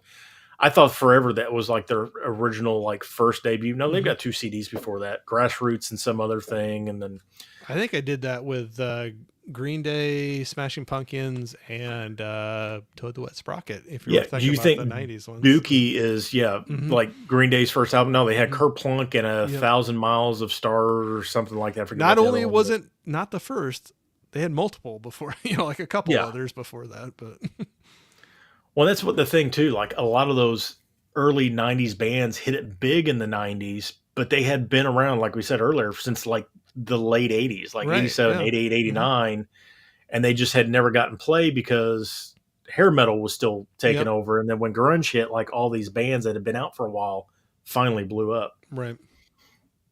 No, that'd be a fun one too. Yeah. We'll figure something out. Yeah. But yeah, just Instagram.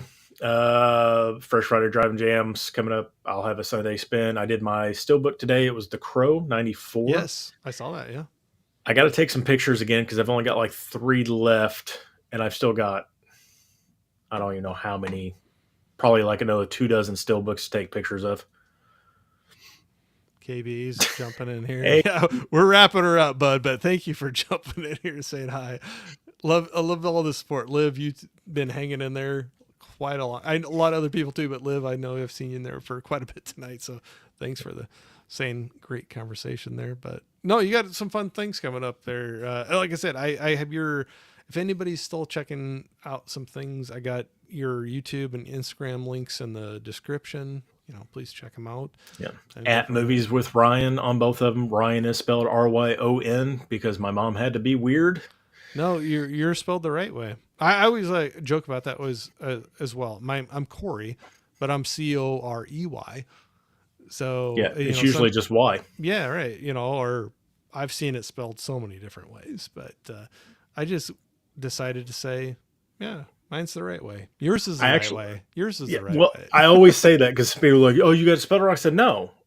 O in any other language is the male form. A is the female form. So Ryan is the Ryan. correct Yep. spelling. Actually, so my son wanted McDonald's, so I went through the drive-through and I ordered on the app, and of course it gives them their name. You say your code and whatever, and the lady goes, she's like, "What's your code?" And I said what it was, and I could hear her hesitate. She goes, "Ryan." I go, "Yeah, that's right." So I pull it around, and she goes, "Is that how you say it? I've never seen it spelled like that." I said, "No, you got it right. It is Ryan." Well, I She think goes, "Oh, phonetically yours looks the way you would yeah, say, like Ryan, Ryan, yeah." The really the only Ryan, the I do every once in a while I'll get somebody will say Ryan Ryan. like or Yeah, Rayon. I'm like, no, it's just Ryan. right. I get that. Like it does look weird. And then I've also people have just dropped the Y out and called me Ron. I'm like, there's a Y in there. Did you not get past like third grade or what? I always remember, way off topic, but a really good friend of mine from high school. Still talk to him a ton about music. I'd love to see. I don't know. He doesn't do social media stuff. I'd love to try to get him on sometime to talk about music with a bunch of us too. But it's Sean, and it's Sean, and there's a lot of people that will hit that and be like, "Scene," and like, no, it's Yeah. Sean. And you know, Sean is Sean. how it was spelled forever. It was Mhm. like in the late '90s, probably about mid '90s was when people started changing it to Shawn. Yeah, Yeah, because I knew a bunch of Sean's that was Sean, and yeah, then like mid '90s, I started seeing more switch to Sean's. yeah, yeah. Oh well. Oh, we could keep on going on about how Oh yeah. people misspell names, but Come on, we've uh, got 1 minute and 4 seconds to make it 4 hours, Corey. oh hell, we can't. 1 minute. We can't. We got to go 4 hours. Hold on.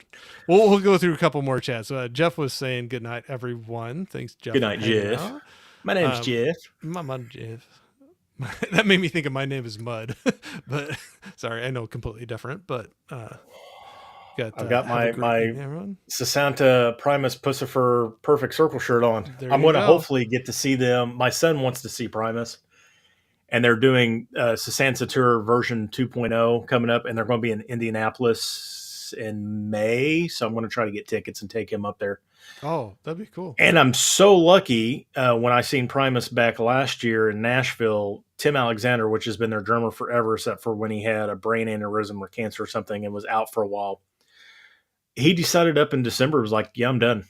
Or it was like November. He's like, I'm just done with music. I'm not going to be with Primus anymore, and like left. So they went through a bunch of auditions and hired a new drummer, and he's going to be starting, I think, this month or next month on all the tours because Danny Carey from Tool's been filling in. So We'll go rock out to My Name is Mud, and Jerry's a race car driver, and all those fun Tommy the things. Cat. Yeah, I love Tommy the Cat. there's a lot of fun That ones was there. they did play when I seen them down in Nashville. Of course, it was cool how they had it set up. We'll just go for longer than 4 minutes, 4 hours. So they had a We got to dual. we got to go Yeah, past it. they had a dual stage, like an upper level and a bottom level with stairs going up and down.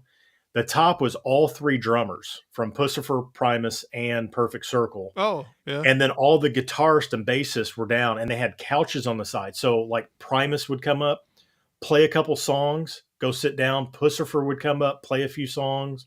Perfect Circle would come up, and they just kept mixing it up for like 3 hours. It was awesome.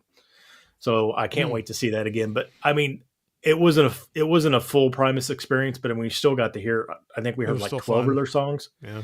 And most of it was stuff off like Selling the Seas of Cheese, like they did Sergeant Baker, Jerry Was a Race Car Driver, The ones, Tommy the Cat. Yeah, My Name is Mud. They did Shake Hands with Beef, which I thought was awesome. So there's okay. Yeah. No, that brings back good memories listening to that for sure. But Dale just said something. Zoe, okay. but spelled Xoie. Oh. So when I work the ER, I have an interesting one too. So go ahead. Well, that's what I was about. So, like, we would work 12 hours, and as a tech, like, 4 of my hours would be at the command center where we're like making calls for the doctors, ordering stuff, and all that. Then 4 hours on the floor, and then 4 hours in triage or whatever, helping the nurse out. I was in triage one day, and this name came up. It was LA-A. That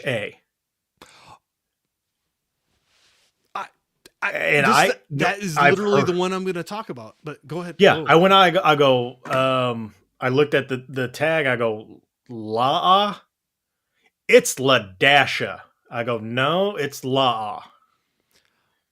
Yeah, and it's not the first I've heard. I've met two Ladashas like that. Okay. Oh, that's crazy. So that was a good friend of ours that's a nurse, and so close to that, but it was LA-LA, and it's La-La. Oh my god! And they said La, and they're like, no, it's La-La. And I'm like, not making fun of the name, but I'm like, I would have said it wrong probably too when I was like, no, and I literally looked at. I was like, no, this is La. This is what the paper says, and I mean, it's her name. She said it was Ladasha. I was like, okay, I've never seen this name before. Yeah. I'm an English speaker. To me, this is La. But that's what I would never think to actually say the dash. I thought it was like, I was like, okay, that is actually a cool name. I thought my name was different. That is different. And since then, I had met another Ladasha. I was like, that is crazy that somebody. That was the one I was just thinking of. It was Ladashla. But then I also think of, there was a stretch of people that were doing ESPN for their kid's name, and it was Espen. It was Espen? I've never seen that. Well, yeah, it was like after ESPN, the sports network, but they would pronounce it Espen. And I'm like, I've seen a lot of Nevaehs, which is heaven spelled backwards. Yes, I understand you were a stripper. I got you.